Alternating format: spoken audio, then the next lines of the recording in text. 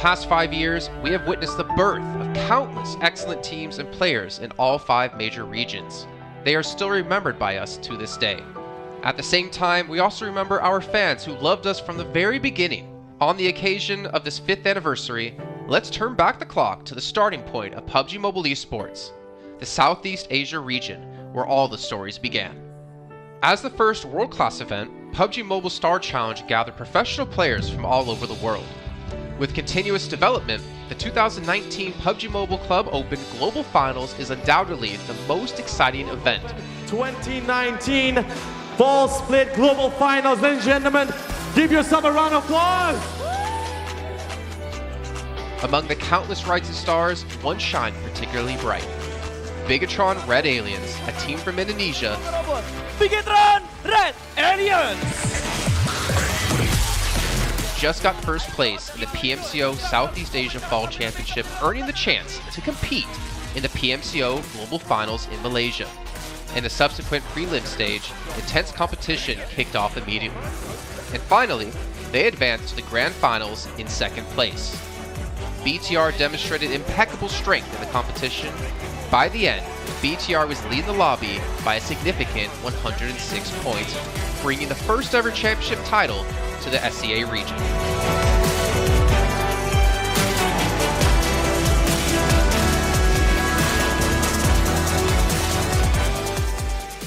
Di saat itu siapa yang gak kenal dengan nama Bigatron gitu? Tim yang punya segudang prestasi, mereka juara dunia di PMCO Global Finals tahun 2019. Mereka banyak banget melahirkan pemain-pemain berbakat, Zuxi, Luxi, Ryzen, Microboy.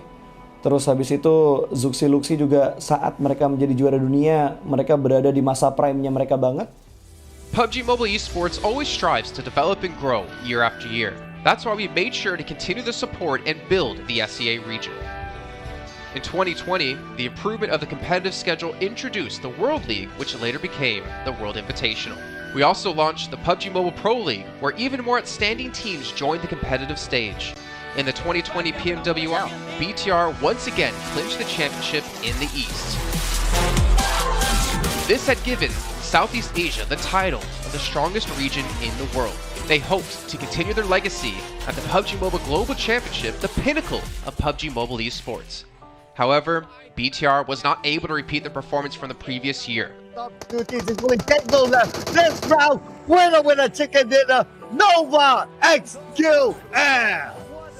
With the rise of Team Nova, countless brilliant moments were had, but this also left many players with regret. After BTR Red Alien won at the Global Championship in Kuala Lumpur, we thought C region was the best.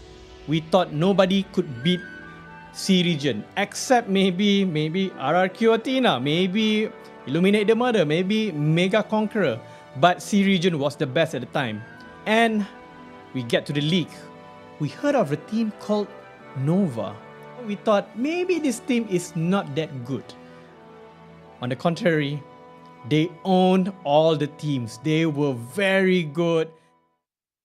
Let's move forward to the year 2021. With continuous efforts, more teams and players joined the Pro League. For example, Xavier, who placed 3rd in the 2020 PMWI East League, also secured 2nd place in the PMGC East League. FaZe Clan also made their debut on the world stage. Có thể nói 2021 là năm thành công nhất của Dingo Xavier trên đấu trường quốc tế, khẳng định vị thế và tên tuổi của Việt Nam vô cùng mạnh mẽ. Còn với FaZe Clan, đây là năm đầu tiên họ đặt chân đến với giải đấu cao cấp nhất của PUBG Mobile, nhưng lại khiến tất cả những đối thủ khác đều phải dè chừng và e ngại. Undoubtedly, the year 2022 has brought the greatest changes to the SEA region. Vampire Esports emerged, dominating 2022 PMWI, winning both the main and after-party tournaments, while also setting records for most chicken dinners, most eliminations, and more. They were not only facing competitors from the SEA region, but from all over the world. Everyone was talking about VPE and wondering if they can maintain their performance at the Global Championship or if it was just a stroke of good luck. On the last day of the 2022 PMGC Grand Finals, VPE won 3 chicken dinners alone, moving from the bottom of the table to 6th place, achieving the best result for the SEA region. They pulled off another miracle, but sadly, it was not enough to win it all. In 2023, BPE continued their impressive performance. They once again won everything at the 2023 PMWI. 2023 PUBG Mobile World Invitational Champions, Vampire Esports!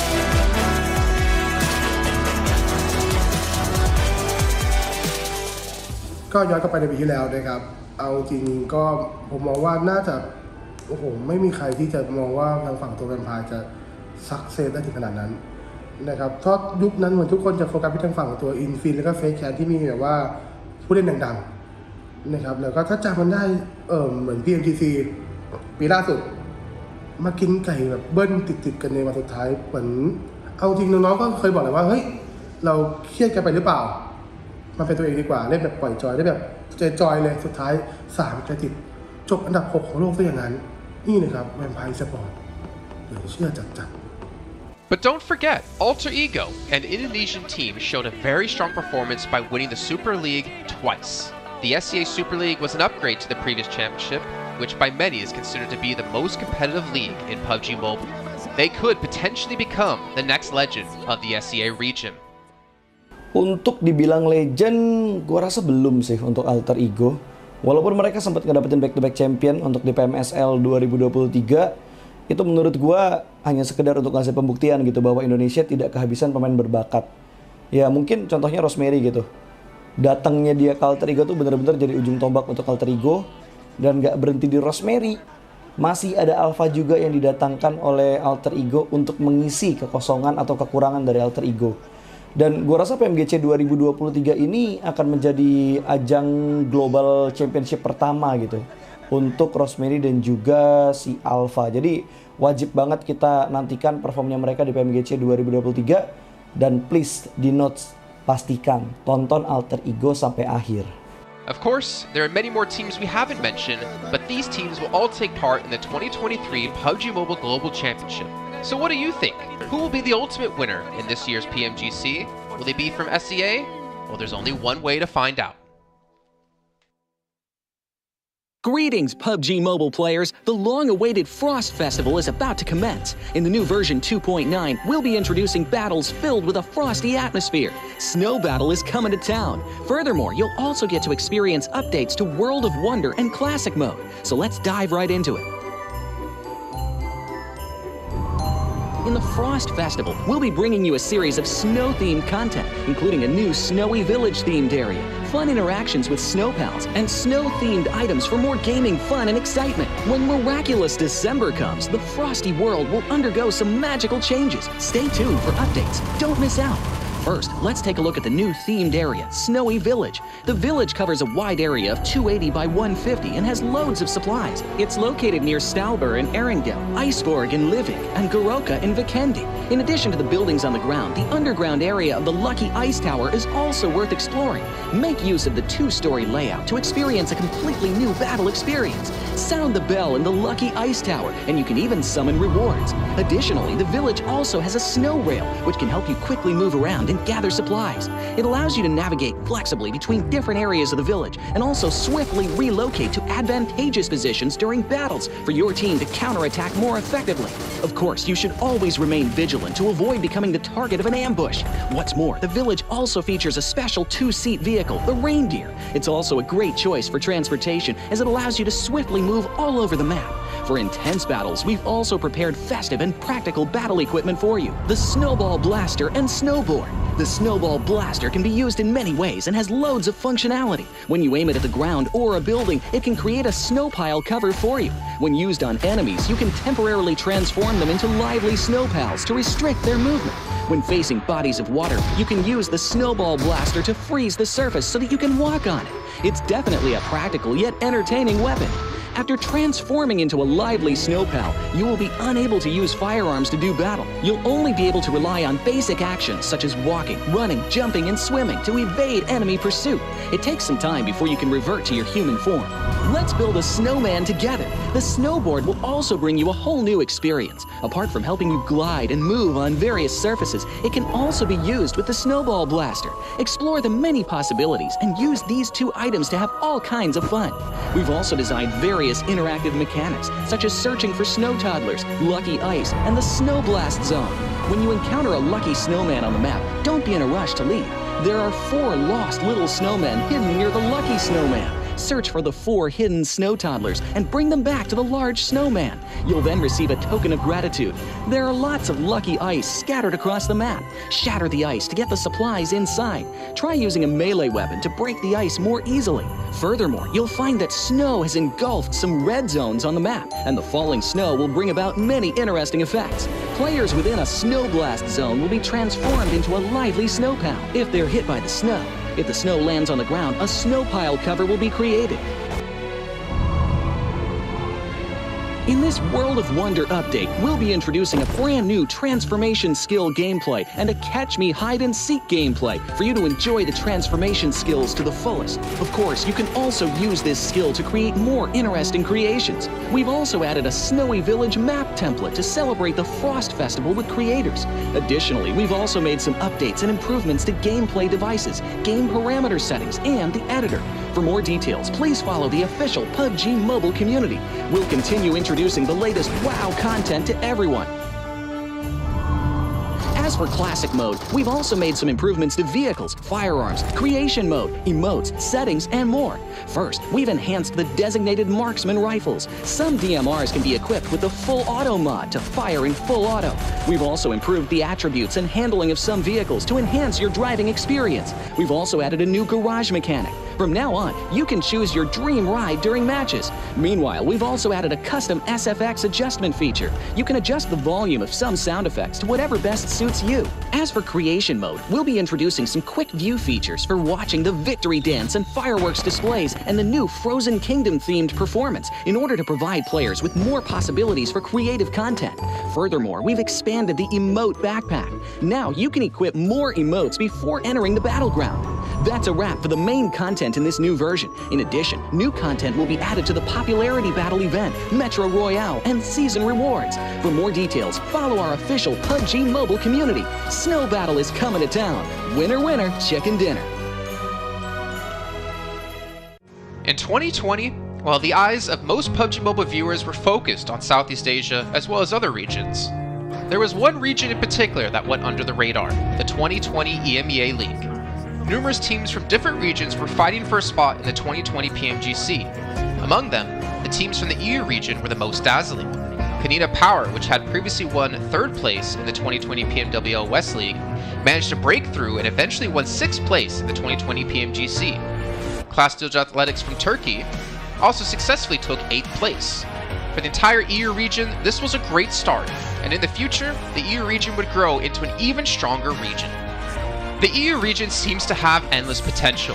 They always have a number of astonishingly talented newcomers. In the 2021 PMWI, in addition to the veteran team Kanina Power taking 2nd place, the newly reorganized team in 2021, Nextria, Xenox in the smokes, the solo by themselves, surprisingly won 3rd place.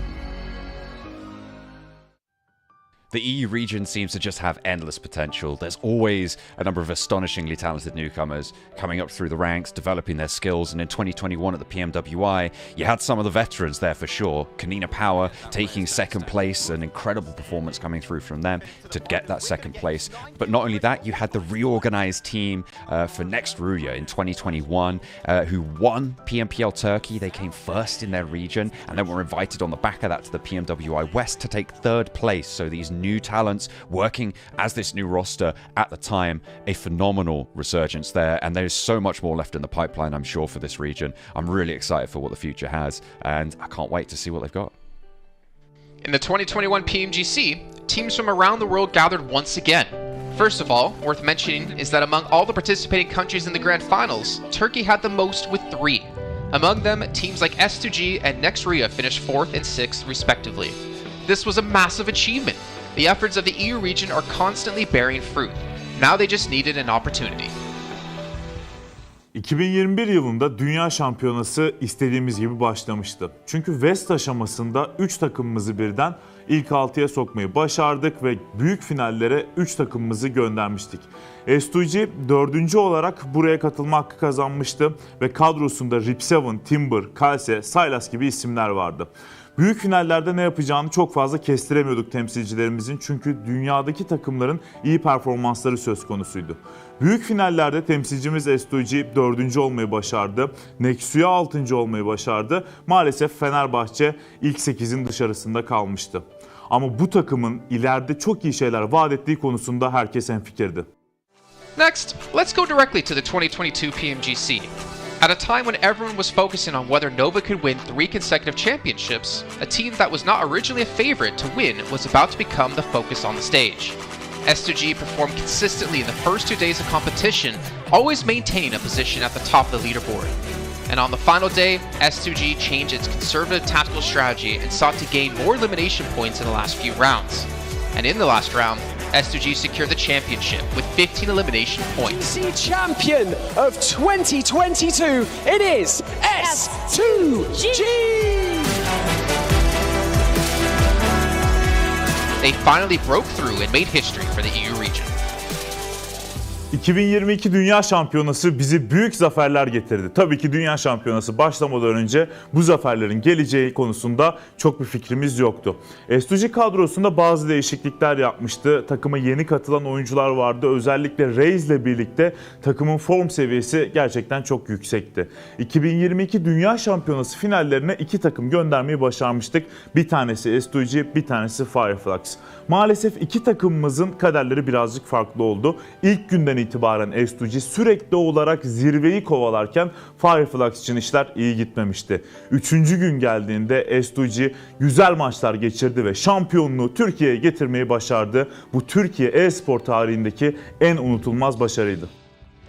This year, the EU region has continuously produced even more strong teams. First of all, G Gladiators won first place at the 2023 PUBG Mobile Pro League Spring Regional Championships and third place in the 2023 PMWI. Veteran teams like Next Ria and Canada Power have been performing better and better this year and successfully qualified for the 2023 PMGC. Subsequently, hot recent teams like Mad Bulls, BRA Esports, Major Pride, Elise Esports, Demorte, among others from EU, have also successfully gotten a spot in PMGC. They all look forward to continuing the success of the EU region in 2023. There are many questions surrounding PMGC. Will S2G successfully defend their championship? Will another EU team lift the trophy? Could it even be a team unexpected to win it all? Let's witness it together in Turkey.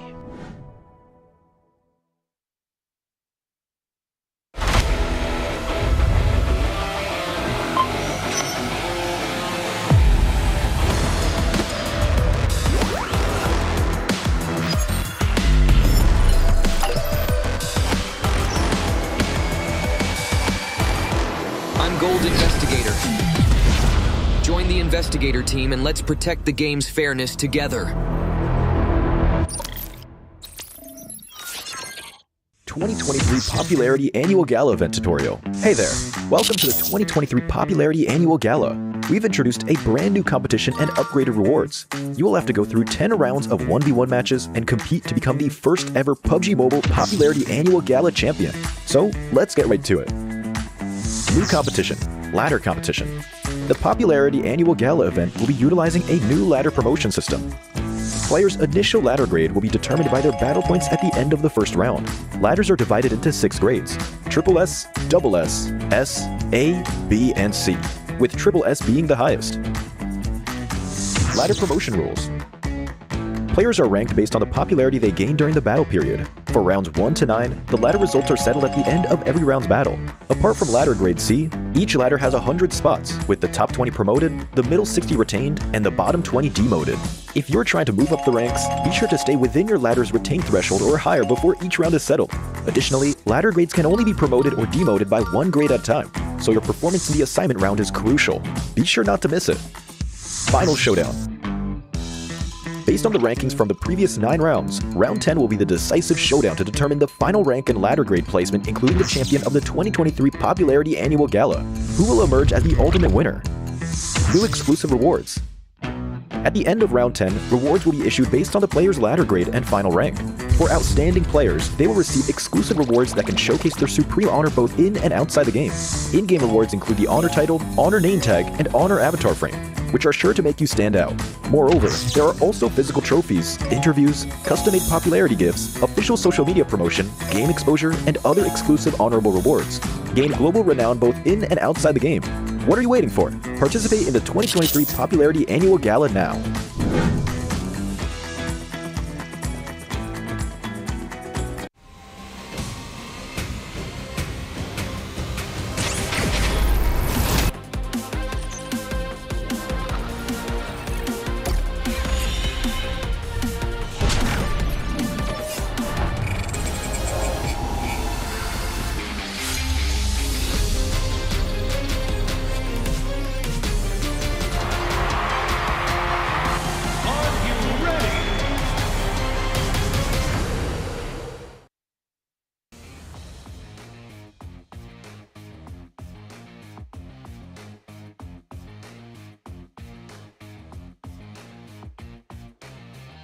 Assalamualaikum, welcome back ladies and gents to the 2023 PMGC Survival Stage, which is going to be marking our last day here for this stage. With me here on stage, I'm going to be your host today in Malaysia Battle Arena, Choo Choo. With me joining on the stage is going to be Yudu Alliance IGL rapper boy himself. Now, your playstyle, I know you're feeling good. We don't ask how he feels anymore, okay? Your playstyle yesterday looks different from what you did in group stage. Now, did you change your strategy? Jadi kalau kita perhatikan cara bermain Yudu Alliance masa group stage dengan Survivor sangat-sangat berbeza, macam lagi agresif lah. Apa yang korang tukar sebenarnya? Actually kita orang tak ada tukar apa-apa pun. Kita orang still main cara yang sama daripada Survivor stage. And cuma kita orang just macam mana nak cakap, macam mantapkan lagi lah benda tu. Benda yang sama. Benda apa tu yang korang mantapkan tu? Cara permainan lah. Benda yang sama, kita orang bawa sama cara main, cuma kita orang lebih mentingkan macam knock, jarang knock, semua untuk ni. So, what Yudu Alliance actually changed, it wasn't much compared to their previous stage. What they did was just solidify their strategy before and try to work things as, try to perfect what can be perfected so far and play a bit more safer, not really in a safe sense, but they try to avoid being knocked down early, so they're being a bit more aware and alert about their surroundings. Now, last time I interviewed you or your team, it was Adik Look back then, you mentioned during the group stage, your communication was a bit unstable, a bit shaky between the players where the matches are not perfect. Now, I do want to know, is that resolved and how did you guys reset from there? Jadi sebelum ini kan, Chu pernah interview Adik Luke yang masa tu korang kejap tinggal solo je banyak kan masa tu kan. Jadi bila ditanyakan masa interview tu, Adik Luke cakap masa tu komunikasi korang macam agak berterabur sikit lah kan. Ada macam masalah ada yang tak connect lah. Jadi sekarang ni persoalan ataupun korang punya masalah tu dah selesai atau belum? Lepas tu korang reset macam mana daripada orang kata kelang kabut tu jadi macam yang korang sekarang ni? Sebenarnya kita orang masih ada lagi masalah tu sebenarnya.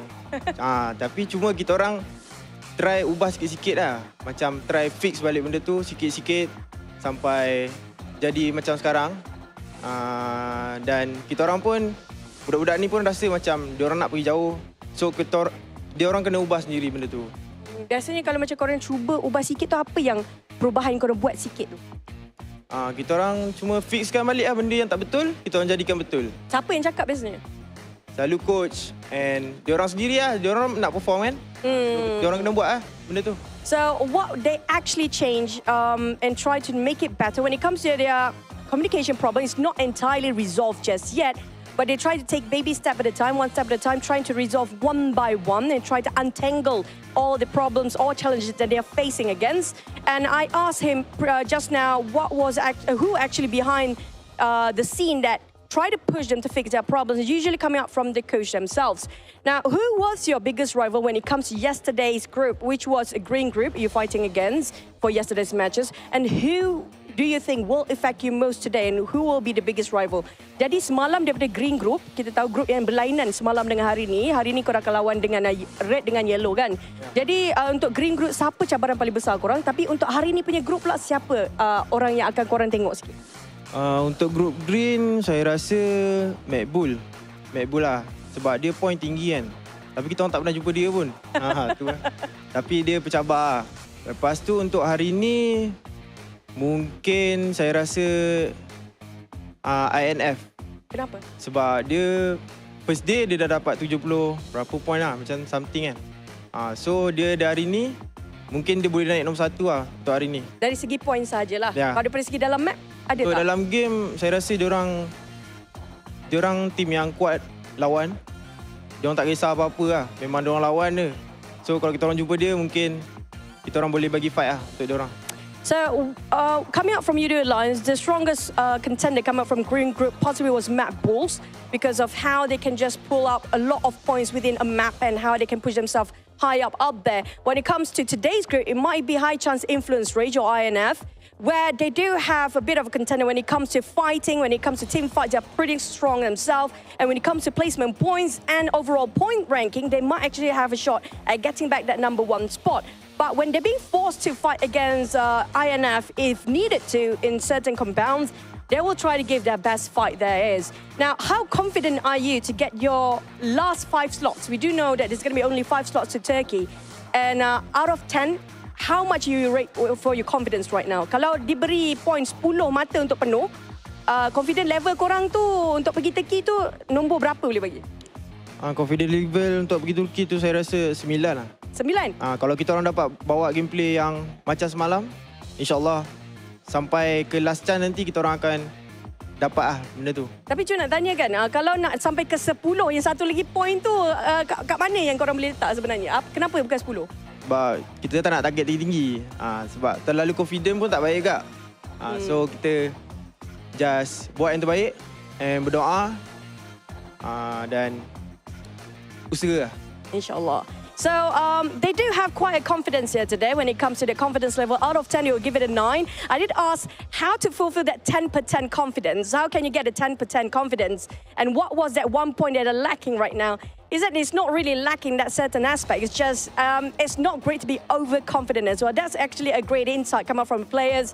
If you get overconfident, you are prone to make mistakes even more. Thank you so much, Ripple, for such an insightful interview. I think we're going to start off our last day of survival stage here. Who will make it to the top 16 to get into the last chance later on? We're going to toss it back to the casters. Have fun for today. See you guys in the next interview.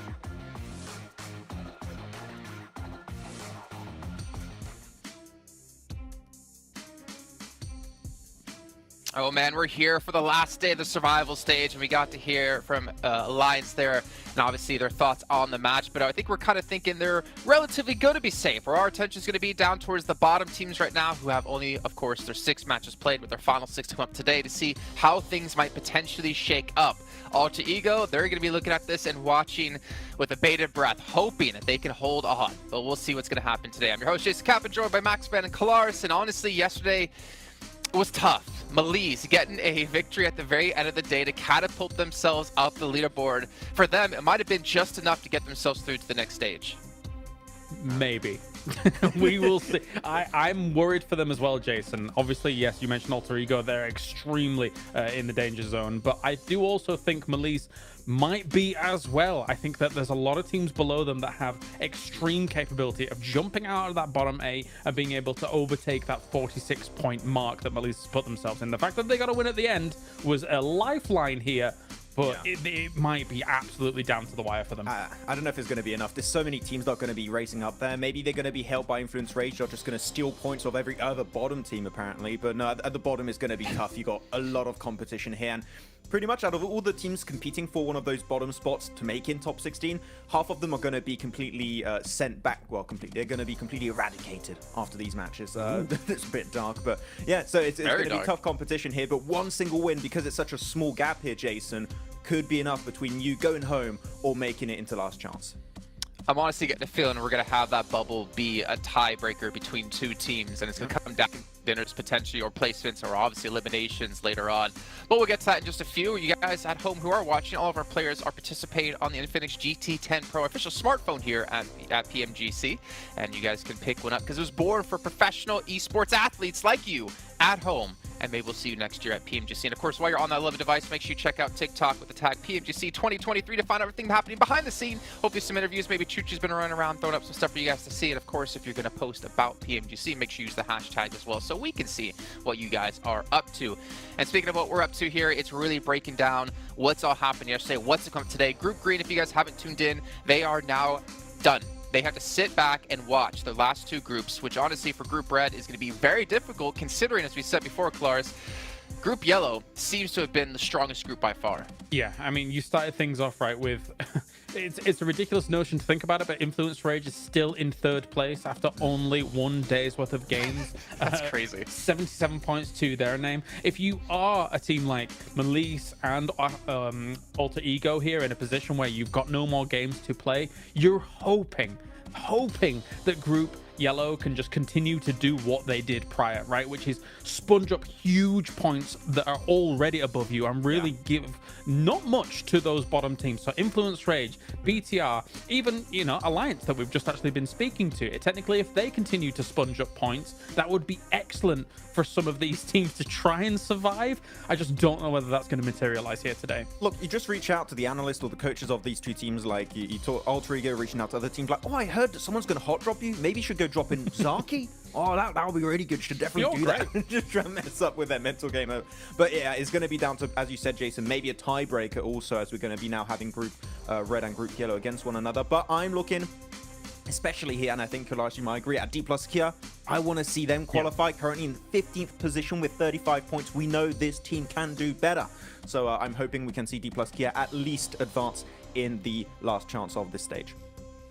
And what's important to note as well, only one team right now is officially out of this entire event. It's going to be Quest, because unfortunately they played all their matches and they're in 21st place. So there's no chance for them.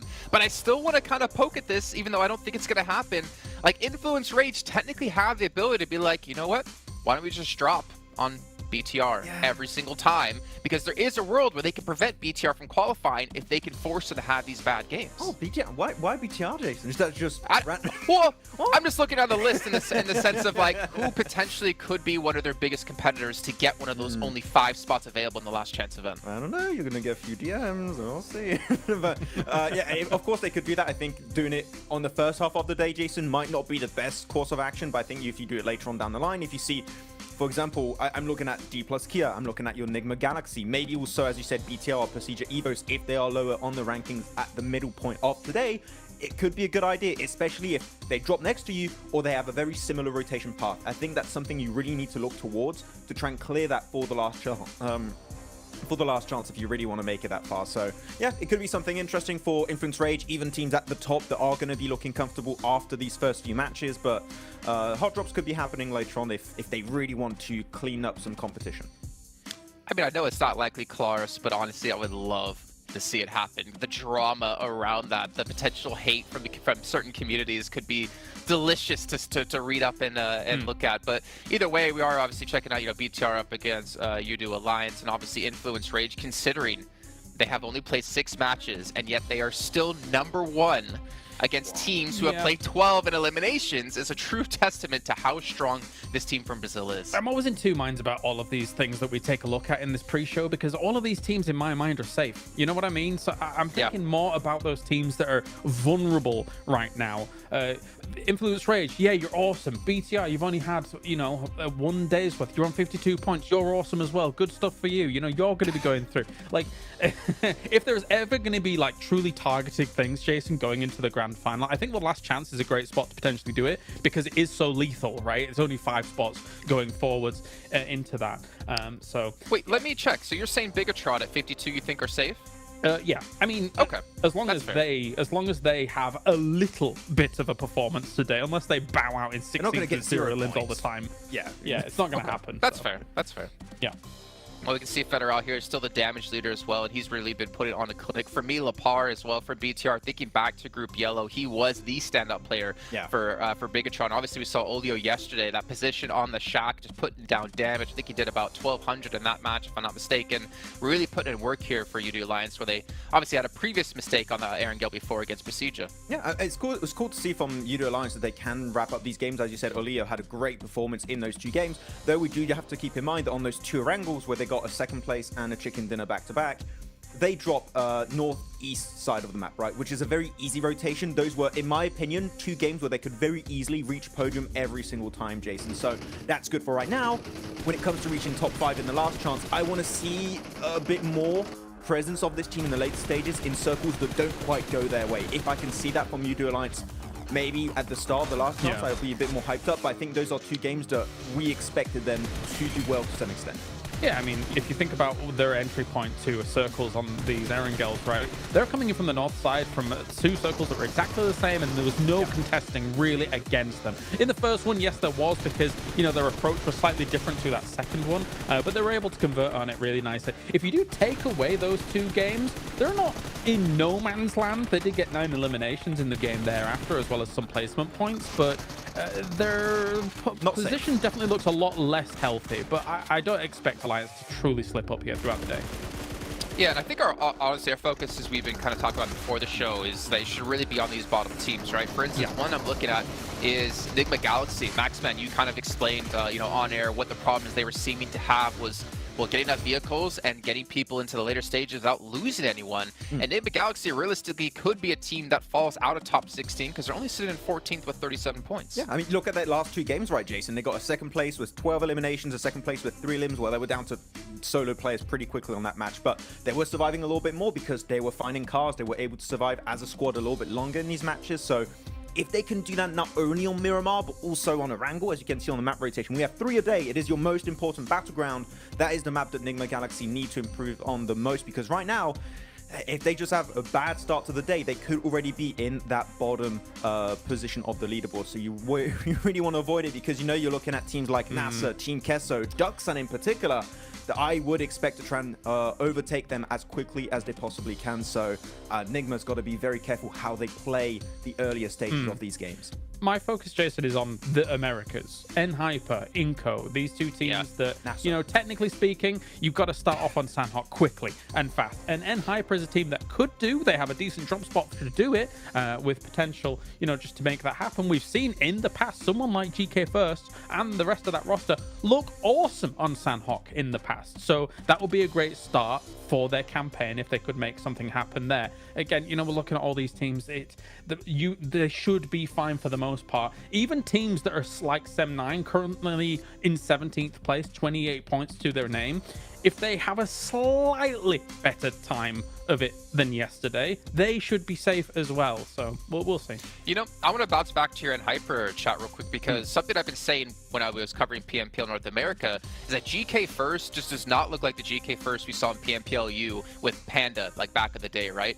I think one thing they're really lacking, and this is obviously no slight to G-Fan, but like G-Fan, for instance, he has been performing well. To see him be able to play like this in this kind of skilled level, I think it's been honestly amazing to see.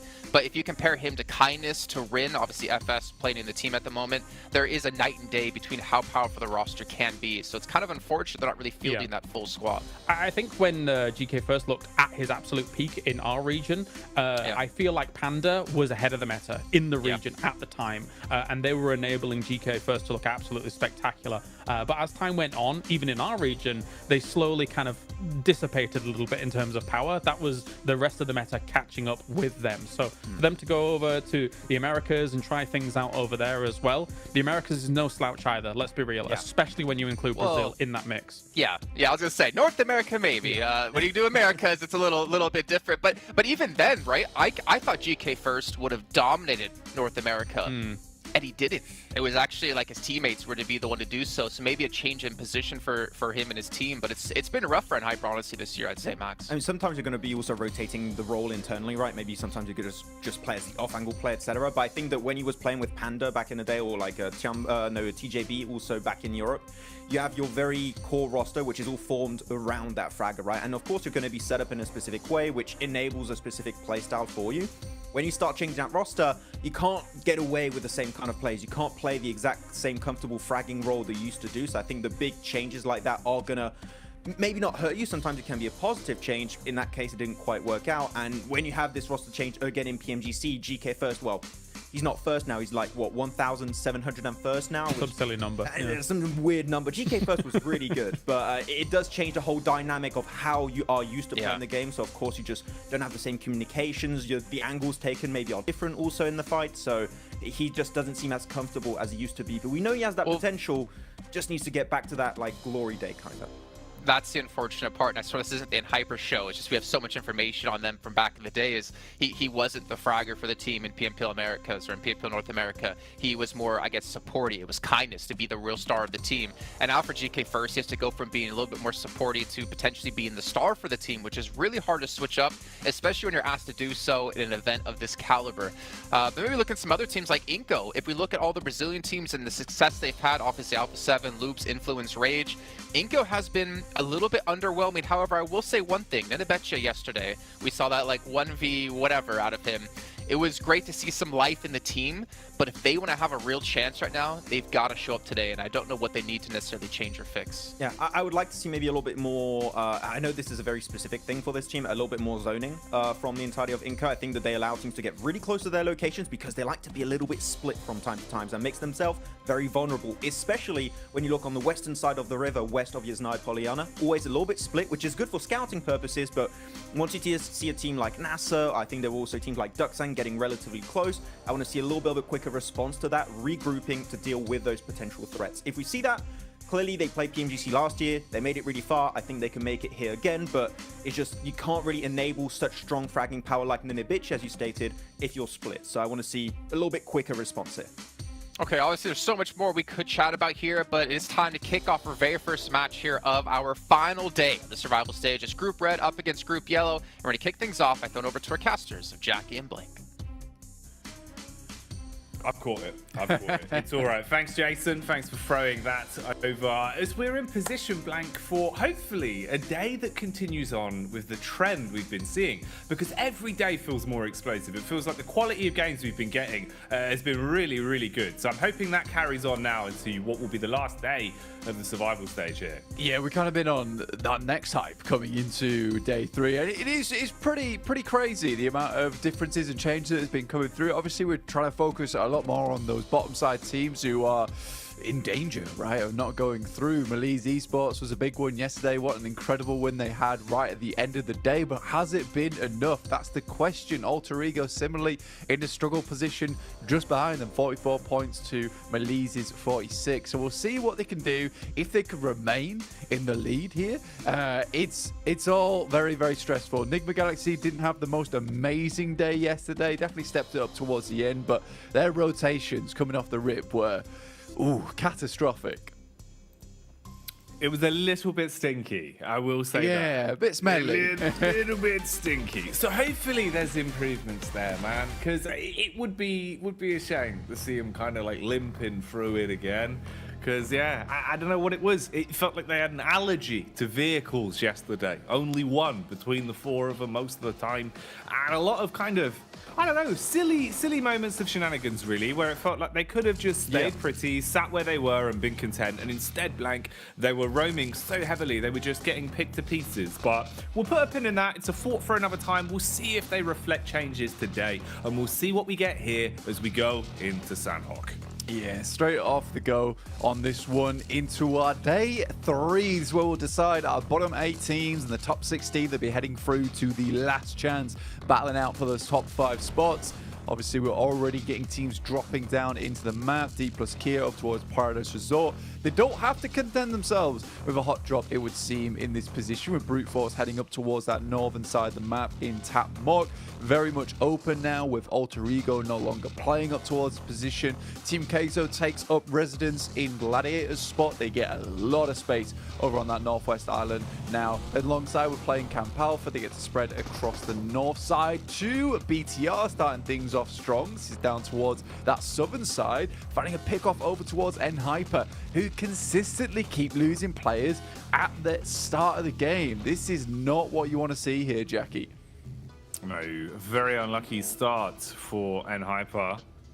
For BTR, Shu being on the other foot, this is a great opening storyline for them in the sense where, hello.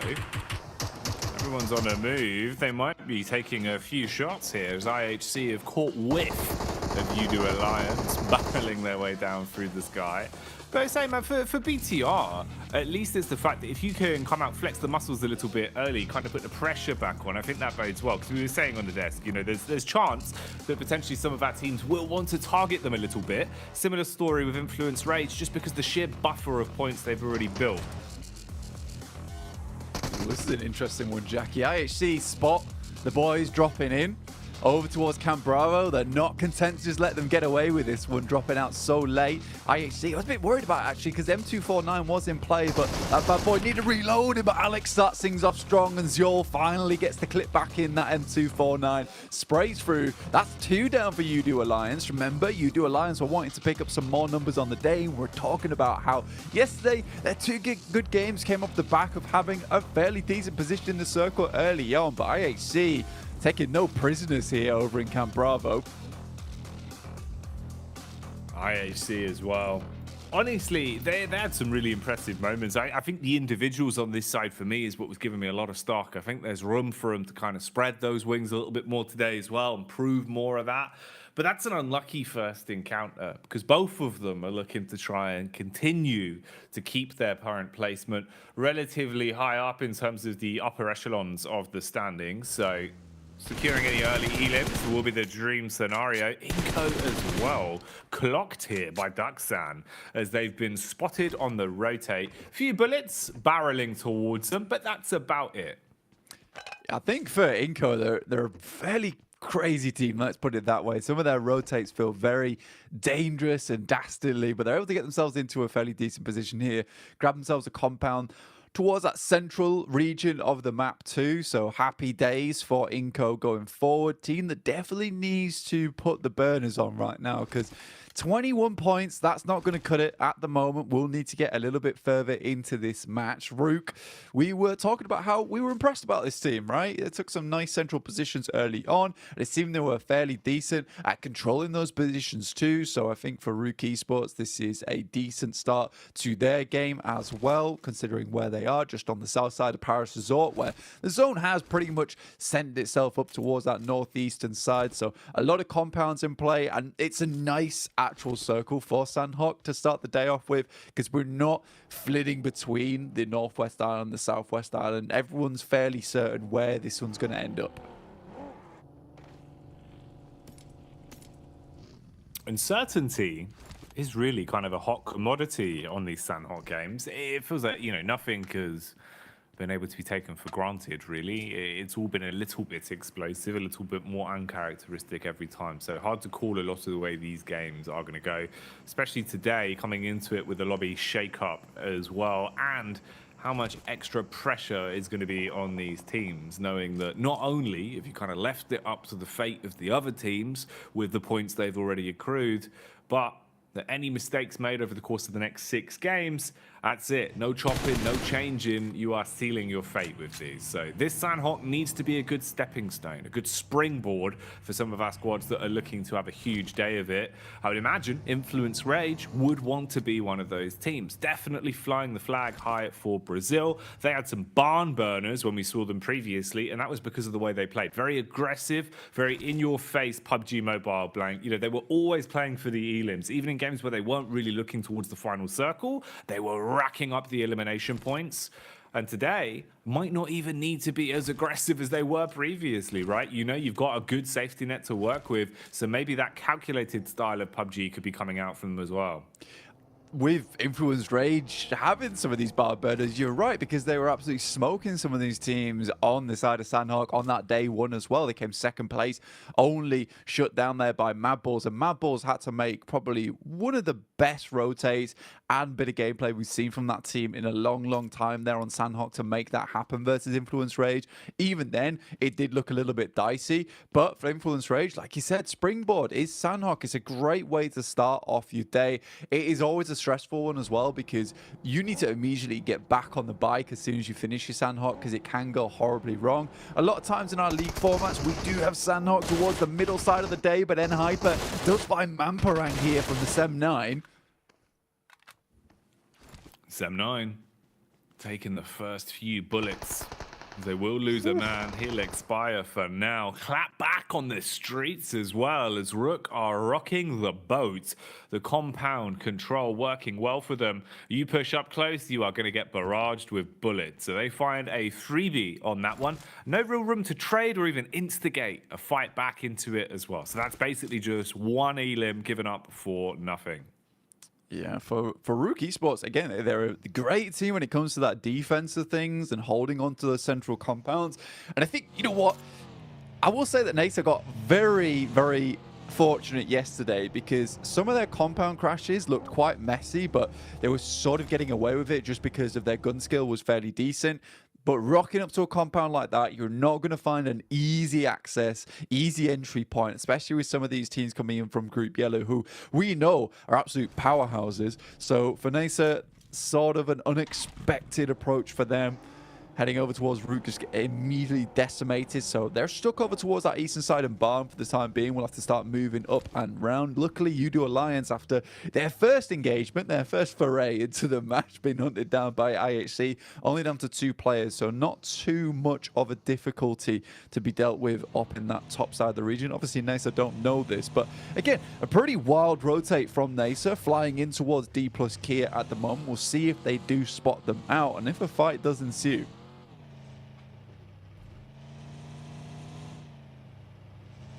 Sem9 on screens now as well. The rotate here. Obviously a man down with Mang Parang being finished off into that previous encounter we saw. Okay, D plus getting stuck into the thick of it here. They've actually found the open back door onto NASA. So not only do they have to worry about the potential of being caught by Rook on the getaway, but you know you're being chased in as well. And this has really fragmented them quite heavily. There was already 1 player removed. So now with the follow-up knock, you're down to just 2. They cannot at all contest this. They have to give it up for free. So that one will be hard firsted onto, and the elimination will be secured. So they kind of breeze out, just looking to instead make a bit of space and distance between the squads that were starting to pen them in. BTR here, though, they've got their ears open, listening for the audio cues, and it seems that they've caught whiff of where Sem9 are, a few steps ahead towards the compound. They might want to see if they can sneak up on this, make a bit of a fight out of it, Blank. Yeah, this is a cheeky 4v3 coming in, and remember, it was BTR that took down Man Parang earlier on, so this is a full-on hunt coming through. The silver bullets have been loaded in, and they're looking to take down the werewolves of Sem9 off in the distance, the hunters on the prowl here. So for BTR, I'm pretty excited about this prospect, right? You know, they realize that they have to move forward, but what better way to do it than to let Sem9 get a little bit further ahead, then understand that their fight to push into the circle, not only do they have that buffer in front of them with Sem9 sort of been that guarding block, but they also know that if they eventually want to, they can make a really strong crash onto them. NASA, I will say they look a little bit lost there. You know, I even talked about earlier on saying it was a bit of a bold push to head underneath Paris Resort. Again, sort of feels like what we saw from Nigma Galaxy yesterday with some of these greedy rotations, trying to hit central. Sometimes it's just not possible to go for whatsoever. You just have to play it on the edge. And I think for NASA, that should have been a realization that came through a lot sooner. Influence Rage over towards the center of the circle now, just hovering around the side of D plus Kia, but they're set up in a very, very strong spot, and it looks like no one's wanting to challenge them, and you can sort of understand why.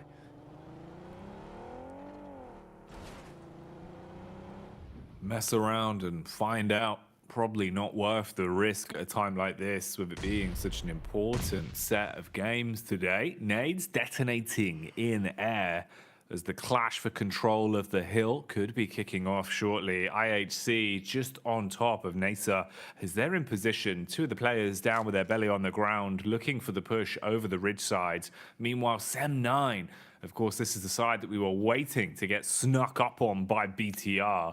It seems that they have instigated the fight, finding a knock onto Kenny for free, and Sem9 have bailed out, going for the quick getaway. Pulling up to the party, though. That's what we're seeing here. Influence Rage get a chance in the limelight. A clash between the 2 teams as they go back and forth. First man falls as Lil Boy takes a heavy hit. We'll at least trade onto it. So you're looking at a raw 3v3, but the DBSs are singing, Blank, and the compound is looking a little bit iffy now.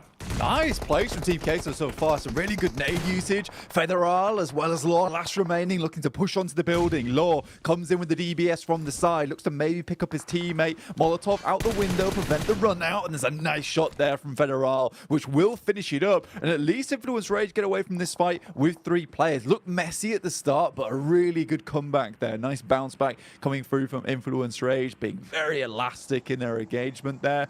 Good stuff indeed. Love to see it. I'm also happy with the fact that Team Queso decided that they take the fight on that one, Jackie. You know, I don't think a lot of other teams would have the balls to do something like that. And it started off fairly decently, but the amount of pressure that Influence Rage is able to put on like a switch, it's really difficult to deal with. No, there's a lot of key takeaways from that already. We're starting to see that some teams do have a lot of confidence coming into today, which is nice because, you know, we were worried. We were seeing it over the course of the past couple of days where some of our squads that we know individually have really good talent when it comes to kind of just going for those dives, using their gun skill, playing very proactive, very confident. They weren't sticking to that. They kind of broken out of the mold. They wanted to play a little bit more respectful, a little bit more defensive. When we're seeing dives like that, it's impressive. And I was right there with you as well in the sense that it seemed like Influence Rage, they were kind of overwhelmed on that one. It was super messy, Blank, but mop and bucket action by the end of it. They cleaned up and do hold on. Having 3 players still alive is all right as well. You can build off the back of that, and it's still 4 elims. And with their total point score already, that's going to be pretty damn good for them. Sem9, they've just been getting punched around the battleground, Blank. It doesn't matter where they go, where they try and find safe haven, they just run into someone that wants to shoot them, and it's happened again. Yeah, unfortunately for Sem9, it's just really not a really bad situation for them though. I mean, 90 Depp is 90 feet deep at this point in time into the ground with Inco taking him out there. But BTR, I think, have just caused them so many issues from that get-go. And I love teams that, you know, you find one pick-off and then you just follow a team into the circle, right? Because eventually you're going to find a way in. As long as you keep tabs on that team, it's very, very nicely done from the Indonesian squad. So very much happy with the way BTR played that one out. We do get another circle shift. And to be honest with you, these circles have been pretty hectic, right, all over the place. We started over towards this western side, moved a little bit further towards the east, and now we're heading southeast again. So in this situation, you're looking at N Hyper to have a decent spot, which it would be if they hadn't have once again lost a player early to BTR. It's just this carelessness in the early game that seems to be coming back to bite them a lot of times. And with a big old set of teeth as well. No nibbling, big bites are what we're seeing. Awful lot to get done into this one then. FaZe seem to be taking a couple of pot shots from Duxan as well. Duxan have actually looked a little bit more proactive. Similar kind of story for them. They've been getting thrown into a few of the fights. Fighting is all that we've seen from Udo Alliance. Even from the moment they tried to drop into the action, they were losing players. And again here, they will finally go down as they fall out of favor towards the end, being finished off. And in the fashion of feeding points to the last place team as well, giving over those 2 elims. D-Plant's back on screens here. They've also been roaming quite a bit, looking to put the pressure on where possible. Influence Rage, in the meantime, seem to have found FaZe. What is that? And just wiped them off the face of the earth, Blank. They're gone. That was a very, very swift amount of eliminations going through over towards FaZe. That's Mela down and out as well. I wonder if that's their last player, but I think they do have one final squad mate out inside the blue, currently trying to wander his way in, but Influence Rage were having none of it. And again, this is what we sort of expected from that team out on that western edge, just to hold and play that edge play style, guard some of these teams, gatekeep them out on the outside, and then push in later on. It's a team that just loves eliminations. They're up to 6 already, you know. Again, that was one of their main MOs on that day one, which was picking up eliminations every single match. It was very hard to keep up with them in that, right? Nice shots here from Nigma Galaxy. Again, we said that some of their rotations were catastrophic on that first day. However, they did bring things back somewhat in a fairly safe position if they keep putting up these points. Right now, they're holding their own versus Nigma Galaxy with Coops on the outside, taking down many of the members here from D+ Kia. back and forth affair. Bullets being thrown all over the shop with IHC on the outer edge, even finding opportunity to punish towards NBE Sports. DK Plus trying to back off somewhat here as well. They've got a nice amount of map geometry, at least, with some of the rocks providing cover from the fight down towards the hillside where Namiga are pushing from. Ducksan go out in the meantime as BTR have won the battle there. It seems like nades with a real big payoff as they blow them away. And this is just so much utility that's being drawn out from our teams as well. Constantly bullets firing overhead as you're so closely grouped and you're looking to at least contest, basically trying to weather the storm on this one and survive with the amount of infighting we're seeing from different teams. Third party alarm is ringing for DK as they see the opportunity to strike. Running away as quick as you can. I don't know if G-Fan's going to be able to make moves quick enough to get out of it, Blank, as they are hot on his tail. Yeah, just about makes his way out of there. FS looking to deal with Brute Force now, who wants some more points on the game. Tries to get the quick flick off with the DBS, but flies around the corner. Wings sprouting out the back of his back there. Looked really, really good. And it will be YDD to make himself into a little compound, keep himself safe for a little while. We get a northeast shift on the circle. Does support IHC somewhat, but Influence Rage still gathering the storm on that western side, starting to push their way in, getting shot at by 3 different teams, yet they're about in the circle now. Oh, the last second heal here coming in. One that was direly needed. Fist Boy, he had to get the bandages on that bloody fist as he was quite low on the old health, but been able to reset himself and at least get back in the fight for now. Rook are all around though, but Rook are getting rocked again. Default falls over as he'll take a hit from Namiga, now making their move down the hill as well in the vehicles. Bit of a split from them, so they've got a nice setup to work with here. Fistboy could always backstab in the rear as well, depending on how this encounter actually goes. And there's so many fights all occurring at the same time. The fact 7-9 are even still in this lobby is quite interesting. They were just getting absolutely bullied. They're trapped up there, just lurking towards where BTR are, and they're going to finish them off now. Zone's going to start to encroach further in as well, so pressure starting to mount on all of our squads. The few compounds that are up for grabs, Blank, you got to fight tooth and nail for. There's no freebies now. Influence Rage leave the game, but with 7 eliminations, feeling pretty happy about this one. Similarly, BTR have been doing fairly decently in this match, and you got to love the way they've been pushing in, slowly taking out teams, more of like this an assassination playstyle. Nigma Galaxy up to 5 eliminations now for themselves. Coops and Co on the top side of things over towards that western edge. They still have to push in towards a lot of compounds. I would say this is one of our more heavily compound-focused Sandhawks, even though there's only 2 in it, with maybe a shed towards the center.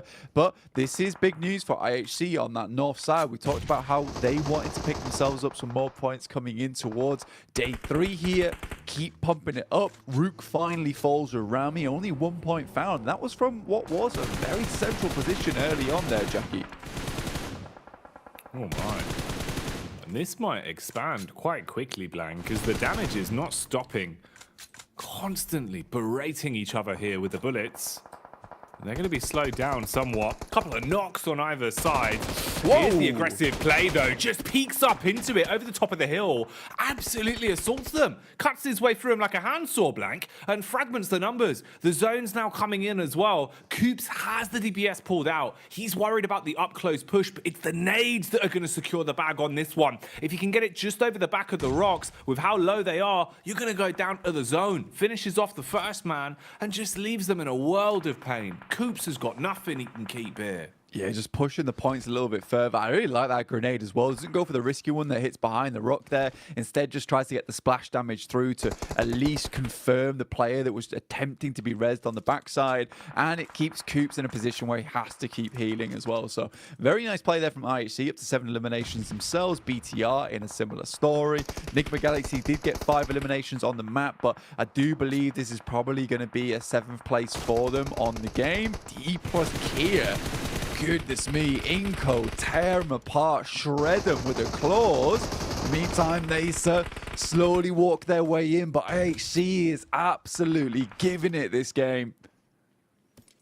IHC is just roaming, fighting, and absolutely bopping 9 elims already.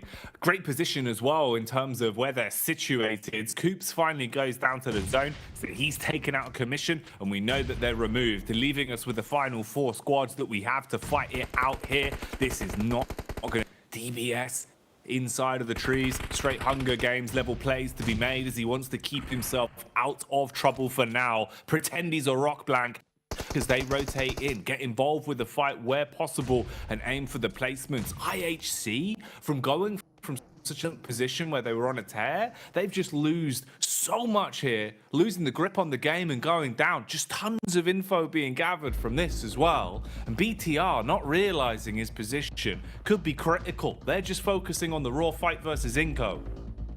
Yeah, set up for this fight as well. Currently, they've got high ground. They don't want to let Inco get too close. They understand that only 3 players. They don't have the most amount of sightlines in the world, and pre-pod could be very much that hidden factor, which is going to cause some steps up into Sitar. Will flush him out here as well. He's dodging and diving even whilst he's on his 2 legs there on the ground, but that will leave BTR down to 2 players, and Prepod might have just secured himself a bit more time to this game, maybe even get himself a 2nd place. And you were talking about it earlier, as the lowest placing team right now, Brute Force desperately need these points. When Enebeche comes in, will take him out, and it's a big test here for BTR now.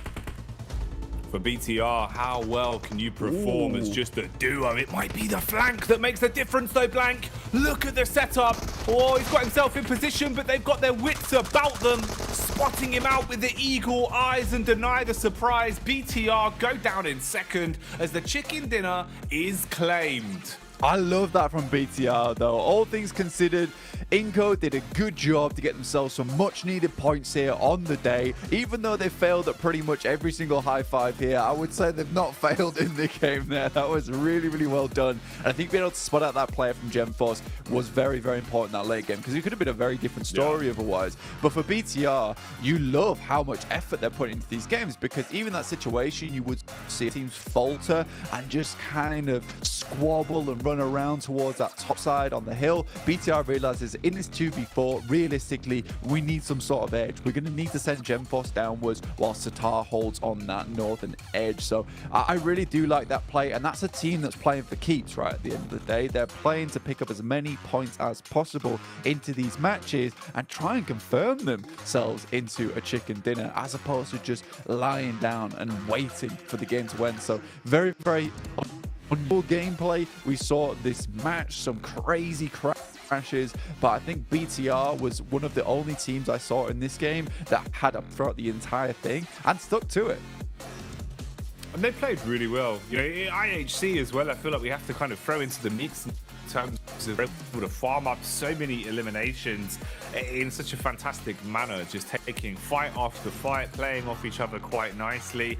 Some nice moments of madness inside of this one as well. And I think actually for a Sandhawk game, in reality, it felt like all of our teams here, Blank, were actually trying to play for the win. You know, they were actually coming in pretty confidently, whereas some of the Sandhawk games we've seen in the past looked a little bit messy, looked like they haven't exactly had the best game plan for a few of our squads. So this was a great start. I think as an opener, puts us into a good position. How's the rest of the day going to go though? Only time will tell, but I tell you where we're going. Back over to the desk with Jason Kaplan.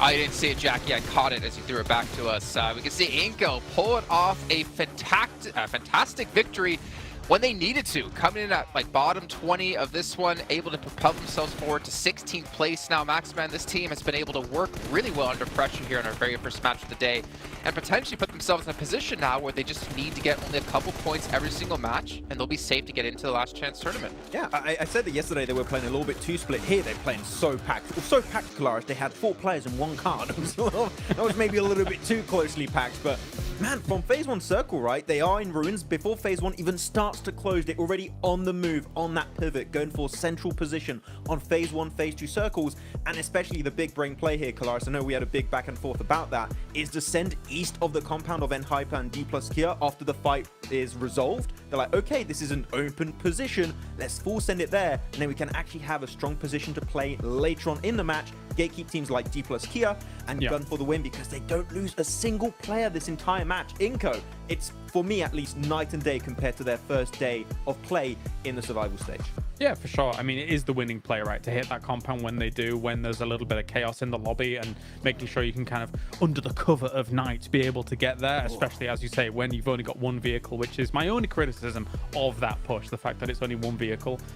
But yeah, I'm looking at my watch now, Jason, and it seems like it's Brazil o'clock once again for them to start dominating another tournament potentially, because we've got yet another Brazilian team looking excellent here on this stage. I mean, of course, with the kind of pedigree and history of Inco, it's not too surprising, although they've floundered a little bit in some of the prior stages. But this was a great win for them, greatly executed on something like Sandhawk, which can be a little bit volatile.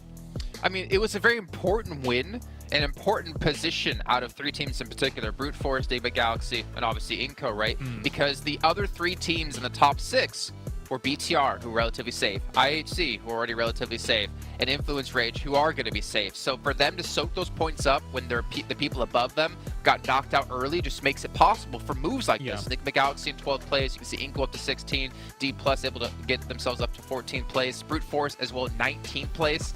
This was the moment to shine here for a lot of these teams. But the problem for some of them is you have to continue to shine here as we go into our stint, our marathon of Erangels. Yeah, I think Brute Force really took advantage of the lethargic style of Enhyper in this game. Obviously, Enhyper lost one early on because they were pushed away from their drop spot by BTR. So they were playing with a bit of a ragtag amount of supplies anyway. So maybe they were a little bit more apprehensive about crossing that road to the east side of that compound to try and really secure the winning position themselves. But Brute Force exploited that.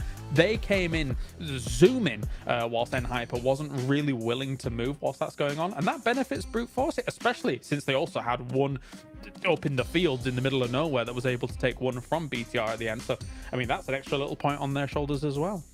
It's something that James actually said, Max, while we were watching that match, is just how deadly and how much of a different mindset Influence Rage can play knowing they are safe, because they have no pressure on them, which means all the other teams out there need to be definitely aware of this team and maybe a little bit afraid of this team. Yeah, everyone is just stressed out at the bottom, like, oh, we got to qualify to survive to last chance and make it in. They're like, these are scrims? We're very chill right now in this lobby. We're having a good time, yes. And then maybe they can have an impact in the lobby later on if they want. But and even though they were not really maybe trying hard, right, they still got 7 eliminations. They are, I believe, going to be first place at the end of the day. I don't think a lot of people are doubting that for Influence Rage, so they're going to be chilling at the top. But I'm looking especially at the bottom teams because, again, that's the big storyline for today. I don't know what was happening for NASA. In particular, they're going from bad position from Barn to then Southern Paradise Resort fighting D plus Kia, losing 2 players, going back to Barn, fighting IHC. I want to see a little bit more structure for NASA because it seems like they don't have a clear game plan in mind, which you're going to need if you want to be able to deal with teams like Inco because, again, that limit at the bottom is going to be very rough to overtake. It's going to be rough to overtake. We're going to continue to see some shakeups happen as we head back into our second match of the day. It's going to be Erangel with Jack and Blink once again. I was going to try and do like a little steering wheel bit, and we could maybe make something about overtaking Blank, but we'll workshop that. We'll do it for the next throw. You know, we'll work on it. It's I'll get in the car. You know it is. Yeah. 100%. Just get the GoPro, you in the front seat, you know. It'll be banter, mate. We'll have more cars than I've seen some teams use over these games. Yeah, we'll have at least 5. Like this team right here. It's kind of worked out perfectly. Oh, what a nightmare. Oh, dear. Whew, right, well, chaperone-related banter aside for driving cars around. Let's get into what we're working with here then. The first of the 3 back-to-back Erangels that we get into. I'd hope that, you know, this is normally the portion where first game, maybe there's a hot drop, maybe there's something crazy. Game 2, game 3 feels a little bit more calm. First game of the day, though, with Sandhawk Blank already had a couple of surprises in it. So who knows? Maybe the script for today has been ripped up a bit. Maybe we're looking at some unknown quantities here in the Erangels. Yeah, I mean, to be fair, for that last Sandhawk, it really did feel like everyone was trying to pump as many numbers as possible. We saw a lot of teams with a lot of eliminations there, and you can just tell how hungry some of these squads are to pick up those points and pick up those eliminations early and just give themselves a good chance to get towards that top 16, which is making it quite difficult for a lot of these other squads. And I mean, Kale was talking about how, you know, for Group Green, they really hope that some of these squads at that top side would be vacuuming those points. After that, Sandhawk just doesn't feel that way. It feels like a lot of teams are really absolutely pushing against the tide here, just swimming into it as fast as possible to attempt to get towards that top 16, which does leave teams like Alter Ego and Malise Esports feeling slightly queasy, I would say, at this point in time, where they're on this really kind of the cusp at the moment. You know, Malise Esports already dropped in from a 7th place all the way down towards an 11th now with 46 points. Enigma Galaxy slowly closing the gap. Alter Ego in 13th place, 44 points. And I think it's likely by the end of the day, that's going to be a 17th, 18th place team. Well, here we go then. Let's see how things start to shake up off the back of our first game of Erangel. Plane path is locked in. Teams are diving out all about the coastline here, Blank. It's like booting up DayZ for the first time. Except it's Erangel on his PUBG Mobile. We're back in it, yeah. But obviously this is a pretty horrendous little plane path for us down towards the south side, just crossing all the way. And I mean, teams got to make like this difficult decision of, do we want to drop down towards Sosnovka? Do we want to try and make the long haul up towards Yasnaya, or get that quick and easy loot over in the military base? Already got Inco versus IHC down towards that south side, and Inco would be very displeased to lose another hot drop here after just getting themselves a very big win, right? But IHC is just doing phenomenally well in these early game engagements. I mean, they understand that if they want to get in towards that last chance, they need to be aggressive here. And I think a lot of teams are starting to realize this. Nade round the side. Good pre-fire here coming through from Alex, but he loses a lot of HP off the back of that one. Oh, mate. Pistol action. Okay. Alex with the pistol prowess as he blows him away to pick up the first elim. Man, I thought that nade was kind of the GG connection. That was really nicely timed with the pre-nade around the corner. A lot of HP damage, Blank, but no actual elimination found off the back of it. Inco, they could really be on the struggle bus here. If you lose out on this opener, that would be so bad, man. And it's just continuing. IHC, Blank. They're the kings of the early fights today. I mean, to be fair, for IHC, if they just want to keep doing this, getting more points on the board in the early game, a consistent 4 limbs coming straight through, I mean, this is a dangerous decision for them to make, right? You know, head down towards Nova Epnoia, really give Inco hell here. They were quick on the drop, quick to pick up those weapons, so there's a lot more factors going into it. And then Abeche could barely peek his head out for a second before he got razzed down by the AKM. And again, Inco is just sent running. This feels very reminiscent from what we saw from Udo Alliance and IHC, leaving 2 stragglers to tell the tale. They've done it again. Man, okay, IHC, this is cool. This is really nice to see him playing so aggressively as well, because someone's got to take those points. And it seems like, you know, that mindset of playing a little bit more calm for a few of our teams is there, whereas others, they've gone the complete opposite direction, really putting the pedal down to the metal and looking for those early fights. IHC happy with 2 elims. They can now play out the longevity of the game. We'll see what more they get done as we tune in for them throughout the course of this one. Overall, though, seems like other than that, it's been calm at least. No one just throwing their lives away for no reason.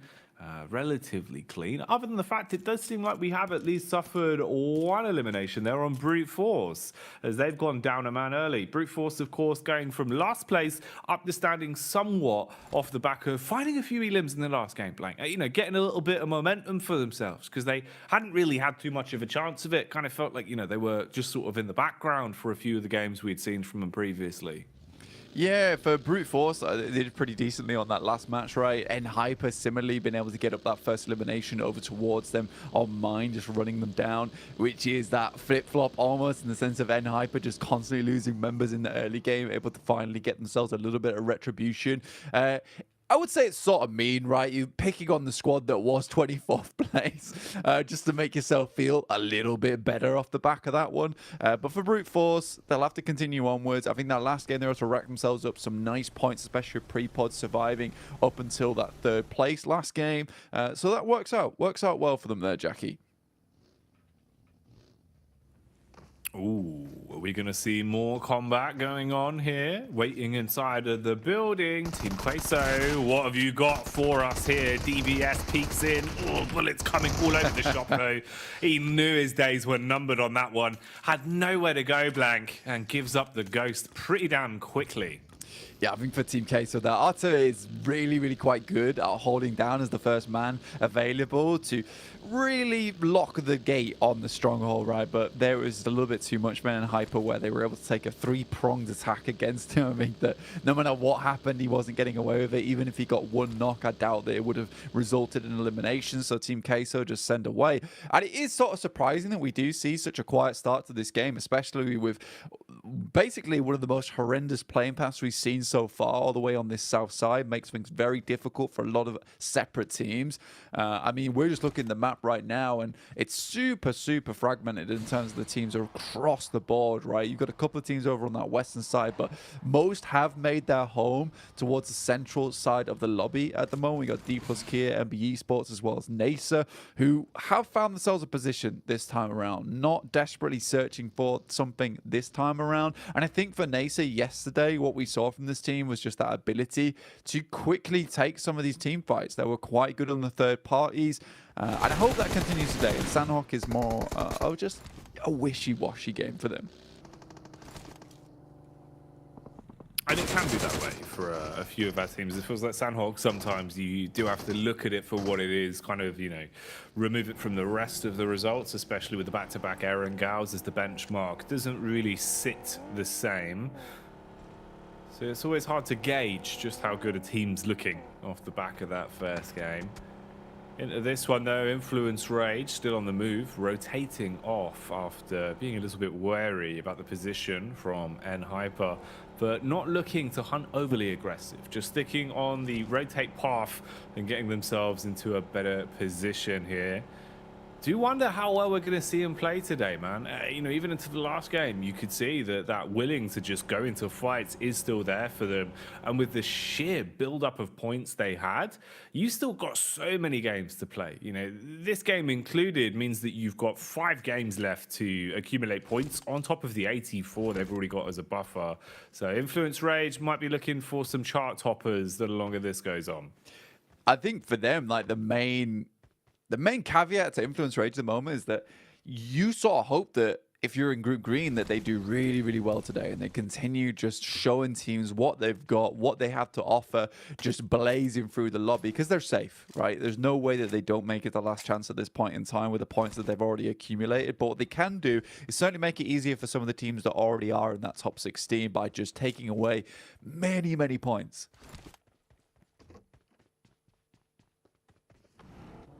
Stealing them, putting them into a little jar, keeping them out of reach from anyone else. No one else is allowed the points.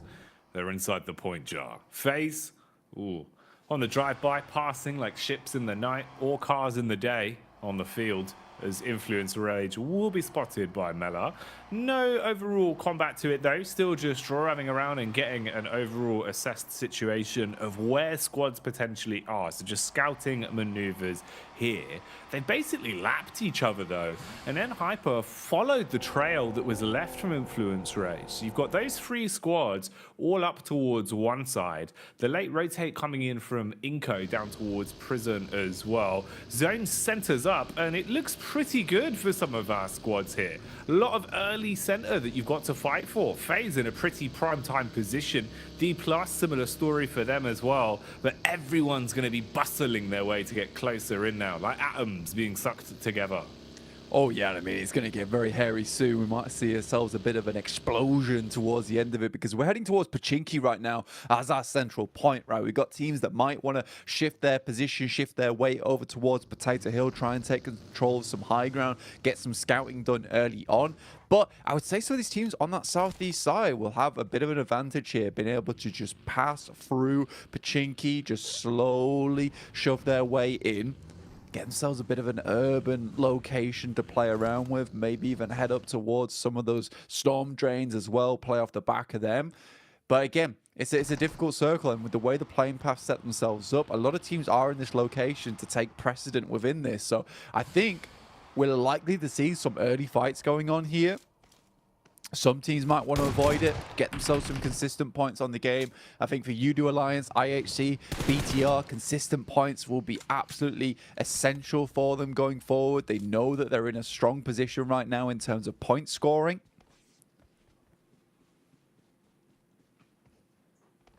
You just got to keep rolling with it, right? That's the big part, man, is even though they've already done so much and looked pretty damn good into their previous games, these 5 games you have left to play out, all of them have to be successful. Even if you think you're safe, it's far better to keep it in your hands, play smart, play for those points over the course of things, and always keep yourself in the upper echelons, not giving it up to anyone else to decide your future for you with how much is riding on this to get out of the survival stage, move into last chance, and be that stone's throw away from potentially booking your tickets towards the live finals. A lot on the line, and something that's definitely going to get everyone loud and excited, roaring away with the course of the game. A little bit slower here in terms of the fights that we're seeing, though. Eren Gao playing out as you'd expect. Freak, no need for that, discharging the gun. Despop in the game. Love to see it.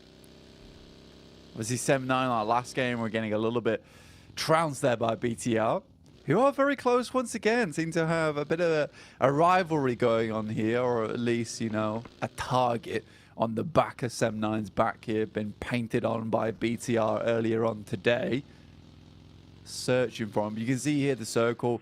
Although we're in stage 2, it's quite large still. Stage 3, we're going to lock ourselves into one of these urban locations, because this still could head up towards Rozhok. I think Brute Force would love for that to happen. A strong position up here already, but it is definitely Pachinki. It's been a long time since we've seen a Pachinki finish, and this is going to be very, very hectic for some of these teams. FaZe, like you're saying earlier, strong position, great chance to get in. They might head over towards Church on that western side, play off the high ground there, but Big Galaxy, we know it's a team that a lot of times in the past, even a few years ago, were playing Pachinki quite consistently here. They're good at it. Oh, man. What is this? Watching this going down, Blank. Just watching all 3 of the individuals driving by one another for everyone to then finally bombard their way in. Oh, it's grotesque. Forest, though, deforesting everyone as he chops through them, coming at them like a human hatchet there, chopping down and just slaughtering with the shotty from 3 teams in one compound to just 1 in a matter of seconds. DK Plus staying alive on that one as Forest has put the fear into Nasa. They're going to run away. Battle continues on, though, with a bit of a chase going down. That was gross, Blank. That was really quite disgusting, and it was the fact that Nasa, D plus Kia all had the same idea at the same time to crash that compound that Team Queso were holding. Obviously, Forest comes away with one hell of a clutch over on that side, but still not the result that D plus Kia were looking for. Only 2 eliminations found off the back of it. It was Xenox on the outside to find themselves a little bit more. Inco out now after their unfortunate early engagement with IHC. They went down to 2 players and now found by Freak there with Squash. A bad feeling considering they've just hit themselves up towards 16th place. A safe position as it were at the end of the day, but we're not there yet. Still got a fair few more games to play before we fully decide who's in our last chance. Nasa is J7 on the top side. A veteran of the American esports, but see what he can get done. Right now, just pot shots being exchanged from one another. NB Esports are here as well. Nasa are setting their focus towards them. A little bit timid, a little bit scared about what could be coming up from the bottom of the hill, though, as they know they're basically dead center between 2 squads and have to try and play smart about this, with even Udo Alliance pulling up to the party and thinking maybe there's a spare piece of cake, maybe there's a slice that they can steal and no one will notice. Sec with the early contact as well, as Xenox is forced to fall further back. Fist Boys in position, just waiting for this one to kick off. And you can see they're trying to instigate it. MBEs with a nade, they're going to push a little bit further up. Hope that the arc on that is clean enough to deal some damage. Little tag, Blank, but no frag. Yeah, little tag, and it felt like it could have been a lot more, but it's a good throw there coming through from Fistboy. Tries to get it over the top there towards him. Circle heads hard towards that northern edge. So teams that were trying to confirm themselves over towards Pachinki feeling a little bit rough about it. In the meantime, FaZe is able to pick themselves up the compounds up towards that northern edge. And again, we've seen this before. We saw this yesterday. FaZe were able to get themselves a fantastic compound, but were unable to clean out the game. It's a big test for them. They had a great day yesterday. Mela was looking absolutely phenomenal, but the rest of the team needs to rise up around him. Rising up from the depths, though, it seems like that is what Enhyper are looking to try and do. Fighting their way through FaZe. They pick up the opening knock. A little bit more to be done. G-Fan as well assaults with the DPS. Starts to bite down on the FaZe, forcing them to fall back towards the lower compounds. The hillside control for the duo, completely gone. They've crumbled here, whereas Mormon and Mela, at least they're still alive. In a compound apiece down towards the road, you've got protection here from Mormon that can kind of provide overwatch, at least looking towards the hill and try and deal chip damage onto the players. First thing on the FaZe players that are already knocked. They're going to get those for free, though, so just stealing the loot now with not too much of a response. FaZe's day is getting a lot harder here. Yeah, I mean, honestly, I feel like the two players were phased out over on that northern edge. They were really looking quite spaced. And in terms of the fact that, you know, you get a circle like this, heads up towards the northern side, you have one of the few good compounds in this area that you can play out for the rest of the game. You sort of understand that you need to hold on to that ridge side, right? Because life becomes very hard when a team can look down towards you. But at the same time, you could also just play safe, right? Send all 4 players in towards that compound, hold on the 3-story, hold over towards the 2 stories. But FaZe instead opted to leave 2 players above, and there was just no support coming through from the players in the compounds below. You lose 2 off the back of it. And again, like I said, we saw this yesterday. In the meantime, Nasa coming against MBE Sports. This has been brewing for a while here, Jackie.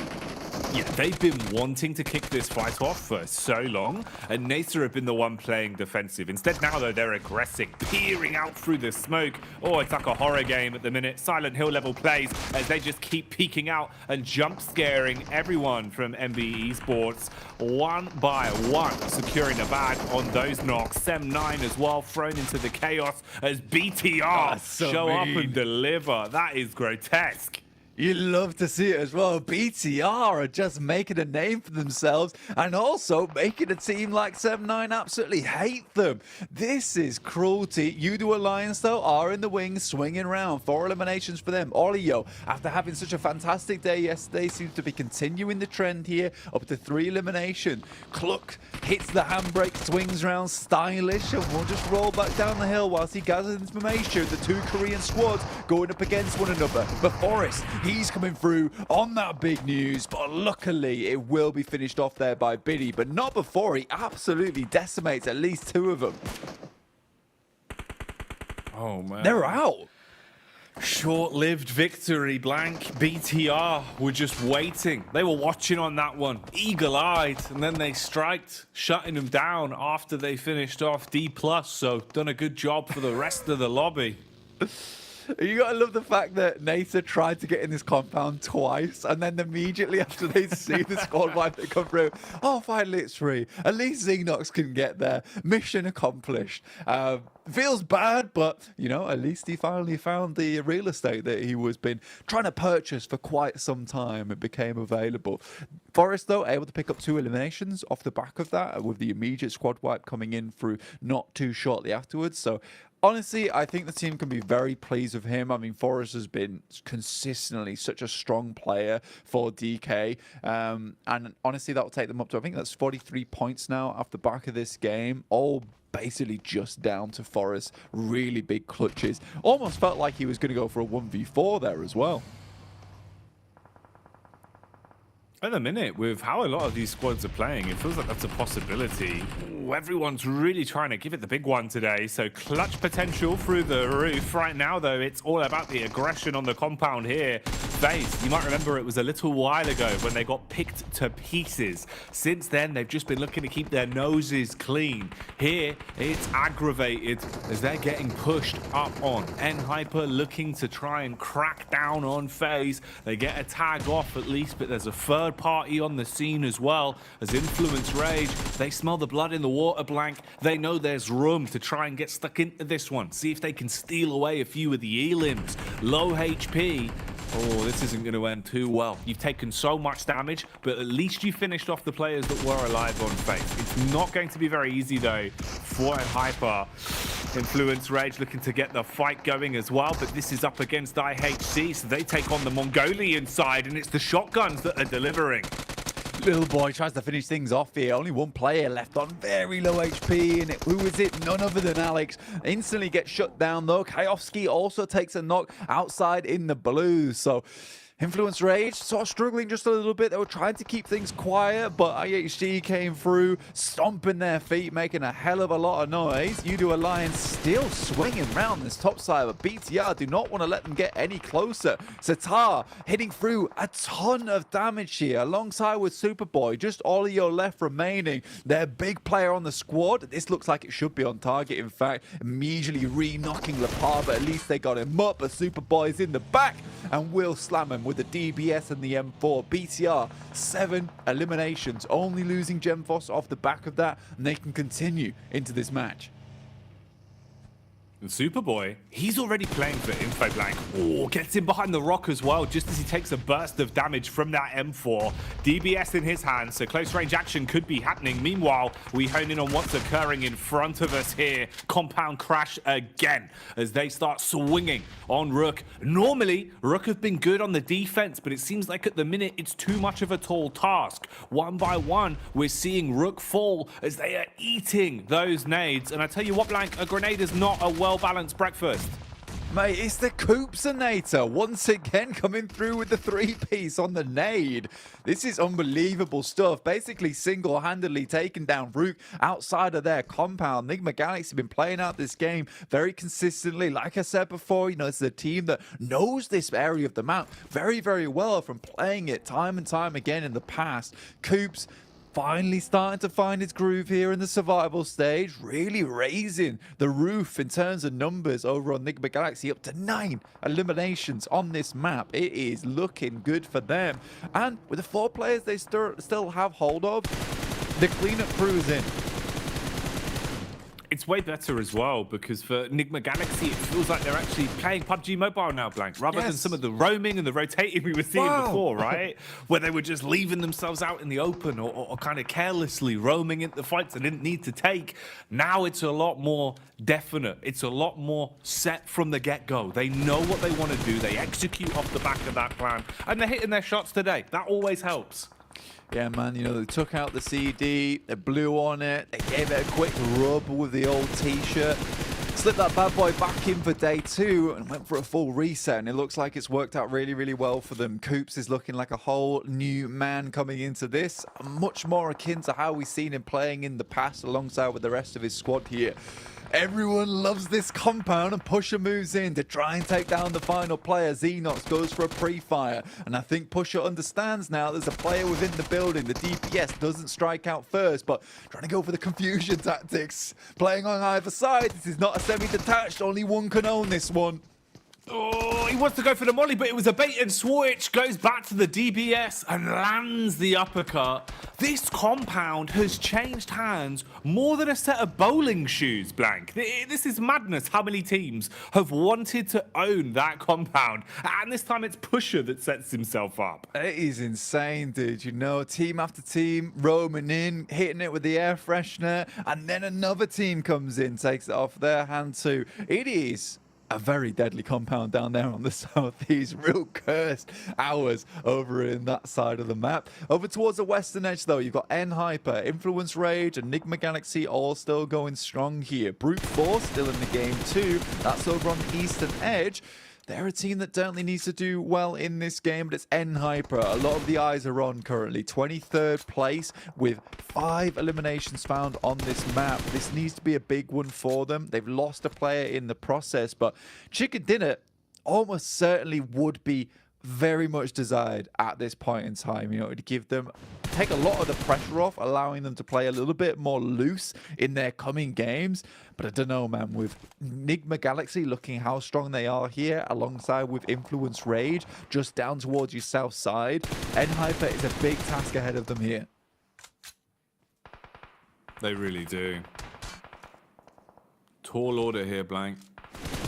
It's such an aggressive game as well. We've seen so many firefights, so many crashes, and this has actually been fantastic. I was thinking maybe teams would play a little bit more respectful today, be a bit more timid, right? Instead, it's kind of gone the other way. Everyone's just scrapping, game in, game out, knowing that they need those elims, and we're seeing big elims. Look at the way Nigma Galaxy have been able to play this. Look at them now, though, taking bullets potentially here, as they are looking to edge a little bit further forward. All four still alive. Some of the squads can't say the same, as they're down to at least 3 across Influence Rage. And the rest of the remaining teams, one of them being Enhyper, that here look to instigate the pickup versus Influence Rage. They're taking a ton of damage now. You're looking at about 5 HP between them, as those nades are just barreling onto them. They reply in kind, throwing some back over. But I don't know if that's going to connect on Enigma just yet. Yeah, I think for Nigma Galaxy, they couldn't really let up there on the nade barrage, but great nade from Kaiowski certainly does slow down the team of Nigma Galaxy, and they just send it in here. Good shots, but not quite enough just yet. Nigma Galaxy down to 2, but there are shots coming through from the side, and Coops will finish off the final player. Now it's time for Nigma Galaxy to get these 2 players back up on their feet before Enhyper knew what hit them, and can start to move up towards their position on the map. Coops, though, holding behind the tree. He is the sentry here for the rest of the squad from the Galactic team themselves. The Galactic Rangers controlling the space at the minute. Enhyper, what can they do? Can they upset the balance on this one? Hedging a little bit further forward, somewhat spread, so at least a well-placed nade won't be able to deal damage to the entire squad. Just assessing the overall land and getting a read onto this one. Didn't read that peak though, as they get wide swung on by the last man left standing for Brute Force, in a position to punish. Actually, he's got the rest of the boys there. I thought they were in a worse spot, but Brute Force actually have a bit of a viable position on this one to try and make a play out of it in terms of the final circle. If you look at the head count for the squads, not too bad. Taking the swing from the tree, hitting their shots, even assaulting onto Pusher and being able to finish him off, peppering bullets into the smoke spam that goes up as well. Maybe there's room for them to breathe. Brute Force could be forming a fist that could actually pack a pretty powerful punch on this game.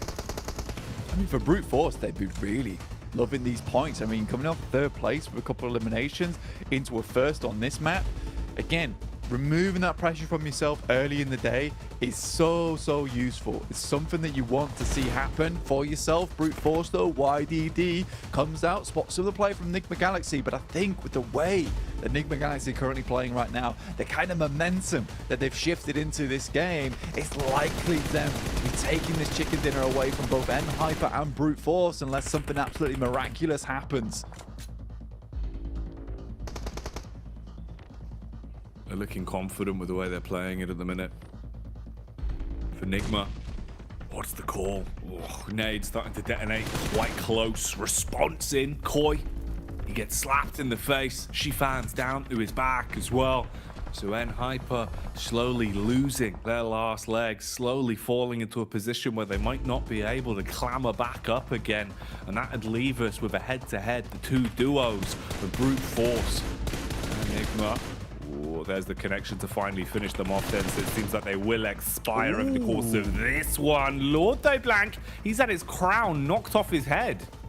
That was a great pickup from YDD. I think he understands exactly where Nigma Galaxy is currently playing. They had that player up towards that top side to prevent them from peeking over on the top. And I think Nigma Galaxy got a little bit too loose with it there. Ralph and Coops, though, they do pick up Lord. And now Ralph is going to be trying to hold down this angle. Enhyper, Koi slowly edges his way down. Currently playing alongside with the ghillie suit, keeping himself nice and protected. Camouflaged away, which is not what you can say for Nigma Galaxy, who have been loud and proud in this match. Koi. Oh, eats the nade. Fishing with dynamite. as they're able to get that one right on target, and this has instigated the final fight, knowing that at worst it's a guaranteed second place. So they start to put the pressure on, charging further forward. Coops takes a heavy hit, backs up, nice throw on it, good lift on the nade. We'll see if that one's able to decimate, because the bullets certainly are blank. They're losing their grip on this. Brute Force looking like maybe they've got brains to back up the Brawn. Really nice nade though, and it will finish off Ralph at least, but he needs to hit those shots. At least Coops is there in the distance alongside with Freaks, able to pick up YDD. Another elimination comes through for Coops there. Now just pre-pod, last remaining from the first game, last remaining again here. What can he do versus these two players from Nigma Galaxy? Swings on the top side, but shut down by Freak. And Nigma Galaxy take themselves a massive chicken dinner with a huge amount of elimination points, which again, just relieves that pressure for this team. Yesterday is just a drop in the ocean for them. It means nothing. Today is where they make their stand here, Jackie. It's beautiful to see as well, Blank, because it's not about the bad things in life, right? It's not about what goes wrong. It's about how you react and adapt going forward. And that's what they've shown us. Even with the rough games they had, 6 of the 12 total, not really being anything for them. Today, it's a whole different story. A lot better to see him smiling as well, looking less deflated. That was one of the other things. We saw them on the player cams yesterday, Blank. Didn't really look that lively. Today, it feels like, again, the mindset has changed and the results are changing because of it. Yeah, Killer Coops is back in there as well. I mean, this guy is such a great addition to the team. I mean, Ralph, Lord, Freak been playing together for a very, very long time now. And I mean, they've had to make some significant adjustments from the past where, like, pretty much a lot of their points just came from placements. They played the heal off over in Sandhawk, but they have really rallied around Coops. And you're right, it's so nice to see them looking less deflated today, much happier with themselves. And I think that they've sort of locked in on the problems that we saw from them yesterday and really cleaned it all up. For Nigma Galaxy, this is the type of game that sort of sees you into last chance. For N-Hyper and Brute Force, though, really quite bad time for both of them to start stepping up in this match to come up against Nigma Galaxy, who are looking so fresh into this one, because you know that N-Hyper and Brute Force are just desperate for points at this point in time. They're just trying to get something out of it. At the very least, it was a better game for them, but in reality, if you're going to be able to get enough points, you've got to do it consistently, time in, time out. And there's only one man I know that's consistently good looking. It's Jason Kaplan over on the desk. I'm not gonna lie, I was very confused there if you're actually gonna say me or say someone else. You just keep toying with me, but look, they came out the good way this time. I'm so happy to hear that, Jackie. And as Blank was saying, Nigma Galaxy, the performance they put on in this match pretty much just secured them a place into the last chance, kicking off tomorrow. A really well played out match for Nigma Galaxy, a ton of eliminations, securing the victory as well. They have to be very proud about this, considering how they really went about their first 6 matches. Yeah, this is, as you said, right, it's going to be the game that qualifies them into the last chance. And this fight in particular is seen on the replay. I would say a big mistake from Rook going for that fight, but it picks up more elimination for Nigma. And off the back of that, right, they are the only team that has to exit outside of Pachinki, which means no one's going to stop that rotation. You can make into that dip. We saw them play in the late game, which is just the strongest position by far in that kind of circle. And then you can just start blasting against your N-Hypers, your Brute Force, even the remaining player of Rook Esport trying to cross in the field. 26 points here. An absolute banger for them. And yeah, they're in the last chance. They can start scrimming now. Yeah. But this is so dangerous, right, Colors? Because again, Brute Force, a team who needed to breach top 16, they get 15 points, and Hyper get 10 points. And you look at BTR, Influence, Rook, U2 Alliance, like these teams are already qualified through pretty much, or most likely qualified through into the last chance. These teams are starting to make some moves here, in particular Brute Force.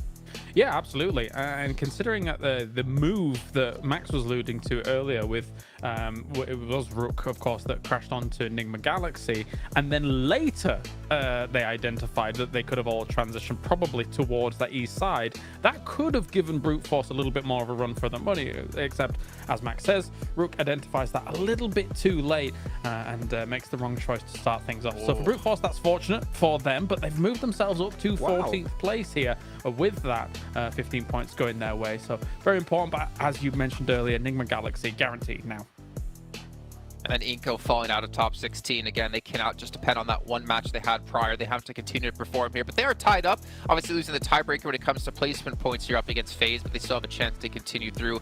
D+, though, this is the team that's really worrying me. And I know, Kalaris, you're a huge fan of this team.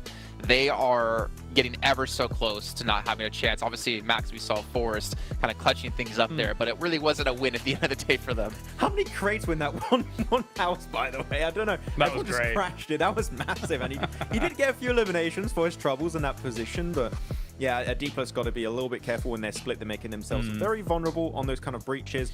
Though, I do want to highlight Brute Force here, man. From last place, now up in the top 16 position. That is a massive comeback from them.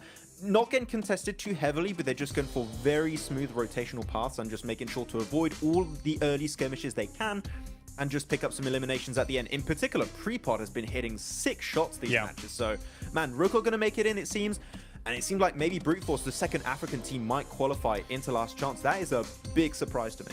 What you're saying, Jason, though, about D+, I'm not so worried about them just yet, but I am worried about Doksan, right? Like, which is another of the South Korean teams that I really like. South Korea, it's kind of cool.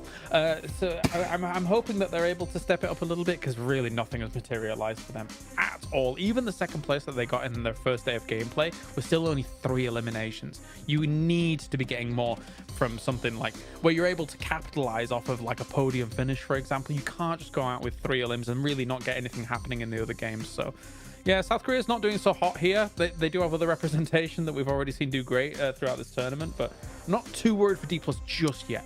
You know who I am getting worried for, though? Alter Ego. 13th place, oh, they're gone. 44 points. Brute Force, 43. D+, 43. FaZe, 38. Inco, 38. Enbes, 34. Nazar, 34. Yeah, I don't think they're going to have a chance here unless somehow the top teams just start soaking up every single point possible. The worry for Melise becomes even more compounded by the fact that all of these little teams are doing well to start off the day, right? Yeah, so them only, 2 points ahead of where Alter Ego was as well. You had great. You had a win as well as 11 limbs at the end of your last game, but it was a little bit too late potentially here considering how well these lower teams are doing. No, they're done. I'm going a bit early on the limb here, but there's only 2 matches in. You still have 4 matches remaining. Teams at the bottom are looking really, really hyper to get those eliminations, reach the late game every single match. I think Alter Ego out. I think Melise are going to be out by the end of the day, so which opens up 2 extra slots for these bottom teams, which makes it even more competitive. So these 4 next matches are going to be really, really hard for these teams to deal with, because there's going to be a lot of pressure on their shoulders. I'm just hoping for that reverse Maxman curse where we start to see Influence pick up like 30 eliminations every match, or BTR doing so, and none of the bottom teams get anything. But we are going to head to a short break in just a moment, but not before reminding you guys about the Frost Festival. It's currently now live within PUBG Mobile. Make sure you guys pick up your device and you guys download the new updates so you can play with not only snowball mounds, not only snowmen, but also snowboards, everything cool related, because things are, well, because it's almost winter, or it is winter, I guess we could technically say. Not to mention we have the Popularity Annual Gala happening, the 2023 one. We have from the November 15th to December 19th, people can play in 10 1v1 to potentially earn themselves some exclusive rewards that they can show off to their friends, so make sure you guys check that out as well. Not to mention, while you're doing that, the Gani collaboration is now live in PUBG Mobile as well. You can pick yourself up the Imola or the Zonda R model, which Kalaris, I won't have you do the shout out this time about it and how much horsepower and brake power and torque it potentially has. It has enough to run people over. That's all you need to know in PUBG Mobile, and it makes you look fly as well. And beyond that, last but not least, you guys can pick up the new PMGC dance. It's the victory dance, and it can show off and root for your favorite teams here participating in PMGC. Maybe it's going to be D+, maybe they need your support as well. They need to channel that Spirit Bomb because they need to rise up in the rankings to look to be a little bit more secure as the day goes on. But we'll head to that break and we'll come back with our second Aaron Gala, third match overall in the day.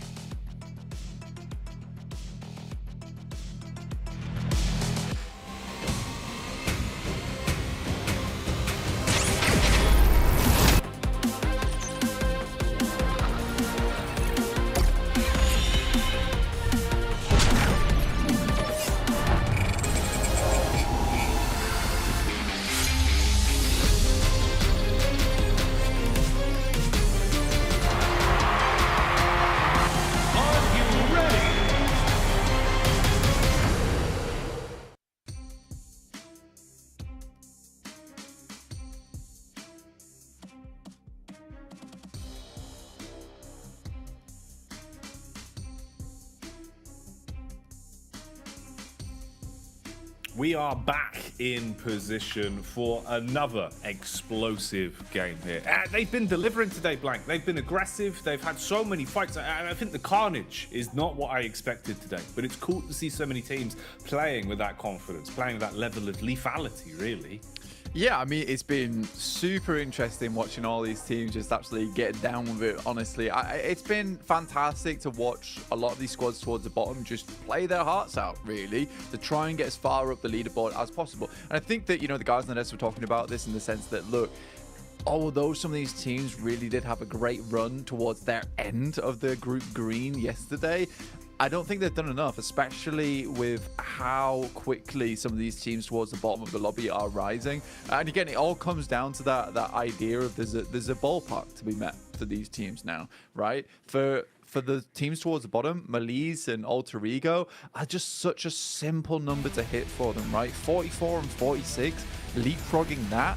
That's what most teams are aiming for. Yes, they'll probably have to go a little bit further on towards the end of the day when we start to see some of these teams leapfrog that and then set the new ballpark. But for now, they know that if they want to get in, they just need to leapfrog that. As we were saying, Nigma Galaxy off the back of that last game, 72 points. What a banger coming out from them, up to 44 eliminations total. This is extremely good.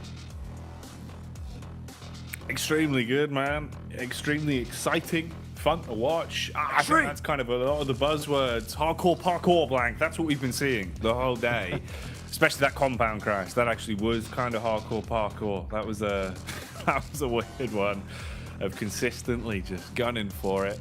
But it's fun. It really is quite exciting considering the sort of games we've been getting. Survival stage has been delivering. Teams are playing with that level of confidence because they know what is riding on this, what's just around the corner if they can keep up these plays. Let's see what we get out of this then. We're going back into Erangel. Game 2 for Erangel. God, it feels like it's going quite quickly, Blank. First Erangel. Normally feels like it'd have a little bit more legs to it, but that was a bit of a quick one due to the sheer amount of fighting we've been seeing. Let's see what we get here. Yeah, I mean, so many teams just trying to get things done early in the game. I mean, IHC have been popping off in terms of the hot drops. Look like they're going to go for something similar again over towards the western side of South George, surrounded by FaZe as well as Rook Esports. Likely to be some pop-offs happening around that side of the map shortly. FaZe were wanting to do a little bit more, and again, that last game afforded them an opportunity to go for something, but just not quite able to make it happen. Once again, with a bit of an awkward 2-2 split they had going on, where they just got completely overwhelmed by N-Hyper's push, who ended up getting themselves a third place. Let's remember, that could have been somewhere that FaZe ended up themselves. They were able to hang on to those 4 players, so very unfortunate stuff for them. Still 38 points. They're right on the line now at the moment. Those 16th place at risk of dropping out towards that bottom 8, but hopefully they can rally, come back into this one looking a little bit stronger. A little bit more buff. Well, they've had the protein this morning and they are ready to pull no punches. DK Plus. It's been pretty fun watching some of the compound crashes they've been going for today as well. They've been very, very aggressive. Or when it feels like they see an opportunity to command some respect, to go in for a bit of a point swoop, they will stick to it. They've had some run-ins with their brothers in arms as well in Ducksand a few times today. It is quite fun, actually, how with this mix of the two groups, you get a pretty good nationality clash in terms of, you know, a lot of our regions doubling up and kind of having a bit of infighting, which results in some cool storylines, especially, I'd say, with the Brazilian region as well, with how much we've seen them going for strength over the course of PMGC so far. It's cool to see that there is still viable runnings for both of these teams, with Inco wanting to try and get a little bit more as well. Obviously a little bit lower down the standings at the minute compared to Influence Rage. Good solid amount of points away from that one, but never easy to catch up. Just got to keep playing to the best of your abilities. BTR, bangers all day, looking pretty good again. Even into the last game, it felt like they were just so ready for the battle, you know, taking on multiple teams at once. Good decision making from BTR today. Yeah, very good decision making. I think I love some of the plays that they've been coming out with. They've been just consistently harassing some of the teams around them, making some good plans, I would say. I think they're one of the more intelligent looking teams, I would say, in the lobby, just in terms of their rotations, how they play it out. I think you see some of these other teams who are just absolutely blasting other squads out of the water with firepower alone. But I think BTR, although they're not exactly known for just having that absolute killer instinct in them, I do think that the moves that they're making, the plays that they're going for, some of these rotates is just leading more and more to success for this squad, and I think that can go a very, very long way. At the end of the day, this game is just a lot about the macro, about those rotations, about how you want to take a fight, the splits that you go for later on, the positions you end up, and I think BTR looks like a team that they're handling that quite well indeed. You talked about the regional clashes. You know, I think with the clashes happening as well, there's some camaraderie as well. It would be lovely to see 4 Brazilian teams through to PMGC. I mean, last year, Inco was able to make it in by the skin of their teeth in the last chance in 5th place. If we see this continue, again, it might be likely we see another day where Inco is able to just go for those central positions in last chance, pull themselves up a lot of points off the back of it. They've done it before. They could probably do it again. And we have 4 Brazilian squads through to the PMGC, which will be crazy. It'll be really exciting, especially for the fans of the region as well. You know, it would definitely bring an awful lot of hype and give them a spectacle to behold, seeing just how far some of these Brazilian rosters can go, because they're looking undeniably like we have so much talent pound for pound there right now. I can't wait to see what they get up to the longer it goes on, with so many other high caliber squads from the region already waiting in the wings with Alpha 7 and Loops. So, a lot of potential firepower to come. For now, Influence Rage are thrown into a fight. Quick handbrake turn on that one to catch contact towards Sem9. But are they going to want to bite on this potential bait, fall in to what Depp wants here, them over? Doesn't seem like they really fancy their chances. Won't be reeled in to the fishing rod on this one. Yeah, kind of pulled away at this point in time. Influence Rage realizes that they need to get a little bit further in here. We're getting a very eastern shift on the circle. Most teams really barreling themselves in towards this eastern side and cramming themselves as much as possible into a lot of the compounds in this area, which is fair enough. You know, this is a position you want to take early on. You don't want to head up too far over towards that western side and get cramped in, because you know there's going to be a lot of teams heading in from that west side where they're going to be stuck on those outer edges. So the further you can be in, the more you can manipulate that center of the circle anyway. Influence Rage do take a little bit of a knock here, though. Is quickly brought back up to speed. And they're going to be picking up over towards Heaven's side of things. Really trying to take control of this high ground early on. Nice to see from Influence Rage, a position that I'm assuming they'll be able to hang on to for quite some time. A little bit of a scout out, perhaps holding over towards the outer edges of Yasnaya Fields, just in case they have to move into there later. But we'll wait and see. We can speculate all we want about that team. Sometimes they just make some crazy maneuvers and it works out. Works out far more than it doesn't. Honestly, it feels like those wild maneuvers are what kind of sets them apart a little bit and gives them a bit of that extra edge to play with. It's one of the few times today where it feels like Sem9 kind of haven't instantly been backhanded by someone from the opening drops as well. And one of the few games, interestingly enough, where, you know, we haven't really seen too much necessary aggression in the opening moments from IHC. First 2 games of the day, they were quick to the draw to look for initial picks, playing off the back of weakened drops, looking to try and contest. Here, a little bit smarter, a little bit slower. You know, you're rotating slowly in through Pachinki. You're going to have a bit of a backdoor potentially on some of the squads that are ahead of you. Zone's going to start to clamp on down as well. So we'll see just how badly this betrays some of our teams. Yeah, because I think that these circles can be a little bit iffy here and there, especially with this one, which once again heads out over towards Lipovka. I think we saw this one on day 1, in fact, where it was a Mad Bulls victory at the end of things, where we saw Gladiators over towards inside the water itself, just playing on top of a rock. But this is very much a difficult circle to play in, you know, with the amount of water that's still in play, just purely with the way that the coast lines up.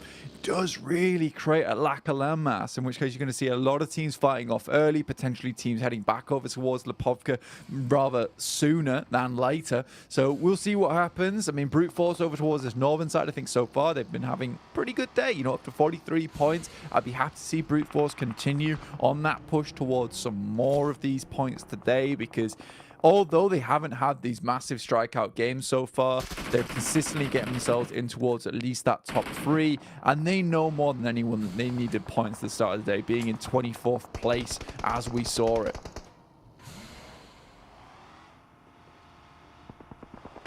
It's good that some of our squads that were further down have actually really had that little bit of extra oomph today, realizing that if you're so far down a pack, you've got to get things done quickly. Quickly being the key word here for you to Alliance.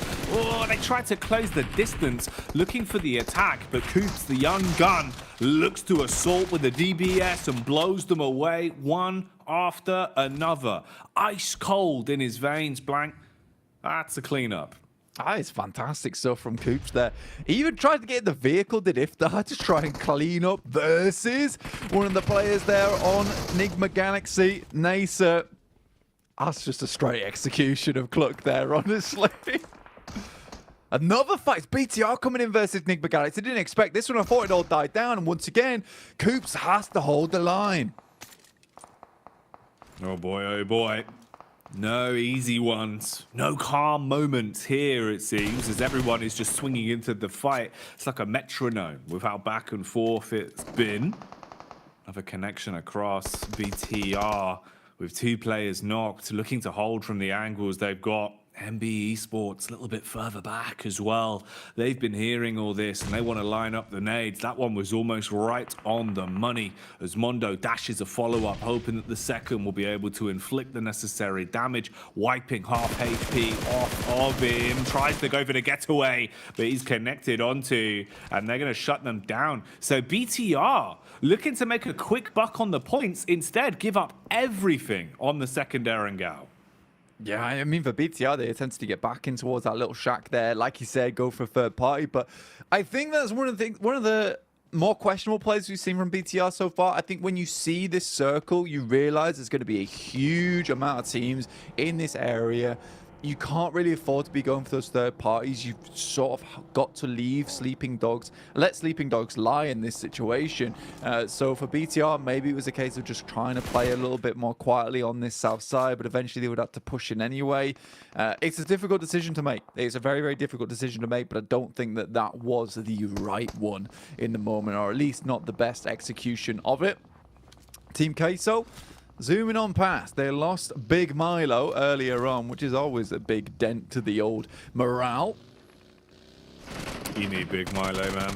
He could be the difference maker at times, and his name is fun to say as well. Nasa, though, here, looking to do something fun with the guns as they start to obliterate and clear out inside of the building. Buckshot after buckshot, they obliterate the Brazilian team in Inco quite cleanly there, actually. So Nasa looking good to get some extra points, Blank, because that is now their 6th elimination of the game this far.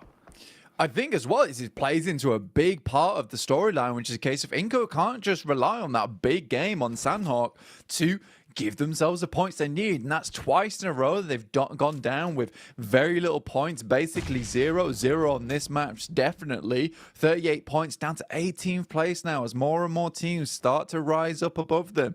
MB Esports only 1 point behind with the 3 eliminations they've currently found. They're looking for a little bit more over towards IHC as they zoom on past. Fist Boy comes up against Yol. A lot of damage taken, but no knock there, and that feels really bad. Tries to finish it up with a Molotov. The little bit of spread there will be good enough to get him back up on his feet, and Yol immediately takes him down. Very nice plays. Big moves. You got to maintain this. You've got to see what else could be done. IHC collapsing down a hill and looking to attack the man on the getaway mission. Barely getting out of there. Leaving some marks on the ground as he burns the rubber, getting back onto the road and trying to find a pathway towards his teammate. Quick pit stop to grab him, and that duo can now look to just clear the gap, make distance between themselves and IHC, and hopefully find somewhere to rest, as you have just had to fight through hell and back on that one. Yeah, for MB Esports, down to just 3 players now. 3 eliminations on the side of Mondo so far. Duxan off the distance, pretty open to a bit of a spray there. More crates on the floor, a little bit of a resupply perhaps here for MB Esports after there was just absolute carnage in this location of the map. It's nice to see Influence Rage as well, currently in their position on that northern side. You can see them there. And almost a little bit of respect to the Mad Bulls because it's the exact position that they took on their win from this map. Influence Rage, that respect coming through, or potentially they just think it's a good spot. Which it is now. Oh, yeah. Now it's just gone up in price even more. Like DJ Khaled, the price has gone up and they're going to be holding it. All right, then. Who dares to defy the current rulers of this city? We will find out. Moves coming in.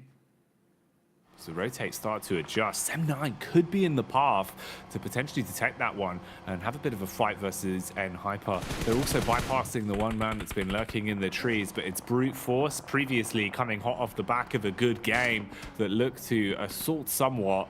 Couple bullets into the vehicles. They're going to head straight on over towards Nasa. And now you're all on top of one another. Nasa ready for the contact as well. Uh-oh, this is all going a little bit wrong now. Damage being done. Nasa starting to get the pickups. N-Hyper crumbling under the pressure. FS not really in a spot to help his teammates. And they know where he is, Blank. Easy damage done from the distance. Firsting onto the down players. Oh, someone else comes into the mix. They're not giving up on this one as now NBEs are here. MB Esports coming hot and fast, and it's J7 with the DBS once again to hold it down, lock down the fort here. Drops a little bit of a bandage at him. I think he meant to drop the Molotov. That should burn him out. Here's a bit of bandies for the burns you're about to take from this Molly. Will get the hit on it. I'm not sure if he'll take him down afterwards. Spec comes in from the side as well. Nakaze is allowed to heal. FS coming in with the nades, looking to try and capitalize off the back of this one, but immediately shut down. Sit down, lad. You're not part of this fight. What on earth? Akaze there, blessed with the bandage. It was meant to be the grenade, Blank. It was meant to be the Molotov to burn him away. Came in slightly too late. He survives with a trickle of HP, but that's all he needed. Star, though, he's got the power of Maxman on his side with a Bison in his hands, looking for the contact, throws the Molotov, ignites the pathway in, so at least it's not an easy push through the one choke point. Has to worry about both of these entryways. Smoke's on either side right now, but you can see how paranoid Star is. He knows he's going to be tested. He's going to need some star power if he wants to actually finish out this engagement between them and MB Esports. Feel bad for NASA in a way. They keep getting themselves into these horrible conundrums when it comes to the constant crashes or them crashing onto compounds, followed up very shortly by another team that look just drawing very thin for them at the moment. But what a great play from J7 into a bit of a whiff, like you said. It felt like a friendly unit on the other side. Have this bandage. There you go. Oh, quick, let me heal you. No. I meant Molotov. My bad. The difference it could have made as well. Like, it was a really smart heads-up play, dashing the Molotov onto him. It's just those micro adjustments. Oh, in a game like PUBG Mobile makes all the difference. A split second there can cost you your life, and that's one that's going to haunt them.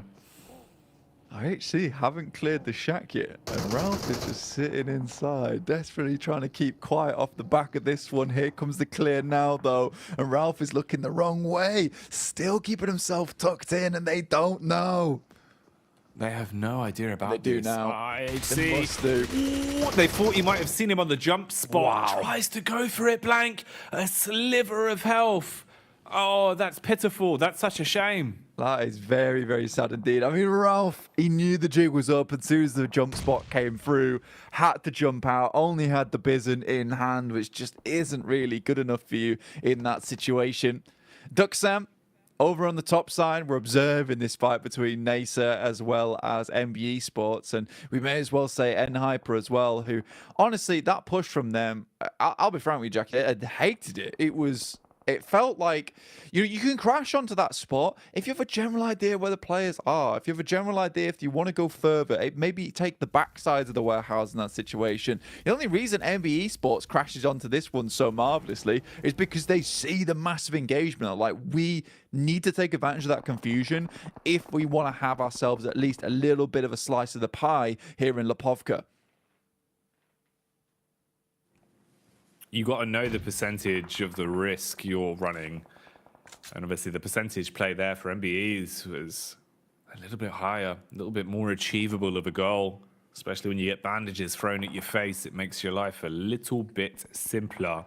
For Duxan, they've been trying to keep their noses clean into this one. They've had a few backstab opportunities and have farmed themselves 4 eliminations to this point. So not too bad in terms of the eliminations, but you've got to be thinking about the longevity of the game and wanting to double or potentially even triple this if you're going to start to accrue enough points to lift yourself up from the depths of 21st place. So a lot more that needs to be done for Duxan. IHC have been doing bits relatively consistently.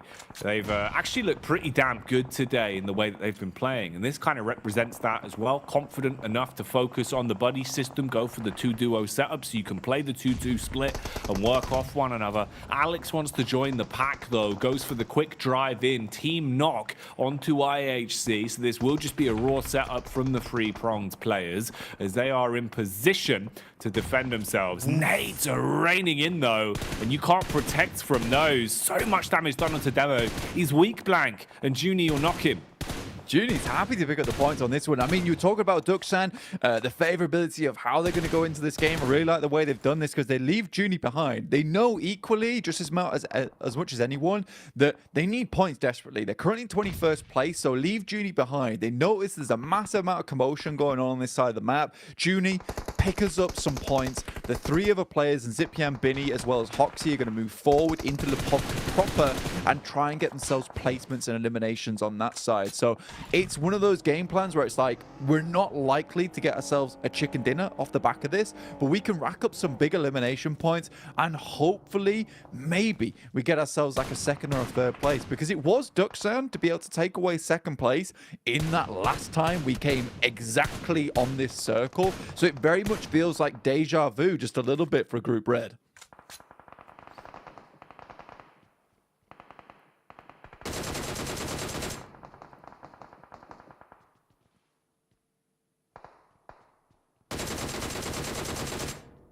Duxan now, still looking on this one with DK plus over towards that northern edge, Jackie.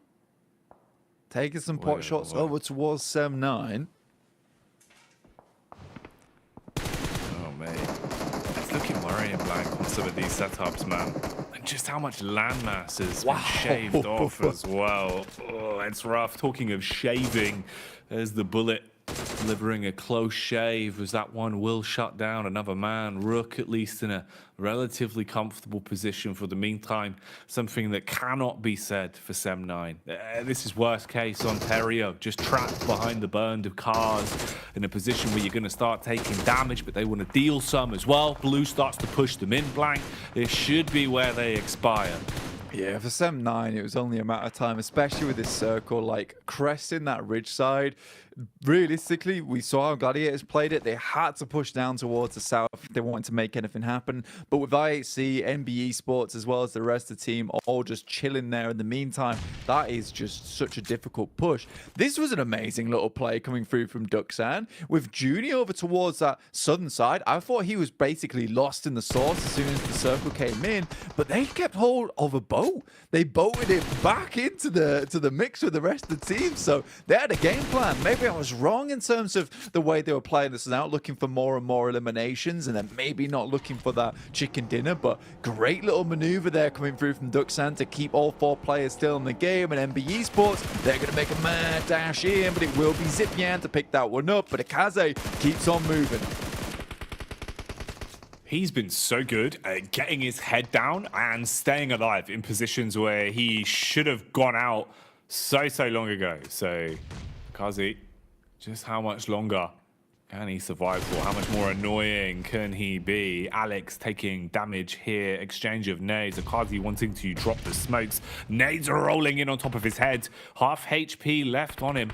Has one of his own to reply back towards Duxan. Pretty good arc on it, but not going to be enough to find a heavy hit. Looked like it did tag onto Juni though and leave him relatively low. There's the repeak onto Alex, who thought he finally had a window of opportunity to make the dash. Instead, he's knocked. IHC losing numbers now. Backstab onto this could mean everything though, Blank. Basically a 1v2 compound clear that's got to happen. Breaks the door for the audio cue. He's tucked into the corner with a DBS. You're going to have a teammate to work off as well. This is going to be so hard to clear. And as he goes running into the doorway, he eats the buckshot, and IHC are gone.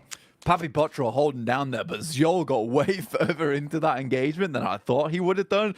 Again, just the resilience coming from IHC in these games, just a terrifying prospect for a lot of these other squads because they look voracious, rabid for points at the moment. Almost unstoppable at sometimes, but finally they're put down. And we're back into stage 7, closing it up just a little bit with the 2 Korean squads over on that eastern side, playing on the edge of the coastal arena. Influence Rage towards that center edge right now. They've not done too much, but sort of have secured themselves one of the best positions in the lobby now, Jackie.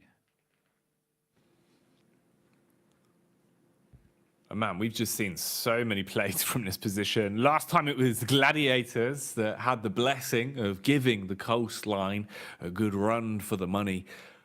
But man, these final fights are so scrappy. When we get circles like this, it's so uncomfortable. You know, it's like the neighborhood of nastiness. Everyone has a compound. Everyone's got buildings to play off. But you have to just try and pick your way through the teams. It gets scrappier and scrappier as more and more squads are forced to fight one another. If you expose yourself towards the coastal side as well, you're just going to take so much damage. Even here, Rook are trying to test the waters of aggressing towards Influence Rage. But you can see, you get the first knock, sure, but you've already taken a fair amount of damage. And if you peek up, you expose yourself. There'll be the opening in the windows where coastline-wise you're exposed. You're going to start getting shot at from other squads as well. It's all about the nades at the minute, though, as these bad boys are blowing away Influence Rage. They are going to be raging about this. There's some great nades coming through here from Rook, honestly. Keeping him in check, bouncing it off the windows, so the flashbang bounces and explodes just outside the door, just keeping this team under wraps. Just Kayovsky as well as Law remaining. And Influence Rage looked like they had a really good shout into this game, but Rook has sort of sent that one blowing out of the water. D plus Kia as well as Duxan over on that southern and eastern edge. Not really finding too much value from these positions so far that we saw yesterday. A lot of these teams taking up these positions were just constantly peppering squads through the windows and out. And realistically here, with Duxan only finding 4 eliminations and DK only with 3, it's not been too valuable for either of these teams. So both of them will be looking for themselves a second or a third place, or even hopefully at the end of it, a first.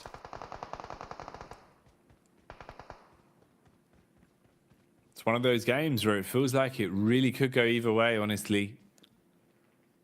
Just depends on how well you play it here in a spot like this. DK still holding on to the trump card that is their position, but for how long are you going to have the benefit of this? Are you going to be able to find the push out and will the zone work in their favor? You've got a little bit of a move up from Queso as they start to advance at least somewhat. Pappy's looking for high ground so he can peek out and get a read on it. Duxan with a nade lineup wants to bank it off the window. Oh, that could have been picture perfect actually. Has a Molotov to try again for the second arc, at least putting a little bit of pressure on and some free heating to boot. But this isn't going to spread far enough. He is in real danger. I'm surprised he's remained alive. I mean, his hair was burnt off just slightly on the forearms, how close that one got. But Duxan absolutely obliterating DK right now. Blasting with bullets galore. DK got a little bit too close, and those were the eliminations that I was looking for earlier on. That'll take Duxan up to 7. Much needed points for them, where it felt like it was going to be a very lackluster ending for this team. Finally, they show themselves. Juni up to 4 eliminations. Fantastic player on the squad there, holding up close and personal. Next circle will pop very shortly. And it will force teams like Duxan to move further inwards. Duxan there, being the squad to take away that potential power position. Pressure being applied back onto them though. Rook, been looking pretty mean on this one, Blank. Been doing a good job of defending the compound, but still playing proactive, still playing for picks. They peek up on top of the red roof, attacking down onto Duxan and moving one man out of the lobby, making it a little bit harder for them now in the final fight. Giving a quick head count, you've got Influence Rage with 2 players alive, Quaso same there with 2 up, and Duxan now with a triple threat. Rook are the only ones that have a full squad still in position. And keep in mind, they were the team that bullied Influence Rage to even be in the position they're now in. They cleaned house with the nades they were using, and it still seems like there's some utility for them to get the work done with. Bit of a nade thrown out from Hoxie here from the roof, hoping for more, but not quite enough. Yeah, realistically now with Duxan 5 nades, pretty much equaling Rooks here. They want to be very careful with how they're using them. They have to be super valuable in the approach. Luckily for Rook, they have building after building to clamber up on top of. So far, Default has been absolutely phenomenal for this squad. Another spray out over towards Papi Potro. Gets behind the wall for just a second. Nade's been sent over towards Duxan. Tries to cause damage as he makes his approach inwards. But a beautiful Molotov once again stolen by Default. This guy is on an absolute tear this game, Jackie.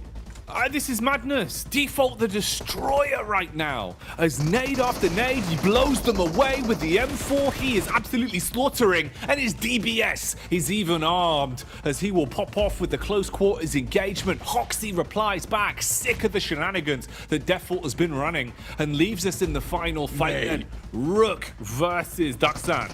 That was an aggressive clamber there coming through from Hoxie. Could have been absolutely marvelous. There is a res coming through, but a lovely nade from Zipian will take down Default now. We're going a little bit further. Eugene extremely low. Duxan desperately need these points in this game. Great molly round the side. They cannot handle the utility, Jackie. And Rami's got to come out soon. Zipian is just taking them apart with these nades. The shrapnel sticking out of Rook. And it will be Duxan that swims to safety, bobbles in with a nade, and takes themselves a big chicken dinner on this map. Oh my, Duxan saying Anahasayo to the chicken dinner as they will be happy to grab that one. A big pickup, Blank. A game where, you know, the moments of madness we saw from them were really clean. The fight they took towards the coastline to actually take away a power position from D+, the way they played it in the final fight versus Rook as well, that's huge. Especially when you add the caveat of how on fire Default was looking. Man was actually playing a masterclass, Blank, and they were able to at least stop him and go on to pick up the chicken dinner. So they deserve the win on that one. Big game.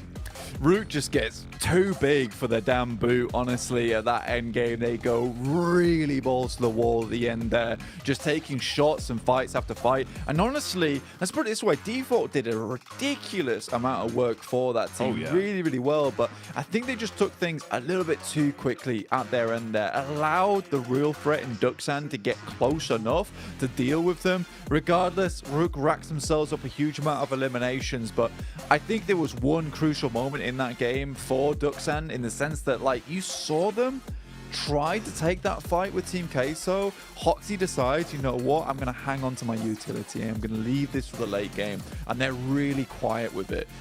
Barring their big fight with DK, they really held on to so much utility, all for that ending moment. And by God, was that utility useful. It really was. It gave them the extra leg up that they needed into some of those encounters, and it goes to show just how influential it is to have those nades to play with and have a smart idea about how you want to use them. Someone that's always smart, though, it's Maxman. So let's get back over to the desk, as he'll be making an appearance there alongside Kalaris and Jason Kaplan. Yes! I'll take it. I just jumped Shut up, up, Max. Oh, okay. Come on, Max, you're the smart one. You should know how to... Oh, okay. There's a okay. What a cool game we had on Vodka. No, really well played here coming out from Duxan, and especially the double Molotov play coming out from Zipcan to secure himself that win against the entirety of Rook. Like, come on. Like, that's just the best play of the tournament for me. So well executed. Yeah, you're apparently smart, but that was smart. Zipcan, the zone is the nade into the position. I mean, they had the middle of the circle anyway, so they were kind of just playing for that, forcing Rook into a very uncomfortable position. But Rook, regardless, they were absolutely blasting. Default especially, Spider-Man on top of those roofs, shooting at everything, doing a lot for his team here. That might have secured them a spot, man. I was thinking more Punisher, because I don't think Spider-Man actually shoots. I think that's kind of against his. He doesn't kill people, but Punisher doesn't really care about that. It's a universe. Yeah, okay, all right, all art stuff. Obviously, yeah, fantastic job by Default. As we've been saying for I think a while now, that easily the best player on the squad and definitely a star player in the region as well. But we have to give some credit to Team Queso. 10 points. They were a team in desperate need of every single point they could possibly get. So this helps them move up the leaderboards just a bit here. And Nazar, I mean, what can we say about them? That was a rough compound to hold with an Hyper rocket up, with NB Sports rocket up as well. It was punishing. Ooh. The NBs are just like, oh, you guys are struggling to breach. How about we just throw some meds over to you? Just literally throw meds over the wall to them to try and pick it up. But yeah, over 1,000 damage here for Default playing on those roofs. And really, roofs is such a good advantage in these kind of positions, right, Kalias, where you can just get some easy abuse of the third-person perspective, get some extra information, and making it especially very easy to hit those nades, hit those Molotovs on key spots to slow down rotations from players like from Influence Rage, more specifically. But man, still, I gotta say that double molly play of Zipcan was just insane. Alter Ego, 16th place. Oh. Mezexis, why do I keep saying Mezexis? Melise gotta be in 14th place. I mean, Mezexis would probably love to be here. 46 and 44 respectively. This is, I mean, okay, let's just kind of hint to this right now. Prestigious Gladiators. There's technically a world where they could be dropped out of top 16. Yes, so we were theorizing it whilst this game was going on. And I mean, even just before we got into this game, we were kind of theorizing it as well, right? Because all of these teams towards the bottom keep actually sponging up the points. It's not the Influence Rages, the BTRs that are being able to get all these points on the board. It's all the teams below where we're seeing Procedure as well, just being able to jump up time and time again.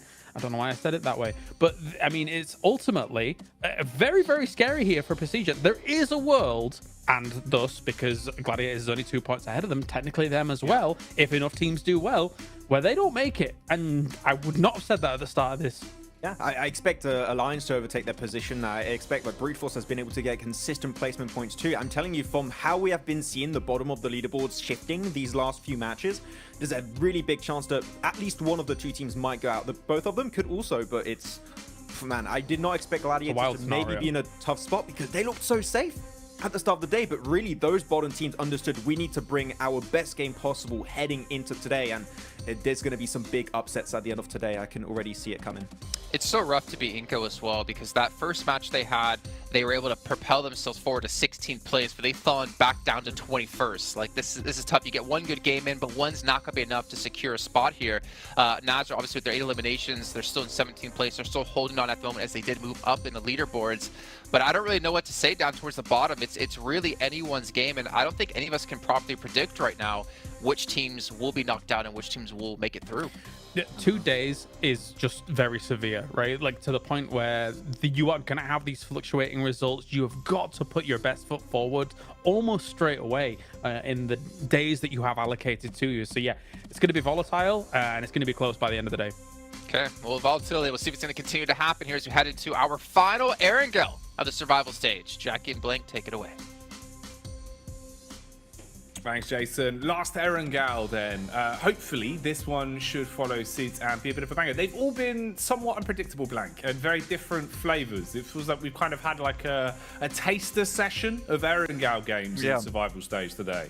I'd say over the last match, it's been very unpredictable. Yeah, to be fair, that last match was sort of unpredictable towards the end. The circle wasn't, considering we saw it yesterday. It literally was just the same circle 2 days in a row. Really odd. But back into it once again. Over towards our angle for the final time before I hit up our 2 last Miramars to decide everything coming through here. You can tell there's a little bit of nerves coming through for some of these teams, making their way towards that top side of the lobby. A little bit difficult for a couple of these squads. And I think that, look, realistically, it is time to start pumping those points again. For NASA, there's been some extremely aggressive plays from this squad.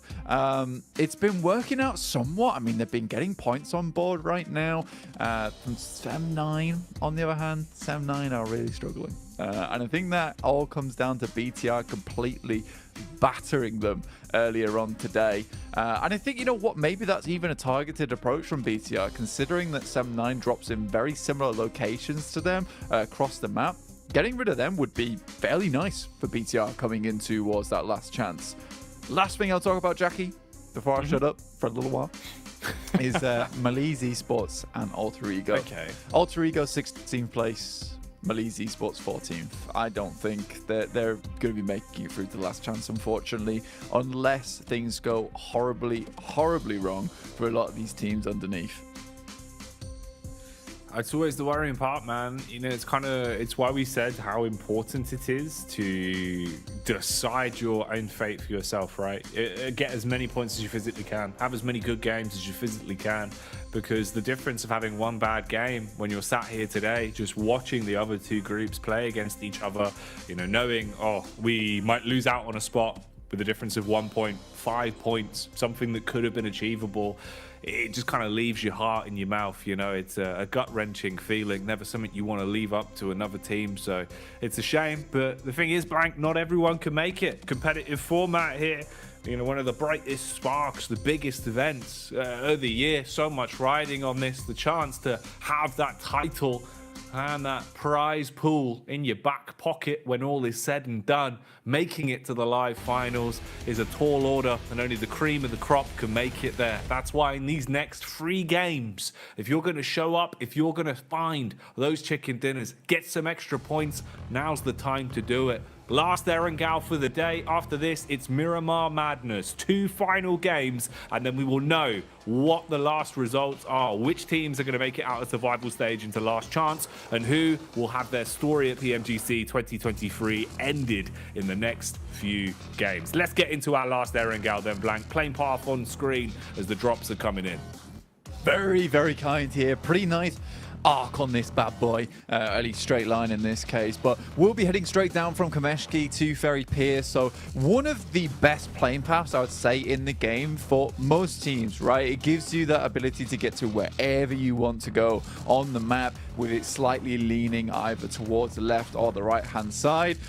So I think for a lot of these teams, quite pleased with this one. We'll give them a very, very good chance in their last angle of the day. I think we have to reiterate that point and really hammer it home, because this is the last time to get, I would say, some of the most reliable points that you'll find in PMGC survival stage. Miramar gets a little bit hectic sometimes with the circles. Sometimes you get placed in absolutely unplayable terrain where your rotation, no matter what you do, is going to be rough to play out, and you need to have that gun skill behind you to pull it off.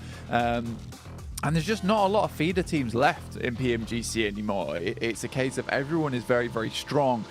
So coming up against a team and trying to just bash your way through brick wall after brick wall isn't as possible anymore. You know, the sledgehammers just aren't in play.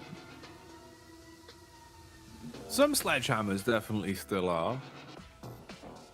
But most of them have been dulled. Most of them aren't hitting hard enough to, like you say, just play with that level of aggression. Here, though, it's Alex that assaults from the rooftop. AK Play hits onto the first man and gets a knock. They hop straight in the car and want to go and confirm this one. They want to make sure that they convert this knock into some juicy, juicy points, as it will mean so much at a time like this. The rest of FaZe have bailed out. Oh, give him a second. Let him line it up. Oh, dear me. This is cruel. Doesn't even waste the knife on him. No, I know, man. I mean, for FaZe, this is not great news whatsoever. This is a fair few times in a row right now where they have just been losing players, squad mates at the start of the game. And I think for FaZe, again, as I said, last reliable way to reach those points. I don't know if FaZe is going to be able to make it, right? With teams underneath them looking like they're very, very much trying to push for that 16th position. I know that, you know, those spots are open to overtake over Malice Esports and Alter Ego, but the way that Team Queso has been playing, the way with MBE has been playing as well, these two teams I feel like could really start to make a bit of a run out towards our last 3 matches of the day. And FaZe has just been making quite a few mistakes here, Jackie, which I've not been a massive fan of. Yeah, FaZe have had some very unlucky runnings on top of the misplays that we've seen from them, which I think have, you know, just kind of all congealed together to result in some more disappointing games for them today, compared to having a little bit of excitement to it, having some real firepower into the first 6 games we had seen yesterday. Not as clean, nowhere near as nice for them. Influence Rage have been maintaining the pace that we've seen, though, almost breaking over that 100-point cap at the minute and pushing themselves a little bit further up. In terms of the overall standings for that as well, with the 2 teams that are above them that you're not seeing right now, that's DX Xavier with 100 points and the Mad Balls with 104 points just further ahead. So clearing that and taking the guaranteed top spot for them does seem like it will just be a formality over the course of the next few games with how many points they already have. So they're going to be content. VTR looking good as well. Few misplays into the last game in terms of outstaying their welcome potentially, but definitely going from strength to strength. And I think, you know, one of the bigger facelifts we've seen really has been Nigma Galaxy blank, especially from those first 6 games we had to where they are now. It feels like a whole different team. And I was hoping they'd impress us because during regulation with the group stage, they had some big games. They had some great form back to back on a few of the days running. And, you know, we just didn't see that. We didn't see that at all over the first few games. Whereas now they actually look like a well-oiled machine again. They're looking like a far more drilled squad. Yeah, 5th place right now, 74 points. It looks great. It looks really, really good. I'm super pleased with how things have worked out for them.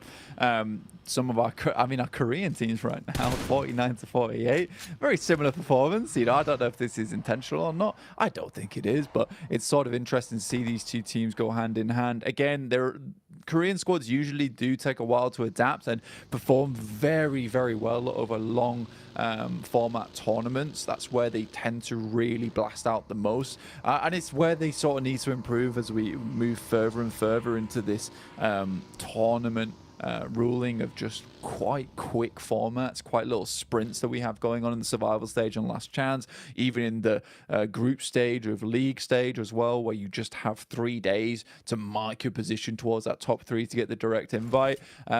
But right now, I do think they're great teams, and Duxan just showed us one of the best plays coming out from survival stage so far versus Rook Esports on a 3v4. It was such a well-designed play from them, from the Molotovs to the nades to just the overwhelming force where they locked them in. They move forward at the right time as well.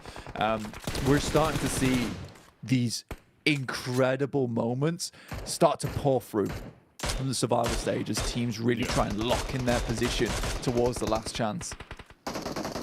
It's one of those exciting moments, right? Because you kind of take the best elements of everything. Not only do you have the land buff for some teams that thrive on the big stage in this environment where they know, you know, we have to give it the extra 10%, guys. We've got to really be zoned in and try and find ourselves in a flow state. You know, these are the stage games that matter. These are the ones you look back on when you're thinking about your career later on down the line in PUBG Mobile.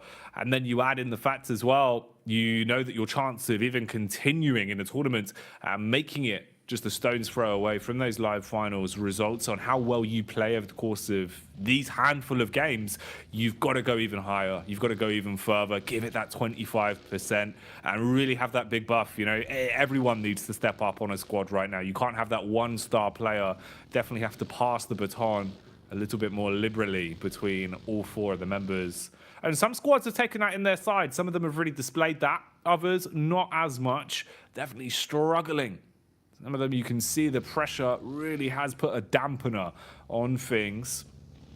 But it's cool to see at least the continuation for Udo Alliance in a way that it felt like they were a little bit slow to the burn, weren't quite really picking up the results we would have wanted quickly enough. Whereas the longer it's gone on, they've been able to maintain a bit of consistency in 11th place at the minute with 57 points. Not too bad at all. You're going to be happy with that at least. And you've still got more room to breathe. You could push yourself a bit further.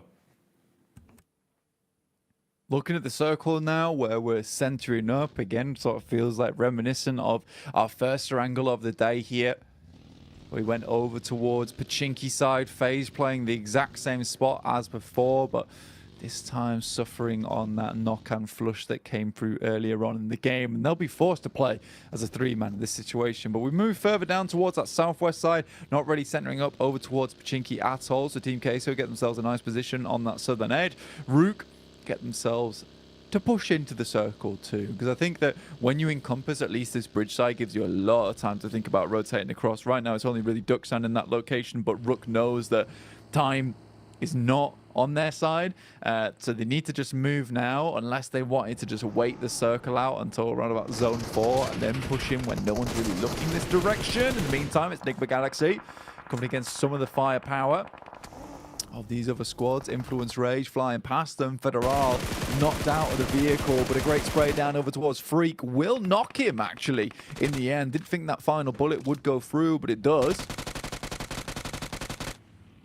A lot of infighting going on as well. It's not just a one-off scrap, it's a bit of commotion across the entire battleground. A fight for the forest here as Duckstan are trying to stay alive. Meanwhile, down inside the buildings, you can see there is a bit of close quarters engagement going on. NBE struggling under the pressure here. Akaze tries to go for the quick getaway on the top floor. Almost hit the bullet on the pre-fire towards the stairwell. It's the nade that decimates him though. Follow-up thrown in towards Gen Force as he's going to go for the quick adjustment. Oh, mate, this is a fight that's going to leave no victors blank. With how many players have already been knocked for either side, looking to get out of this one cleanly is not going to be an easy task. Not at all. MB Sports keep themselves and their nose clean. It's BTR really struggling here now, trying to remain alive. I mean, for BTR, currently in 4th place, they're fairly safe here, but more points, always good for them. Sam9 also towards this northeastern edge, really desperate for these points at this point in time. 23 points total. 23rd place in the standings with 32 points overall. BTR looking to finish off the final players from MBE. It's a decent nade, but it bounces off. Hello. IHC. They're doing good today in terms of knowing what fights they can fully commit to. When they need to calm it down a little bit. This is one where it seems like confidence is at an all-time high as they try and close the gap. Coops playing for keeps, goes for the stutter step and looks to try and hit the shots. Nice re-peek into Alex, but not quick enough on the draw. So Coops, the young gun, goes down as he's shut off by Alex. And the rest of the team is just running. They want to get out of here. Meanwhile, NBEs are still fighting inside of the building. Shotties galore as all of the barrels are going off and everyone's taking damage. But it's the side of BTR that are starting to crumble now, looking like maybe they'd let this one slip blank. NBEs could maintain control here as they've actually got time to reset as well. Whereas you're just facing, you know, 1 or 2 players that remains alive now for BTR. Hello? And Sem9 have come in to join the party. I mean, for Sem9, this would be a lovely bit of revenge over towards BTR, who have harried them all game. Luckily, BTR is able to get 3 players back up on their feet somehow, some way. But Sem9 is just lobbing in the Molotovs, heating up the fire. Lapar goes down to the burning foot, and it will be 90 Depp now moving in with himself, a nade in hand. Looks to toss it on towards that top side. Takes out Mondo, potentially hits him for a very hard amount of damage, but BTR backs things up, waits for the end game. Another nade goes through, but won't find its target. 90 Depp just expending utility here, and Mondo feels fairly safe. Not anymore. Oh, throws a grenade right at his big toe and hopes that he will stand there And eat that bad boy. Mondo, there he goes. It's off the back of Tam as he'll line that one up through the outside window and blow him away. Fight isn't over though, as you third partied, and that means you've still got to clean up against BTR. BTR that's down to a dynamic duo, good with the nades for the opening on the engagement though, as that one's going to wipe down Depp instantly. Response back is so clinical. It's nade city blank. All of the elims are off the back of these explosives. And we talked about how, you know, it would be nice for Sem9 to get a little bit of retribution. GemForce even denies the point as well. Gets naded out by his teammate. Kenny, we're looking for a little bit more. But Mikiao goes down and GemForce is going crazy with it. And a blind spray into the smoke there with the DBS will finally shut him down. But Sem9 found that a lot more difficult than I think they expected it to be. Look at all the vultures in the other squads that were lurking as well, Blank, just circling around the outside. You do Alliance just watching that one from a distance thinking, all right, when can we come in and pick up the pieces? Right? Our turn now? Yeah, when do we get to swoop down? But they've actually gone for the rotate round the back. It seems like they've realized that NASA were actually setting up for this. They go for the backstab onto NASA. Ooh, okay. This could be sick, Blank. You've got so many squads that are right on top of each other, and Sem9 want to move as well. They want to actually just get stuck into the fight after getting that first knock. So Kenny plays for the info, going for the quick roam up. IHC still here, still looking for a piece of the pie as well. What on earth is going on? I mean, this is a lot of hate coming through towards Sem9, and they're doing a fairly decent job of holding these teams back at arm's length. But to be honest with you, it's kind of surprising. We can even see it here, the amount of teams that are actually towards that central arena of the map. There are so many on this northeastern side, all trying to hold each other out. Udo Alliance, Sem9, IHC, NISA, as well as Ducksam in a difficult spot. And what a horrid circle here on our final angle. I said it was reliable points. I take it back. I put it away in the backpack there because I have lied to you all. I have lied to you terribly. Oh boy. Oh dear, Blank. Sem9. I'm surprised they've been able to survive through so many of these awkward encounters and keep the team in a good position. You do Alliance, though. They've been playing a very slow, methodical game, just lurking and looking for a high percentage opportunity before they dive into a compound or run the risk of even really going for a trap card play. They thought they saw their opportunity inside of the forest. Instead, they've kept their cards close to their chest and are still holding for this fight to be instigated from someone else. Let another squad make the first mistake. Brute Force seem to be pitching as well as they're going in versus Zen Hyper. And able to pick up a couple of pieces here and there. IHC close in the forest. Going to be assaulted now as Mikhail's close. He looks for the peek out through the car. Kenny supports from way back. Depsy grenades as well. It's getting a bit risky now, Blank. This is when the other teams that are hearing all the gunshots are going to be thinking about the third party potential.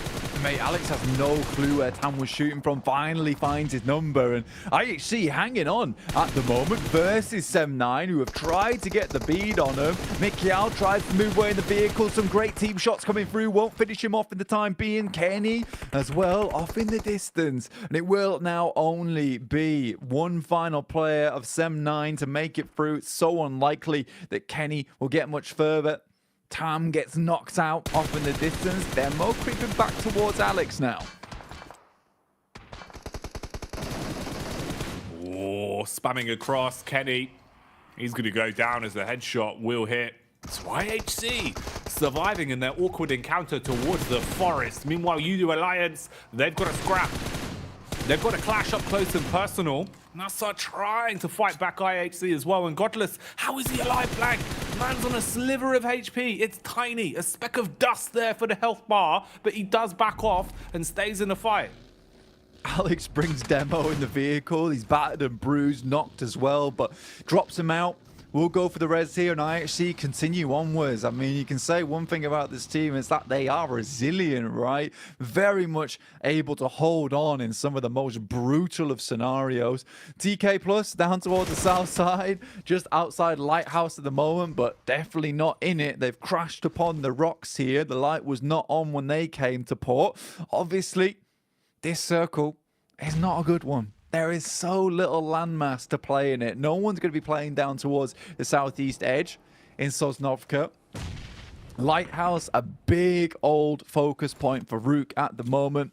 You've got Team Queso holding over towards the western side compound and the gas station that sits just towards that north side, which no team has sort of claimed just yet.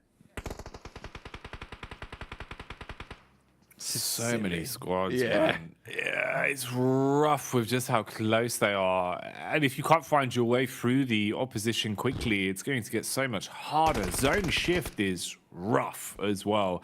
Feels like Rook are the only ones that really come out on top with the coin flip, and even then it's still going to be awkward for them in terms of so much pressure that's going to be applied onto them from the other squads that want to take away the map geometry they actually have here. Nades from Udo Alliance, spelunking in reverse up the hill, looking to try and climb their way up. Star eats a big connection from the nade. Meanwhile, IHC are going in, clearing out. They found the South Korean squad and they want to attack for control of the compound. Junie and Co have nades pulled. Godless, similar mindset. Remember, this man survived with barely any HP. Now he's trying to kick off another fight, but IHC do lose an opening man as Alex is dropped, and they've got good positions to peek from. Duxan can keep on applying damage here.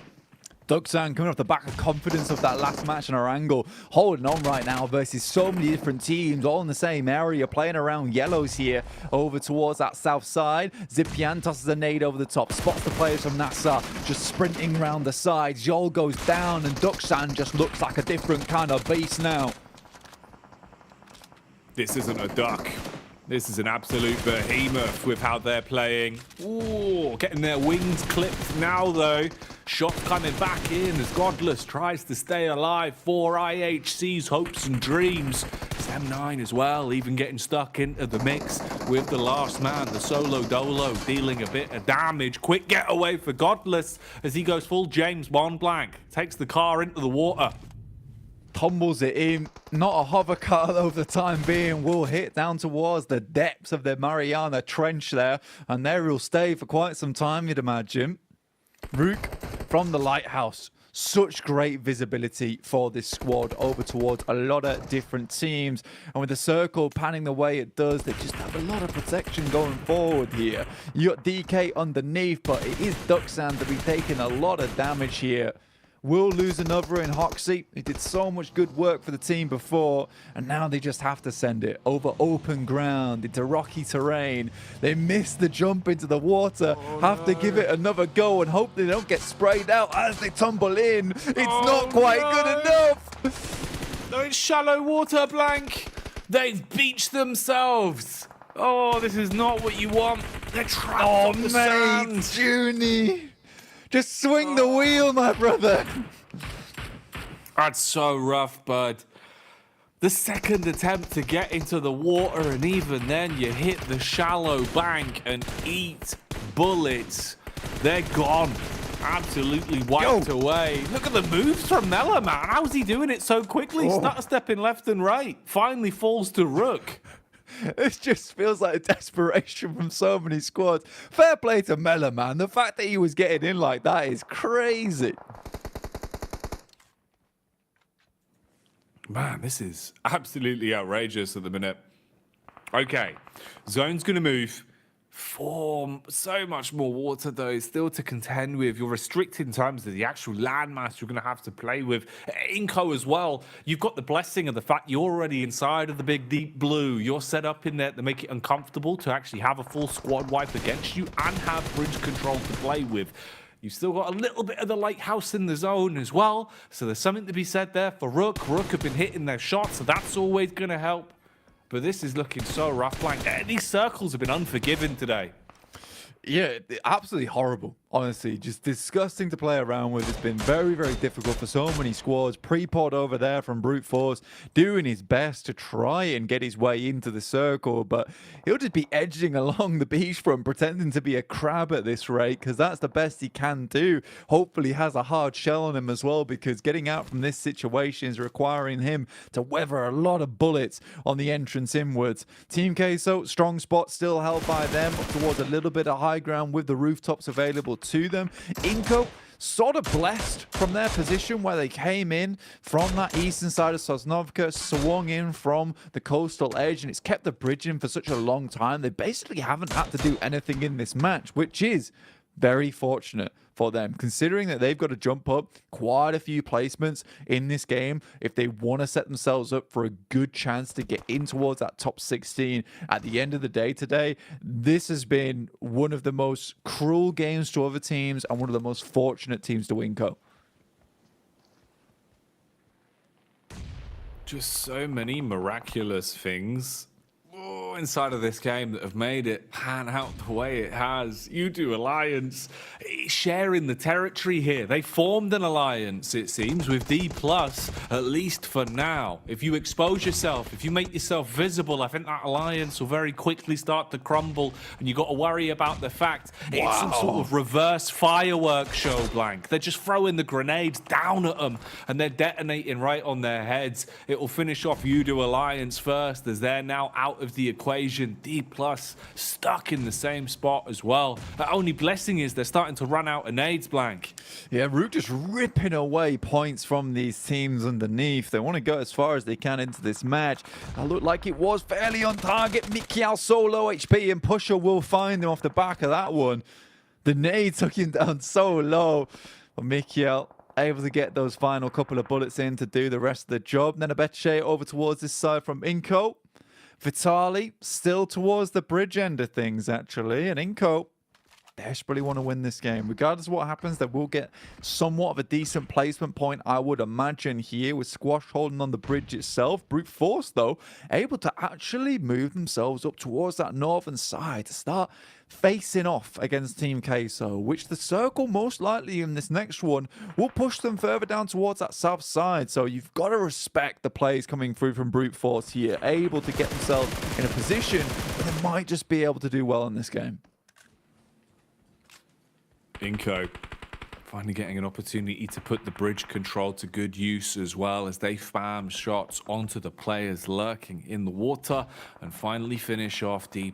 New zone acquired though, and even more land gets stripped away from our competitors here. The battleground getting smaller and smaller, and with so many squads inhabiting it, it's not going to be easy. You're going to have to fight for that room to breathe, fight for some sort of control of the map now here. And Inco, they're looking pretty confident with how they've been playing it. Haven't overly been tested by Rook though, because they've got the angles to keep themselves safe. Rook still blessed in the sense that they can hold on to their high ground position for a little bit longer, and that might just be enough to get them into a spot to shut this one down. They've had 7 eliminations in the game so far. They're looking pretty damn mean with how they're playing it, and they're going to want to take it all the way to the bank and secure the finish. Squash, meanwhile, looking for the lurker in Rami, playing under the bridge, and the nade is absolutely spot on. That is beautiful. Yeah, that's banging there from Squash there. I think that just comes out from the fact that he has a little bit of an inkling of whether they'll be playing Team Queso, though. It's Arta coming up against Brute Force. Again, Arta on the case, looking forward towards these teams. Papi Potro, last one left alive, but it's Vitali to finish up the job over towards Brute Force, and Team Queso should now be able to get all 3 players back up, but no! Vitali threads a couple of bullets with a Mini 14 and puts Team Queso to rest. Okay, here we go.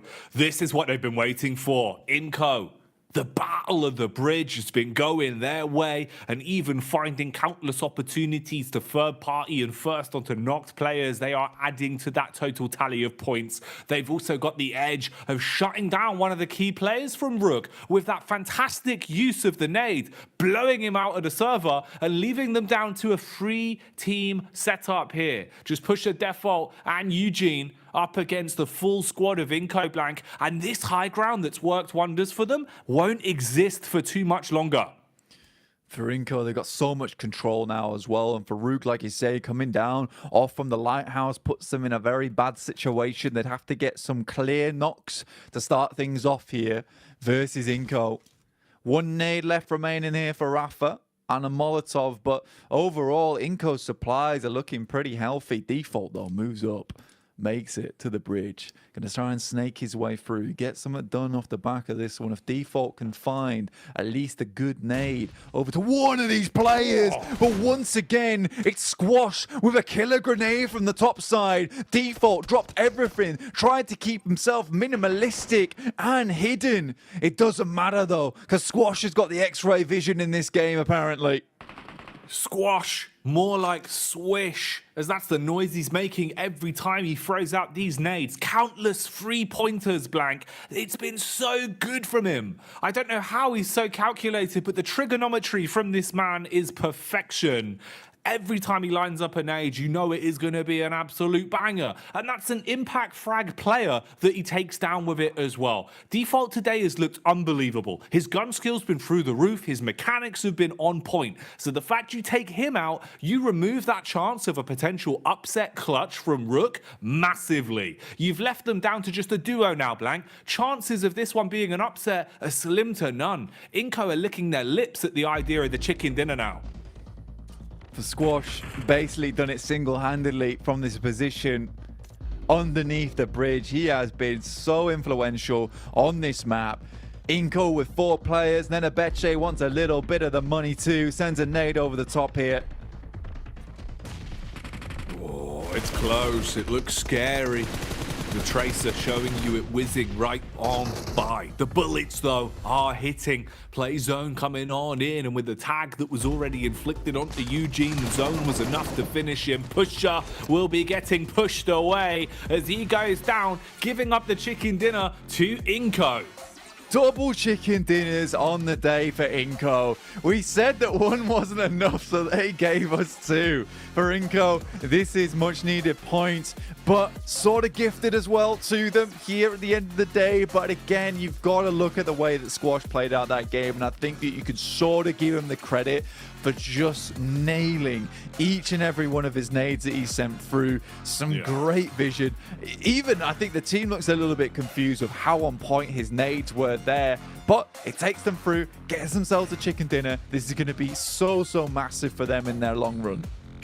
Well, that is the thing as well, especially, over the course of the tournament, Blank, we've seen just how much of a blessing it is if a team has got some fantastic grenadiers on their side. If you're hitting those big nades, if you're being able to come across for the double nade perfectly, it just sets you so far apart from the other squad. So the fact that Squash is able to land 2 blinders all off the skin of his own back, perfect damage dealt on him, you got to give him props for that. Nade usage on screen as well. A lot of roaming for Inco. You can see with the miles traveled only really being bested there by the side of brute force.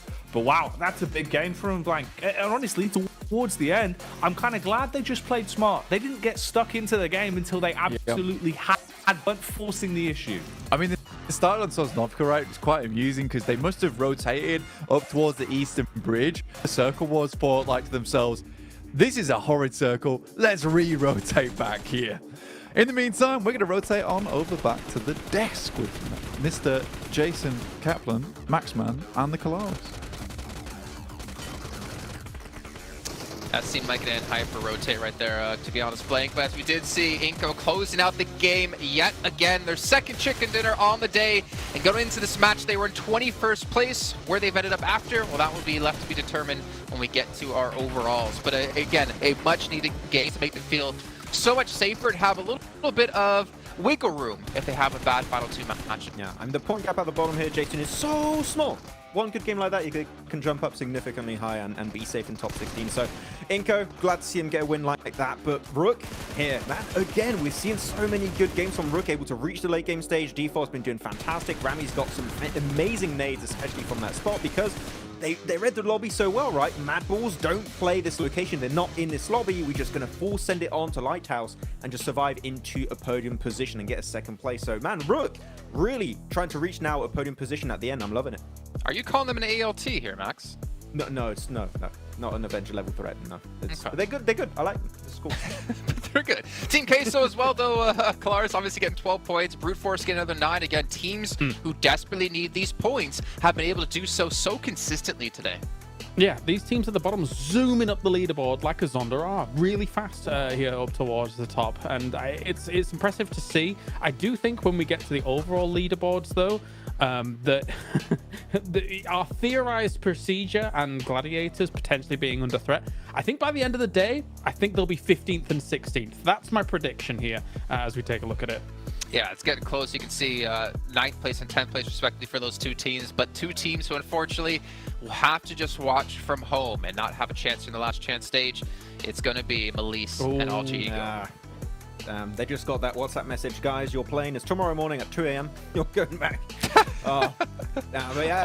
We knew they were going to slip, right? But that's just again showing how competitive it is at the bottom of the rankings here. And we can still see some big upsets like teams such as FaZe, NB Esports, Sem9 could also catch up. Got some decent elims for Sem9 because that gap is so small that anyone can really make it up there. Even South Korea here, I know Polaris have slipped a little bit that previous game, so they could also lose 2 teams after this.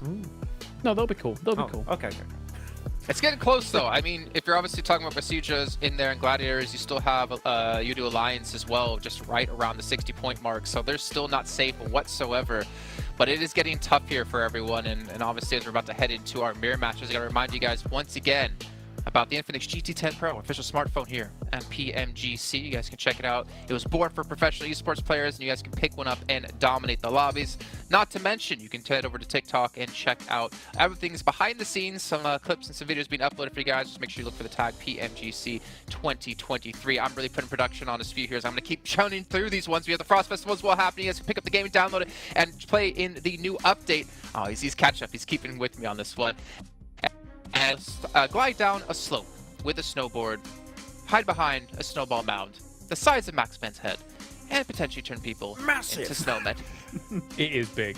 I mean, Jackie said you were big-brained, the smartest one on the desk. It's a compound, Jason. That's how big it is. It's huge. It's pachinki. Defend it on all sides, yeah. Unbreachable. Oh, man. Okay. All right. Well, beyond that, we do have the popular annual gala happening for 2023 from November 15th to December 19th. You guys can participate in 10 1v1 matches and potentially earn yourself some exclusive rewards you can show off to your friends, to your family, to your teammates.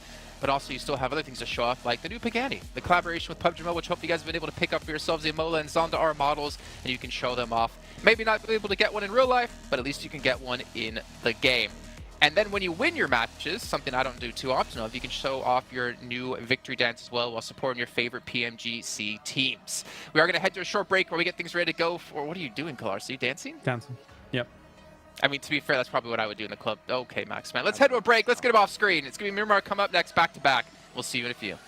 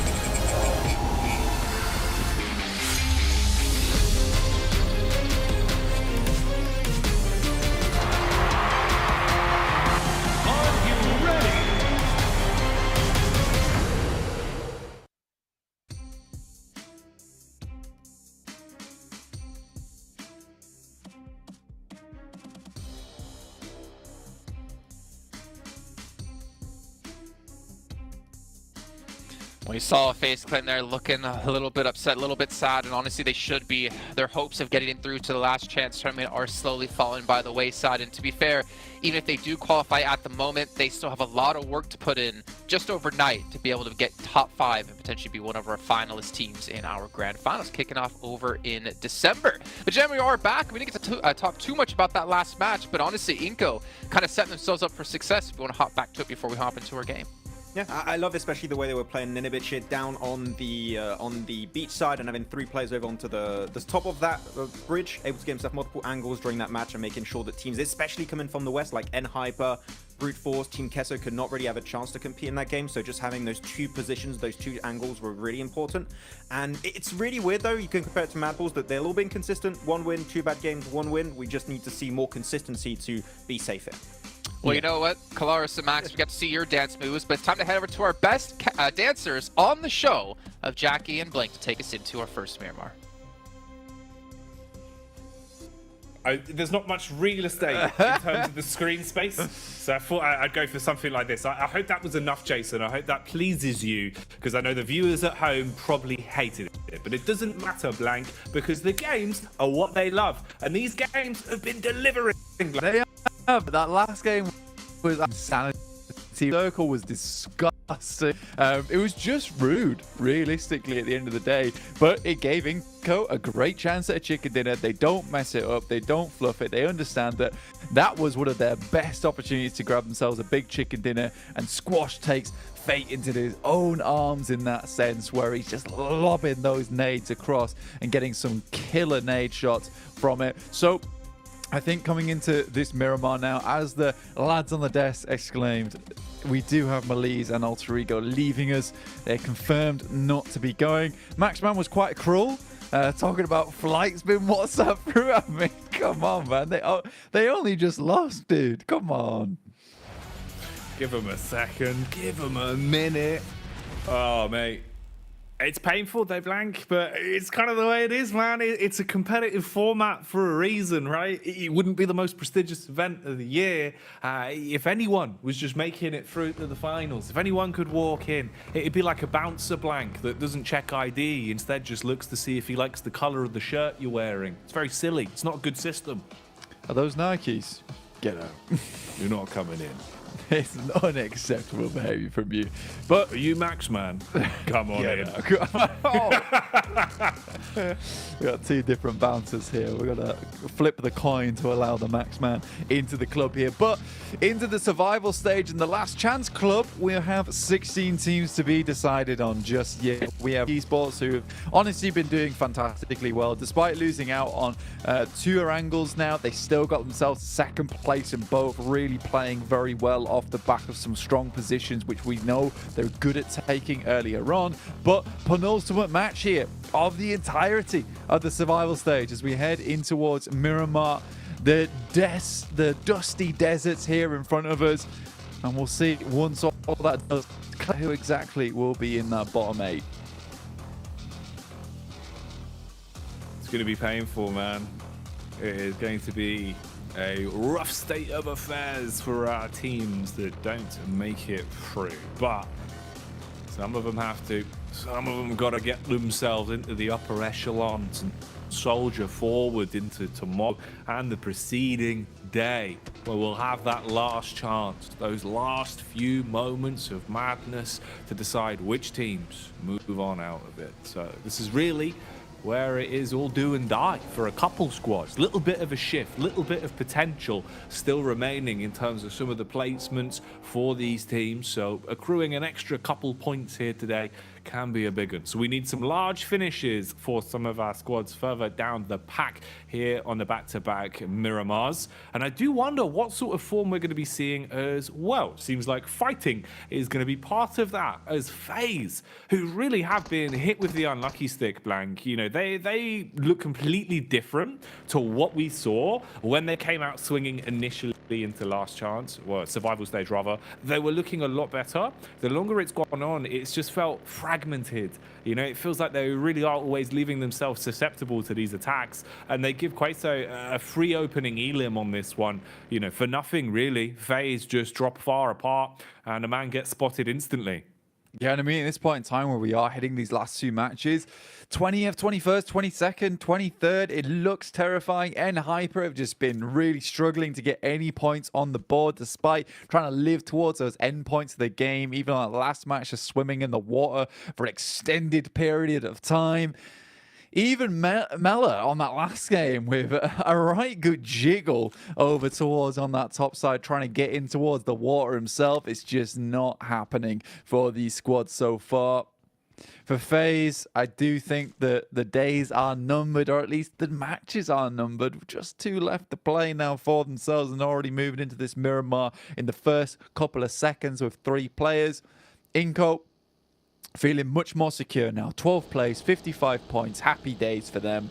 We do have that spread of teams towards the top, differentiating themselves from everyone else with Nigma Galaxy, BTR, IHC really doing well today to get themselves in. You-Do Alliance really haven't accumulated a lot of points on the day, I don't believe. I think started the day around 59, if I'm not mistaken. So it's only really 1 point that they've found the entirety of those 4 matches that have just gone by. But still, that first day was enough. But we do have that question in mind, because I think the guys on the list were talking about at the start of the day, in the sense that the 2 games that they did very well on, the games where the circle really did play into their favor.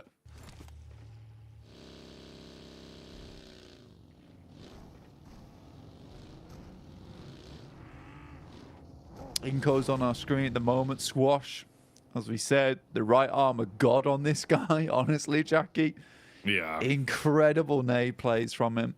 And Nigma Galaxy off in the distance. Another team that I'd honestly like to see go out with another bang here at the end of the day. Maybe get some more points towards the top side of the tables. You'd hope so, because it's definitely looked a lot better from them, at least with getting more momentum into the games today. You know, it was really quite rough when we saw them initially. Felt like they were limping through a lot of their games, or just making misplays more so than anything. You know, that was kind of the big focal point that we were looking at, is how many times they made a mistake that could have been avoided. Today, it's been a lot cleaner. Seems like the heads are screwed on more, and they've been performing well, especially on the Erangel. So will that translate into the Miramars, or will things be a little bit more wobbly around the knees? We'll see. It is an interesting point you raise as well with You-Do Alliance as well, because you're right in the sense, you know, that they did win those games, sure, but like you say, there was a lot of setup in external factors in terms of the zone, the way some other teams played around it as well to kind of feed into them.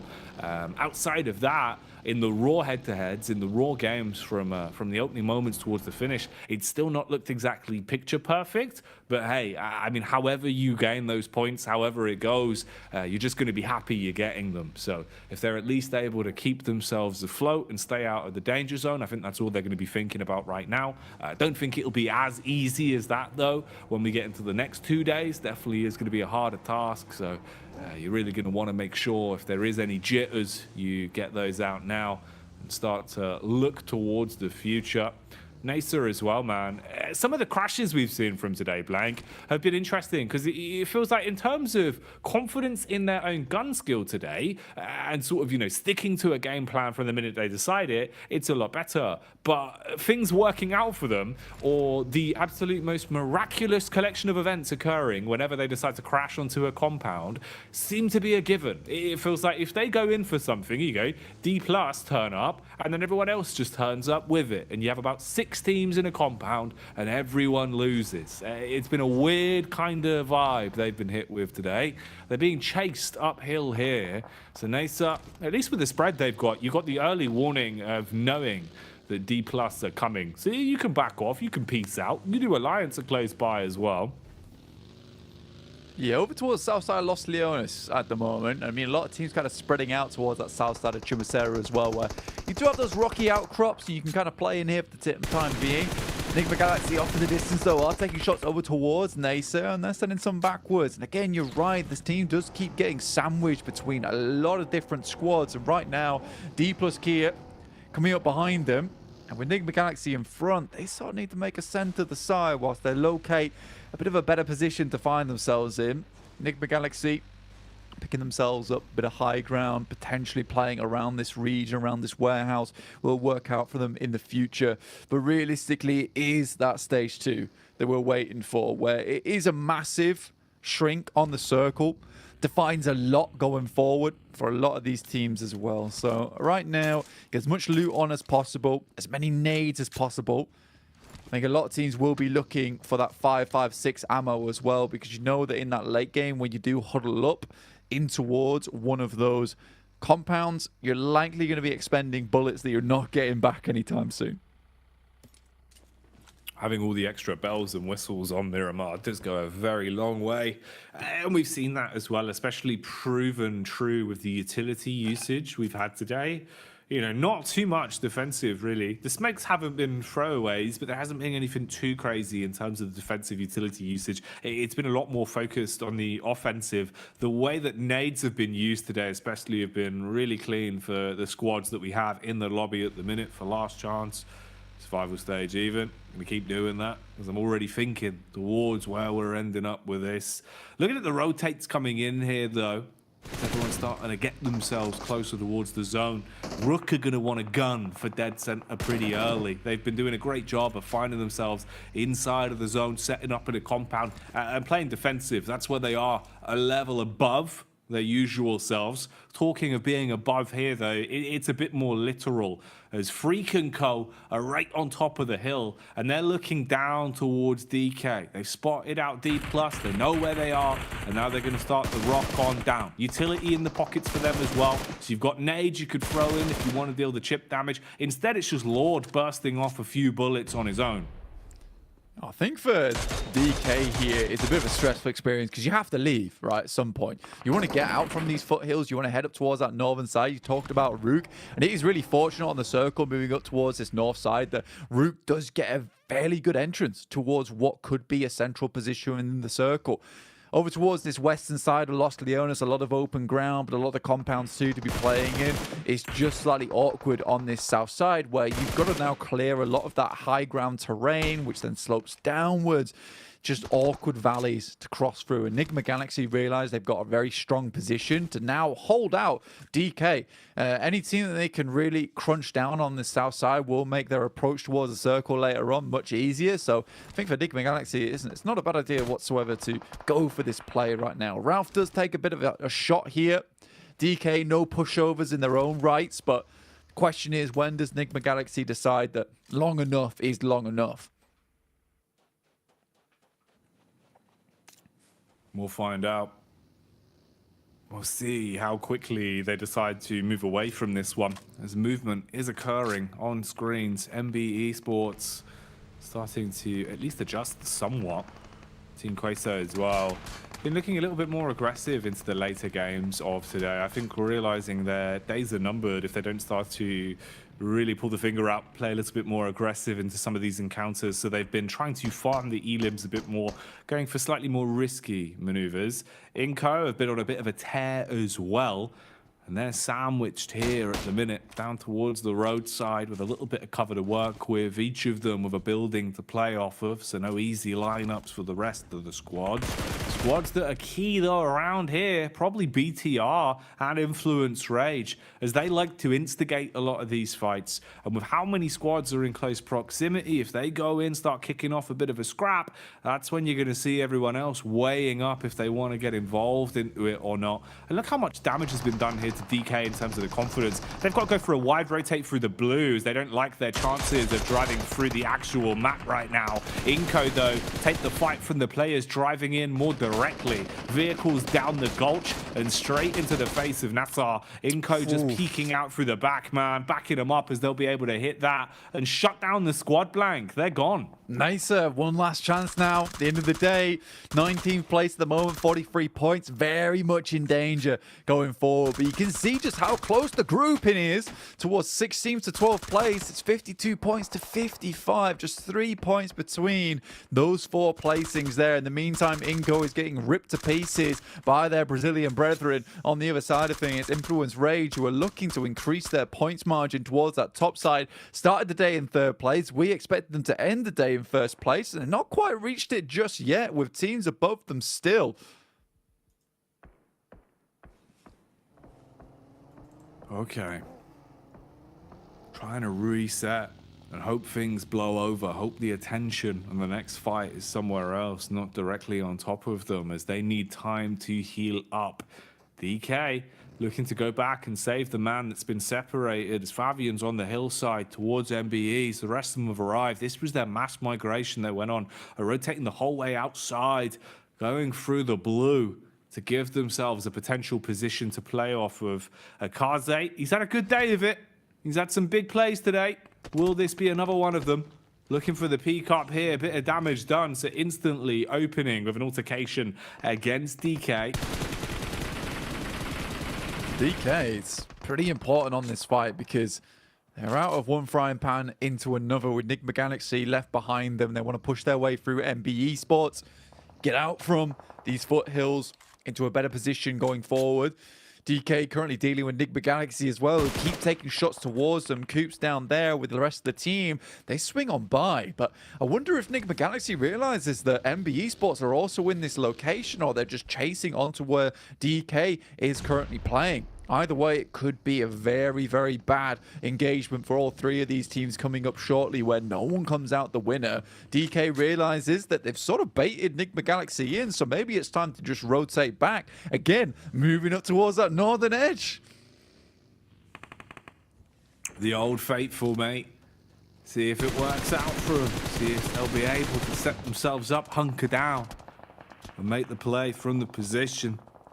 DK as well, being peppered with so many bullets that they are starting to lose their potential edge into this fight, especially when Brute Force have found the opportunity to backstab onto it from the sides. So you really are struggling now. Here comes IHC with a compound crash as well. Haven't seen this for a few moments, but it looks like they've wound themselves back up and want to let it rip. Going in for the swing towards the top floor. FaZe Clan holding on the ground as well, as they will hit with the shotty, strike against the first and leave them slumped down on the deck. Alex clearing the building. Oh, it's a late reaction, but he does still find the flick at the top of the stairs. And for FaZe, that's such a terrible prospect for them going forward. 42 points left remaining there in 19th place, Jackie. IHC have been constantly chasing this team down, and I think they've single-handedly ruined their chances to get towards that last chance now. One last game for a big match, but with the way FaZe has been playing today, it just does not seem likely. For IHC, on the other hand, been looking like one of our most aggressive squads today. It's awesome to see from the Mongolian squad here. DK, though, still stuck on this ridge side. Osal goes down to a nasty shot from Enigma Galaxy. It's Freak on that top side. The rest of the team just not with him. Lord's even looking this way too, as Fabian dashes his way across. Nolbu looking to hit these shots over to the side, but it's not to be. And Duxan similarly heading over towards where Rook is currently playing. Duxan were able to take them down on our second angle of the day, but they are looking bruised here. Seriously wounded. Need to patch themselves up here and get back into the foray. Quickly clamoring to reset. Whoever's able to adjust themselves back into a stance where you can fight first probably has the edge here. Default with the nade, thinks that he's got a good grasp of the situation, tries to dash it in. Damage done blank, but no actual tag that will take them down. Zipan's ready for the response as well with a nade of his own. They're just throwing anything they can in through the windows at the minute, trying to keep the pressure on as much as possible and make it uncomfortable for D+. Default, he's been playing a blinder of a day. Overall, he's been hitting so many shots and looking really crisp. But here, you're up against the chance that if your teammates start falling, you got to do it all on your lonesome. And with how low they are, that could be a very achievable possibility the longer it goes on for Rook. BTR and a backstab as well towards Rook's side of things. IHC, though, coming through over towards Duxan. Junie goes down. Not the play you want to fall here, considering the amount of work this lad's been able to do for the rest of the team. Immediately, Panic Smoke's been displayed here. Zipian still up front with the DBS, but he takes a nade here. Now just two players. Great shots through the window from Hoxie, but is it enough, Jackie? Is it? That's the big question, and right now the proof is in the punishment as the guns are dealing all the damage. Hoxie with a hefty right hook connects through the window.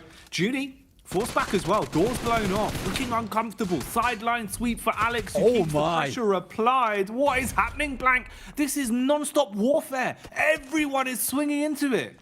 An unreal explosion on the vehicle from Duxan, but the blue pushing them in, and IHC looks for an absolute spray down. And with that, Duxan gets obliterated, torn full of holes from IHC, who are up to 5 eliminations. Duxan able to weather the storm, get themselves 2 points, but it won't see them too far ahead of a lot of these teams underneath them. Leaves them in a precarious situation going into our final match of the day. Our 2 Korean squads. Up to 54 and 55. Brute Force still going for a little bit longer, as our Team Queso in 14th and 16th place, right on the line. Only Sem9 and MBE Sports still currently going in the matchup to try and push over those limits. But 40 points and 41 with the history both these teams have had. See what gets done here. We know that Malise had a miracle run yesterday, which didn't quite pan out. Still got to give it your all, though. You'd hate to not give it 100% effort and then notice it was the difference of 1 or 2 points, or even with how far the odds are stacked against them, still trying to give it their absolute all and play the A game. Good show of respect, at least, for the competition overall with how this has been going so far. BTR tucked into position down here, though, and maybe they're next on the list for the onslaught of Sem9, as they've broken off into 2 squads, the duos on either side slowly clearing out the lower ground and pushing up towards the compound. Meanwhile, IHC begin their rotate. They've jumped in the vehicles and set their focus up towards where BTR are playing. So this has changed from a raw one-on-one team fight to a potential third party that can come in for a quick assist on their vehicles. Influence Rage, a side that has surprised us so many times. We haven't seen too much of them into this game. They've been playing smart. They've been playing slow. They know they are only a few points away from breaking that 100 cap, and they don't want to throw that chance away. With 1 elim already in the back pocket, they're looking to just scare other teams. Utility used uphill to force back the contact and make them think twice about fighting versus Influence right now. Absolutely, keeping them held back as far as possible at this point in time. And Influence Rage, like you say, looking to break that 100-point cap here, just 1 point away from it now. Looking to take that first place away from the Mad Bulls. Ended their spree at 104 points. Not too far away for Influence Rage to pick up, but almost feels like the pressure somewhat got to them today in terms of being able to get that many points. No pressure in terms of getting to the last chance. That's already finished. But being the #1 squad coming out from the survival stage, that's the real question. Still, 2 games to do it in. Already won elimination. Closer to that boundary. Sem9 over towards this northeastern edge. Another team that we need to keep talking about here. A team that needs to push themselves further, but their arch nemesis, BTR, over towards the western side, giving them the evils. Eyeing them up. Sizing them up. 3 points. Seeing if they'll be committing to this, man. They just want those extra points, Blank. Want to put them in the back pocket and secure it. IHC. I mean, it's godless that it's been playing such a crazy style over the course of this day. Yeah, the way we've seen him surviving really rough encounters with a sliver of health and still looking for more. Again, here you can see he kind of is the point man. He's the solo dolo, has full confidence in himself to just keep peeking off the back of the chainmail fence and putting bullets down range. Here comes Sem9 though. Again, looking to compound crash in on this one. DBS is ready. Yo. Nice bait on the nade. That is sick. As Lepar will blow them away, Blank. Massive amount of damage from both sides of these players on BTR. 2 nades, 2 successful knocks. One outside, trying to res him up, gets him back into position. Lepar on the edge here, scouting around the side. DBS won't have to do the work too much here as 90 Depth takes down Superboy.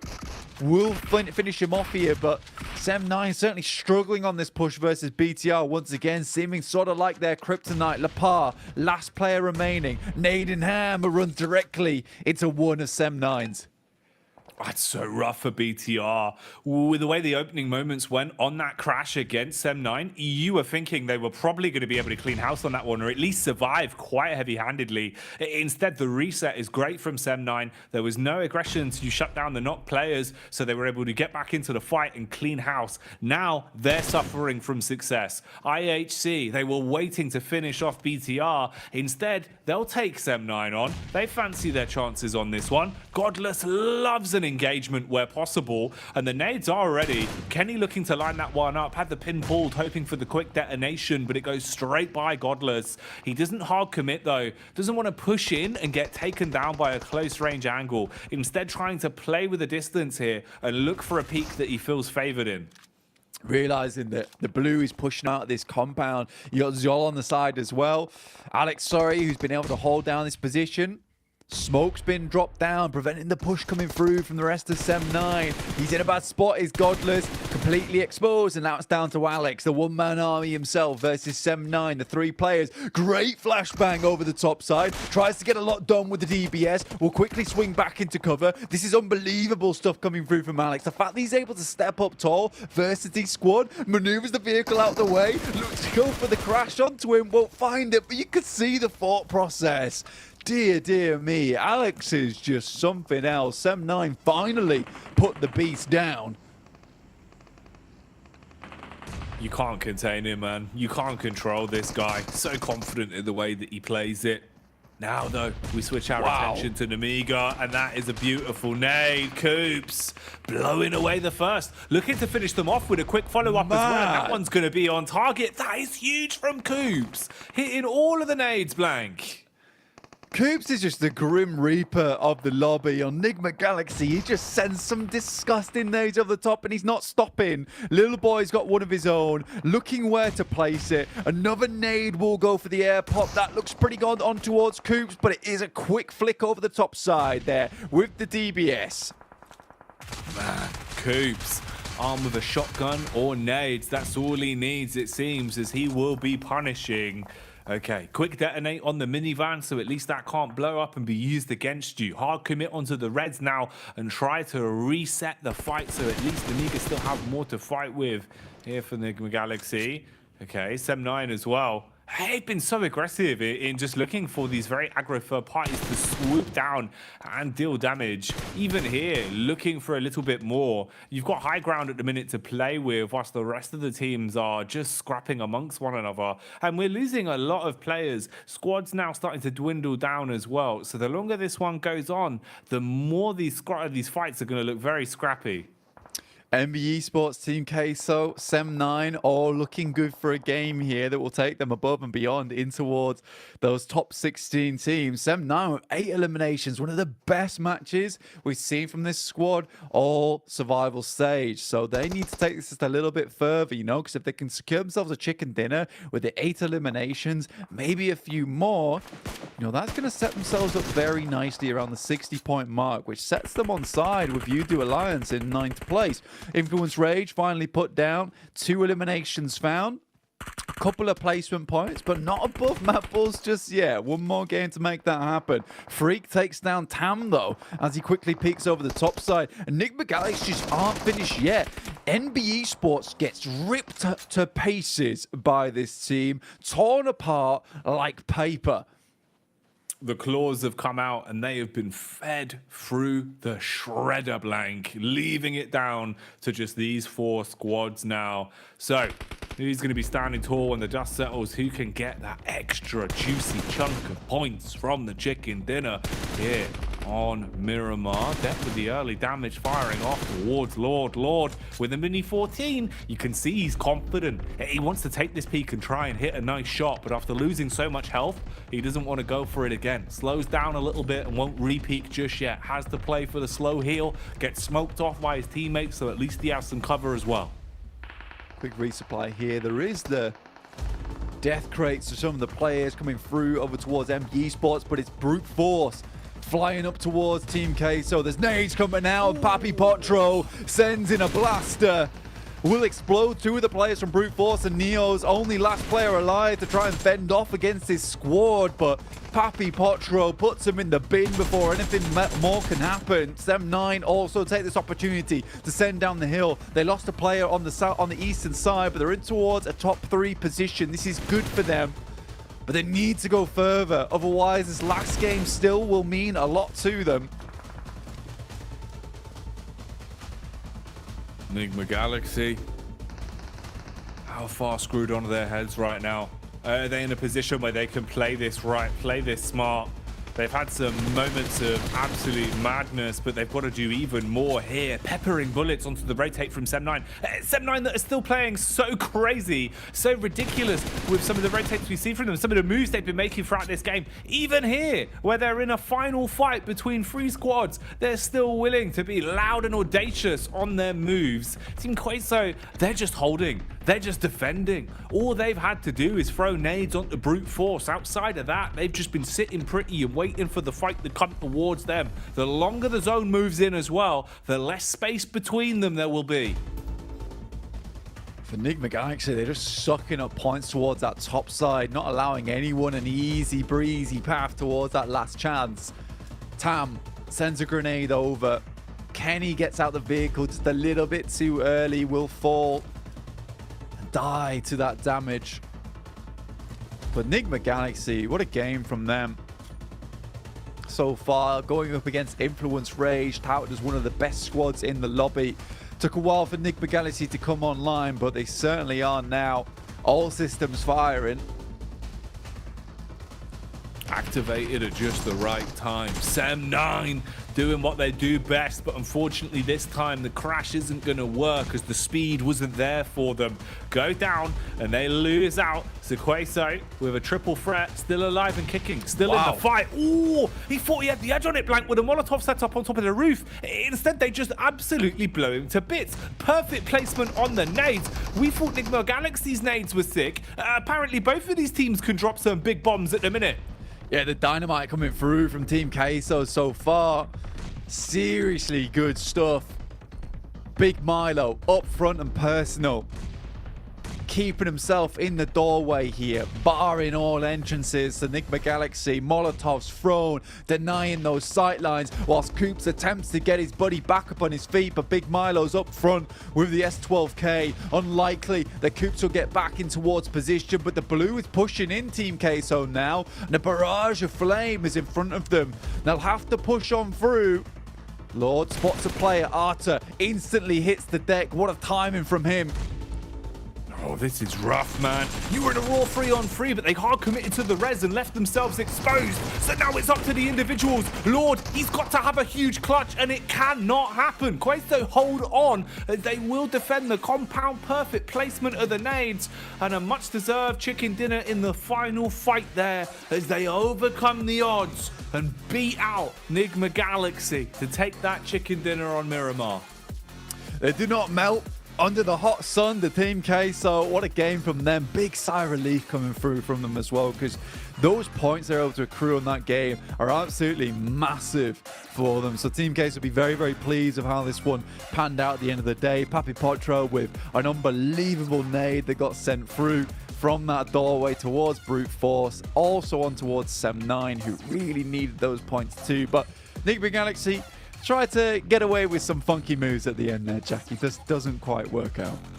Yeah, I don't know, man. The idea of hard committing to the res in that spot where he was so far up and you knew there was multiple windows and all they were doing is throwing nades at you, it feels risky to waste Coops as medic, you know, going for the res in that sort of situation. I feel like, especially with what he had on him, he would have been more beneficial just playing the raw 3-on-3 using a utility Blank. But hindsight's 20/20 at the end of the day. You know, the information we have is different from when you're in the moment of it, in the thick of it, trying to make those snap decisions. So it is what it is. Enigma Galaxy playing a blinder of a game, but they lose out in the end. And Queso with a nice pickup. I do wonder as well, with them actually stealing some of the extra points away from Enigma, if that makes any difference in the standing, Blanks. If that will change things up a little bit there with Enigma not being able to hoover up all the points.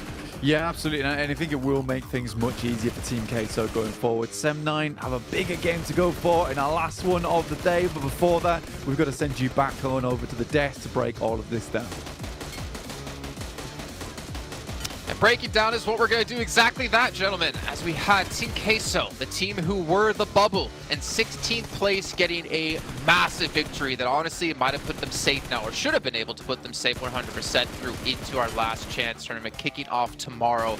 A great game by them, great game by Enigma Galaxy as well. In particular, Coops, man, it was the Coops show. You give Coops an MG3, just like anything is possible for this team the moment he has a weapon like that.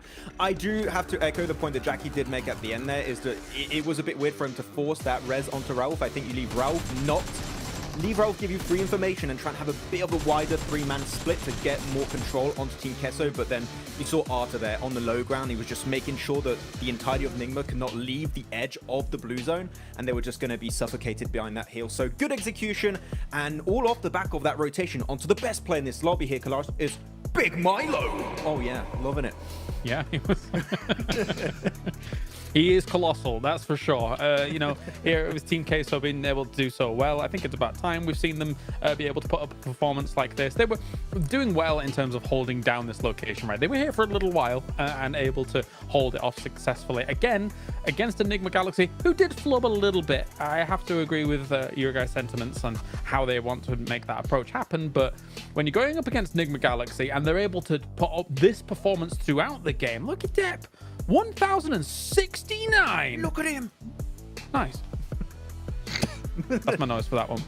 I mean, 15 points for Sem9. They were a team not really safe at all, and they were a team still trying to fight to get into top 16. That might have actually been enough to potentially push one of our, or potentially two of our South Korean teams out of top 16. We're going to obviously find out in just a little bit of time here, but things are getting very tough now as you take a look at our overalls, and there we go. D+ has moved out. Sem9 has taken their position. Duxan in 15th, just winning when it comes to the tiebreaker because of the chicken dinner they had. But going to this last game, I mean, obviously with Melise out in 18th place, NB Esports has to pull off a cracker of a match if they want to build a break through the top 16.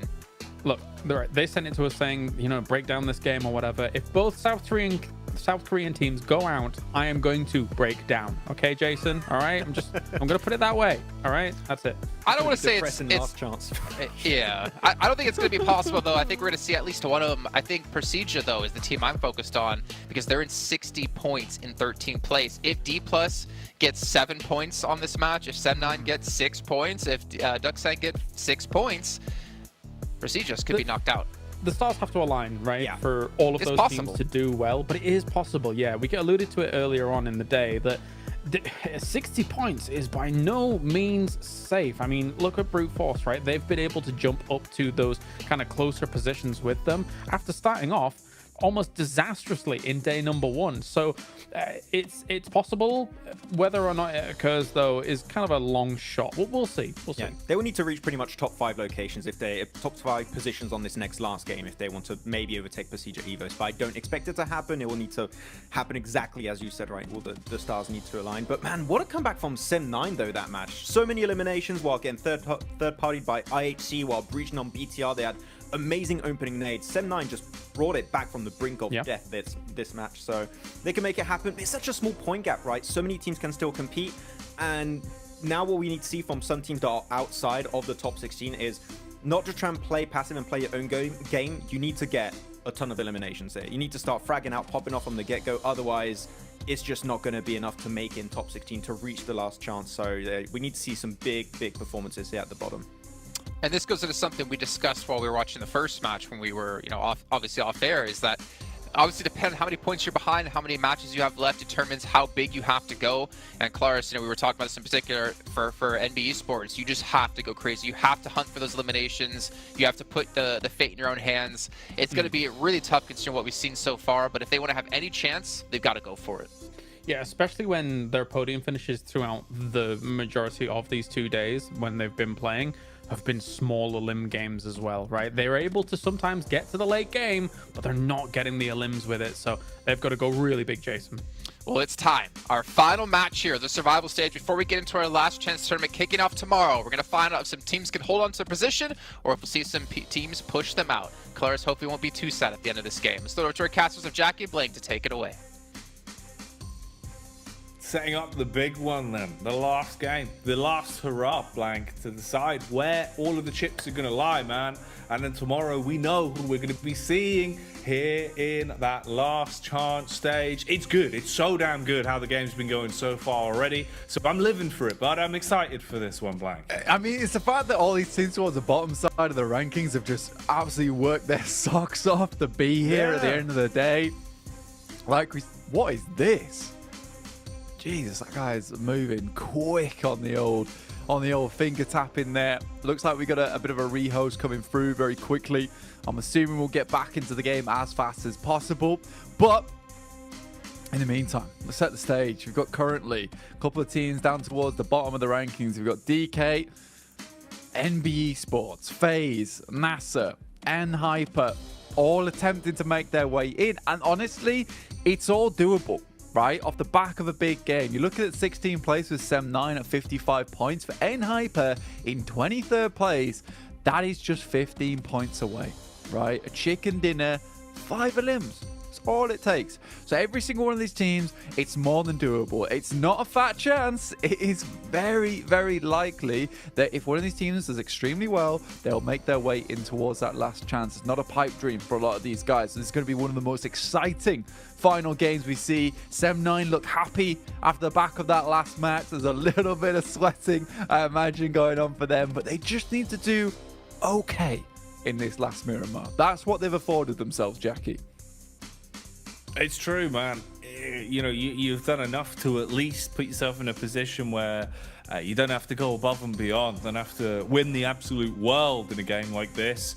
You just got to do the bare minimum, keep yourself afloat and be happy confirming your spot.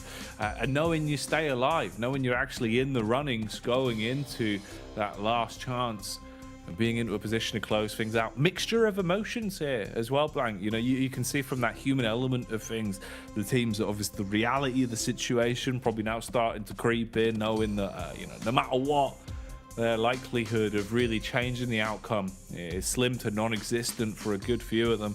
Some of the sides that know they've got a lot left to give, still enjoying themselves, looking happy here as well. Duxan, oh, that's quite cute. Everyone getting involved for the nice wave.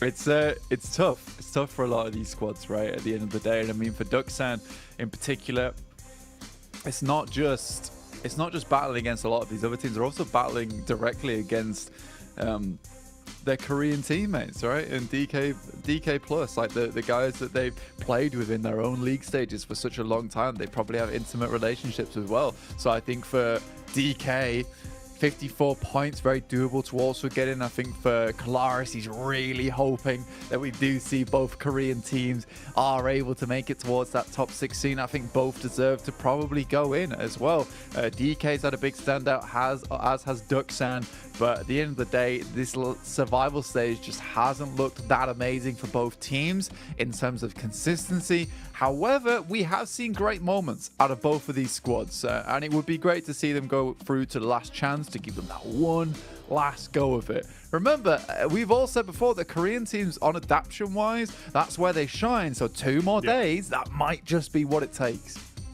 Man, I'd love to see it as well, you know. I think it would be really cool to see that potential because there's so much talent in the region.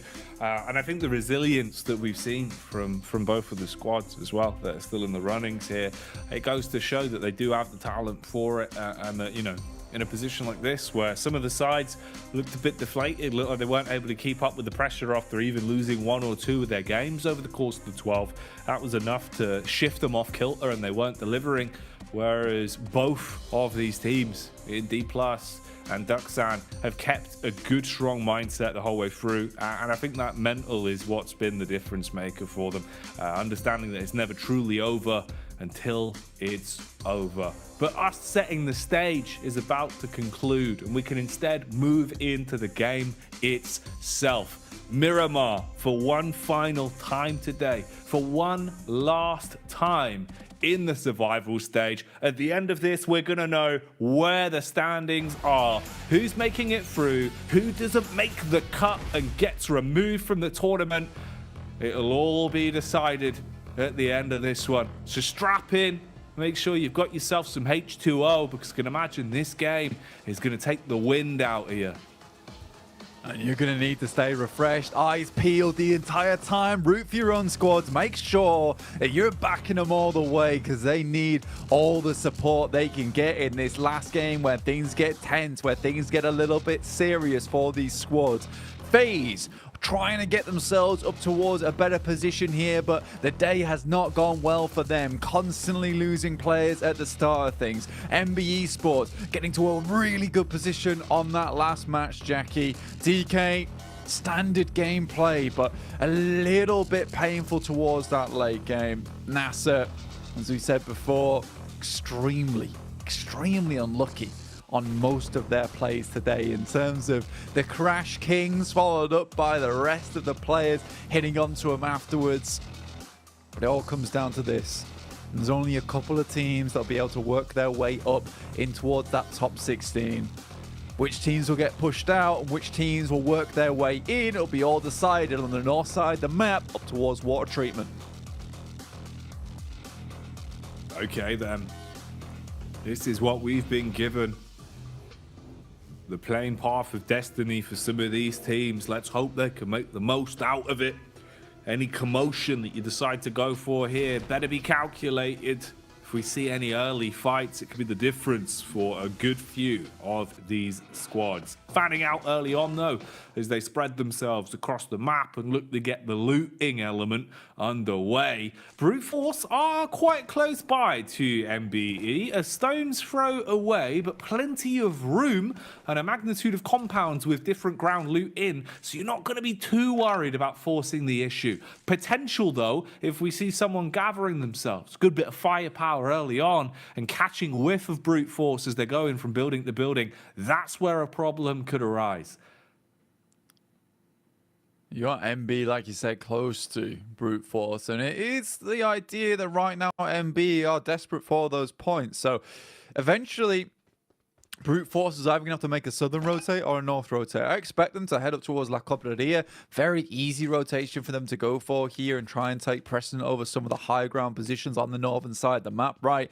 So for MB Esports, there is potential here to go for a little bit of a gatekeep, maybe hold these players out, but do you want to risk getting 4 eliminations or getting completely wiped out and be the end of your story there and then?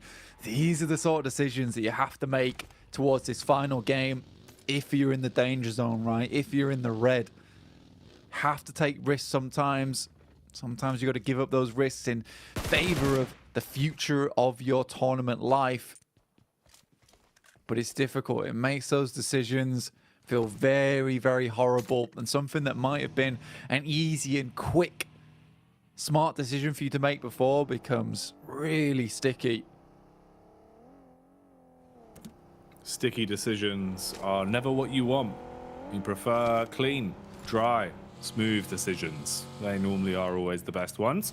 Right now though, bit of movement going on as everyone's starting to shuffle their way around and situate themselves in the battleground of Miramar, trying to find a nice place to lay claim to. Bit of stalking going on as well, as Akaze has been following one of the main men from BTR, keeping his eyes on him from a distance. That's Superboy. So we can get a read on this now. He'll spot the overall area they want to set themselves up in, can pass the info back to the team. Being the point man, he doesn't want to be seen himself or stick himself into the fight, just wants to understand what they're up to and calm this across. So if there is an opportunity for a fight for MBEs, once they've grouped up, they can go for it together. At this point, it's a two-pronged attack. 2 players staying back towards the hillside, the other 2 being the ground troops. traps going in on the lower levels. Leopard's in a great spot for this. You've got cover, you've got high ground and a nade to work with. Should be fairly clean for him, but the Molotov is something you couldn't account for, Blank. Set ablaze and forced out of position. He's burning, and all it'll take is a few shots to finish him. How is he still alive, Dan? I think he's provided a lot of time for the rest of the squad. Yes, they will be able to take him out, but MBE starting to get a little bit surrounded here. Superboy sends a nade in, won't find too much damage off the back of it. And I think BTR might just think about leaving this one alone, deciding that it's better off that they just take off with this one, leave it out of this. Gem Force off in the distance will take a couple of pot shots over towards Mondo, but he's back in the compound. That's one elimination closer to the top 16 for MBE, and a fairly decent spot over towards the western side. Nice position there from Akaze. Influence Rage. Move up towards N-Hyper. It's GK first with a nade in hand. The rest of the team not too close towards him. Little boy tries to throw one in. GK first will leap away. Doesn't want to risk another nade coming his way. But it's Inko actually taking down Federal there. Finding a nice pickup. That's one of the impact fraggers for Influence Rage as well. He's been playing some big PUBG Mobile over the past couple of days, so shutting him down from what looks to be quite a substantial distance as well. Actually pretty damn nice. Squash is the one they send to go and secure the package. By that, I just mean the points on the elim, which will be quite easy for him there in the final few moments. Make sure that one is 100% theirs, and go back and join the rest of Inco. Yeah, it's an incredible long shot, actually. As soon as I saw it, because you're talking 400 meters plus on that, because it started to be where the render distance just wasn't coming in for the player from Influence Rage. So really, really nice shot indeed from that distance. You're looking at the circle, though, and you are just assuming that teams are going to take the high grounds early, risk coming off them in the late game, push off from the circles, or risk taking them now and potentially having a very, very strong spot coming in towards the later circles where you remain on the top side for a long time. N-Hyper's gone for that. They realise that they have to go for a very risky play here early on and just take control of something that they know if the circle comes to them, guarantees them at least 10 points, right? Which isn't enough, but then they have to push it a bit further after that with the eliminations. We will see exactly where that stage 2 ends up, but you can already tell that a lot of teams are trying to posture themselves for strong positions, and it's mainly the teams that are on that bottom side of the lobby that are going for it.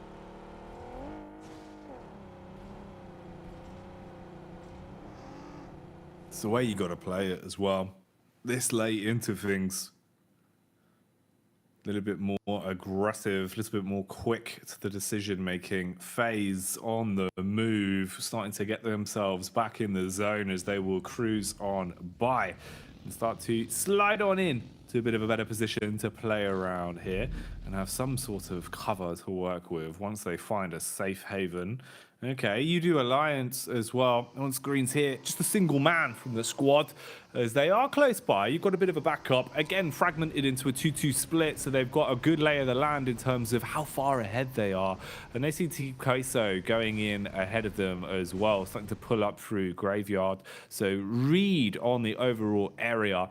Quick look at the circles to see where teams are right now and just how much this will change when the zone comes in. Pretty damn ideal for an awful lot of our squads here, sizing themselves up dead center towards water treatment and being happy with that. Influence Rage actually right in the middle there. Very nice for them. They're still looking for that first place spot. They want to put their mark on it at the end of the day here, Jackie. N-Hyper remain in a fairly decent position over towards that north side, but doesn't feel likely it's going to end up there. Dropping the circle over towards water treatment is one of the more crueler circles we can see here over on Miramar.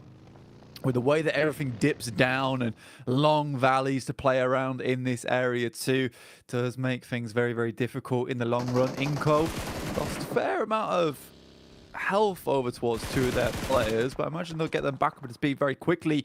My God, Alex is a good shot on IHC.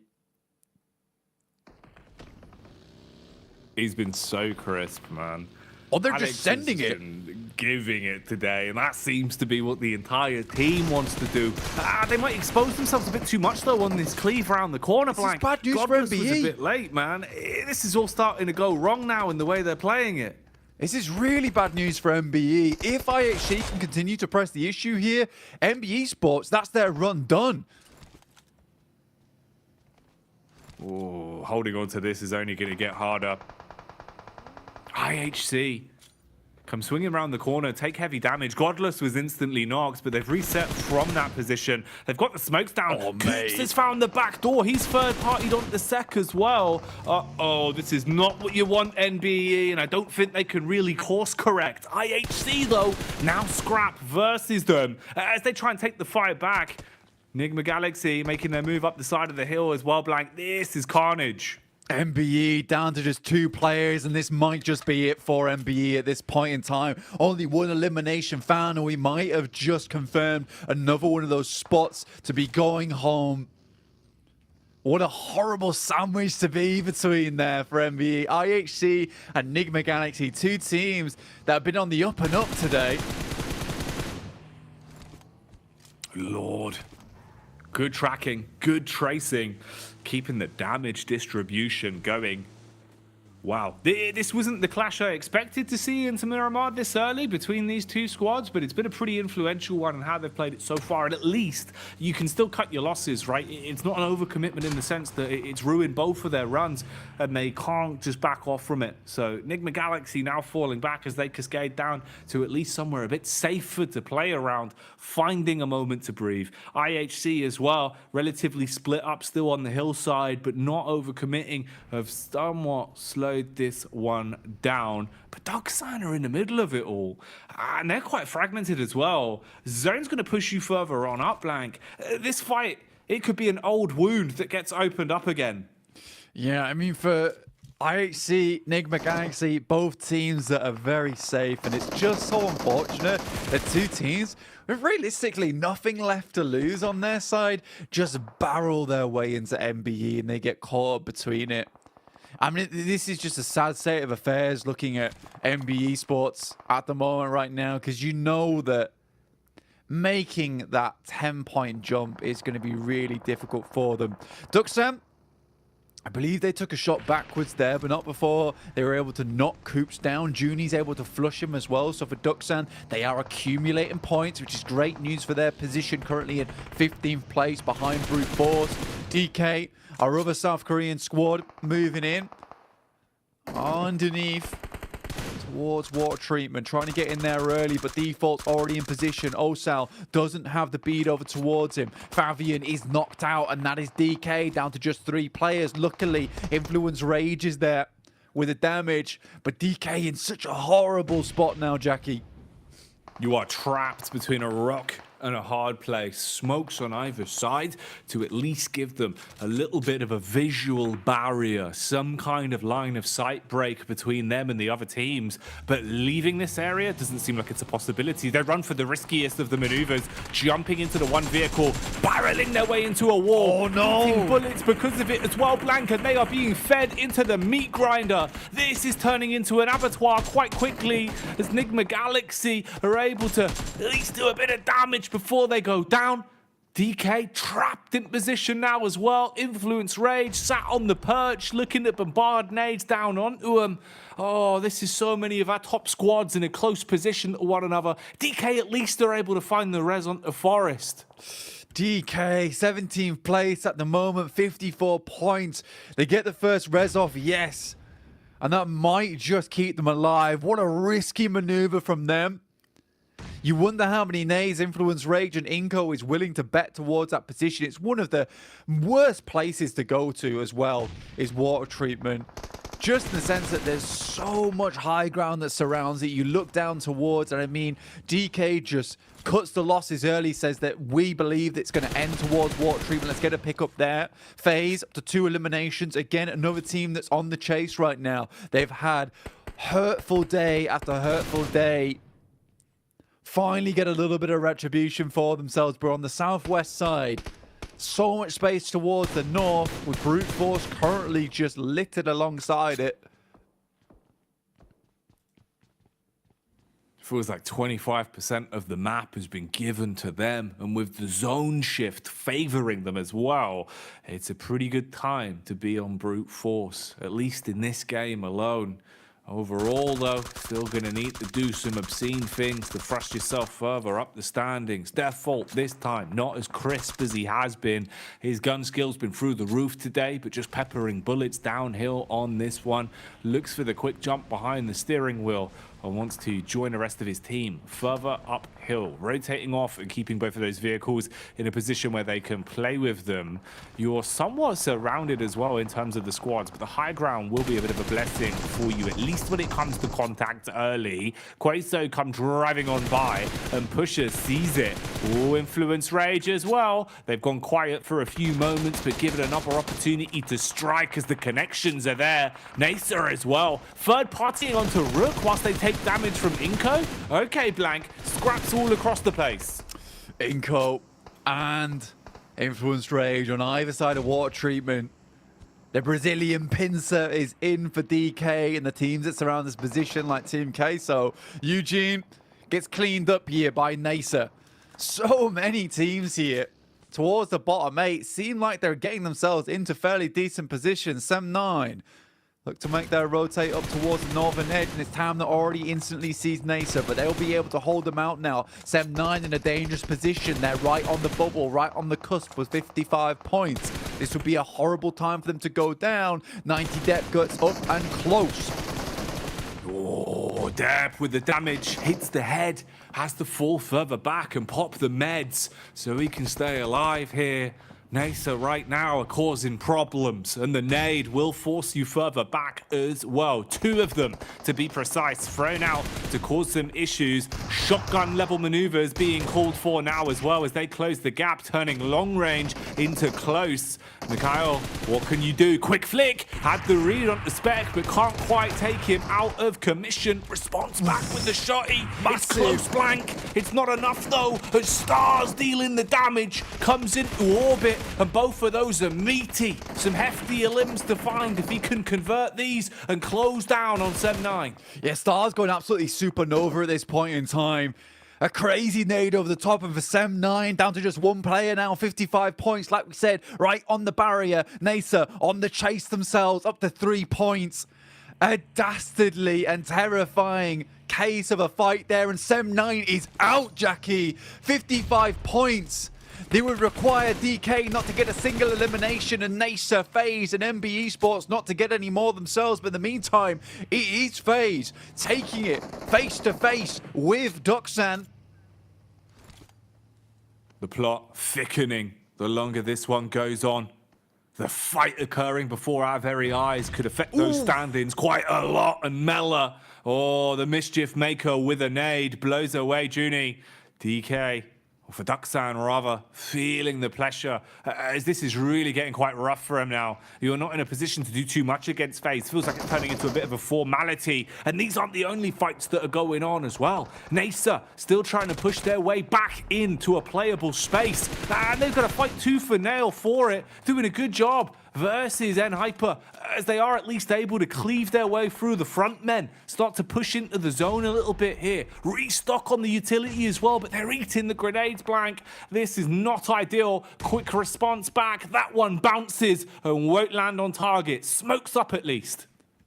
Try and deny this information. Nacer, like you said, fighting tooth and nail here. They're down to 3 players, but they've got 7 eliminations. They're up to 50 points so far, Jackie. They're close to that boundary. N-Hyper just down to 2. The GK steps out in the blue for a good amount of damage.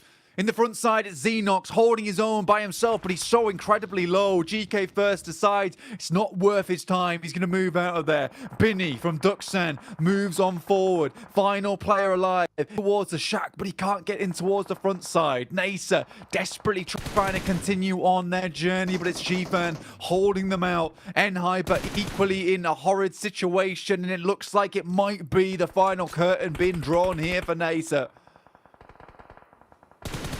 Fan with the timing, straps down. And Nasa, one by one, are finished off. Out of the runnings now, as they are hard taken out of commission. Same could be said for Queso, as they also expire on this one. Finally starting to whittle down the large list of teams then. The storylines also developing with some of the plays that we've already seen here. And Miramar has still got a lot more left to give. Team Queso out but safe. 8th place. Nasa in 18th place. That will be their journey finished. A strong run towards the end, but not strong enough. Some greedy and aggressive plays that just didn't work out for Nasa. They displayed some incredible performances throughout the entirety of their survival stage, but they do not make it here. FaZe, on the other hand, in a last stroke of glory here, 7 eliminations of their own, but they've got all 4 players still up and running on this southwest edge, looking like they're in a decent position. They knew they didn't have to go too far, and it will be DK taking a knock as Influence Rage rip them to pieces. DK in 17th place. They need more points, Jackie. They can't go down like this. If this is where it ends, it will be a marnishing a day that they tried to come back in. Right now, though, the players are being finished off for good. The geometry blocking the bullets and at least keeping one of them alive for a second. But Forest is in position. Immense as well.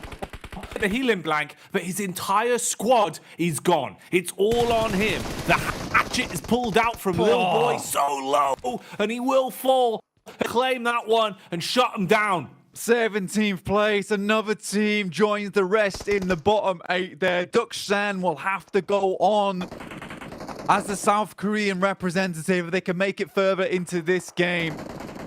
If DK perhaps maybe had found that last elimination on towards Influence's Rage, his last player, there were 2 eliminations off the back of it and it might have been a very different story.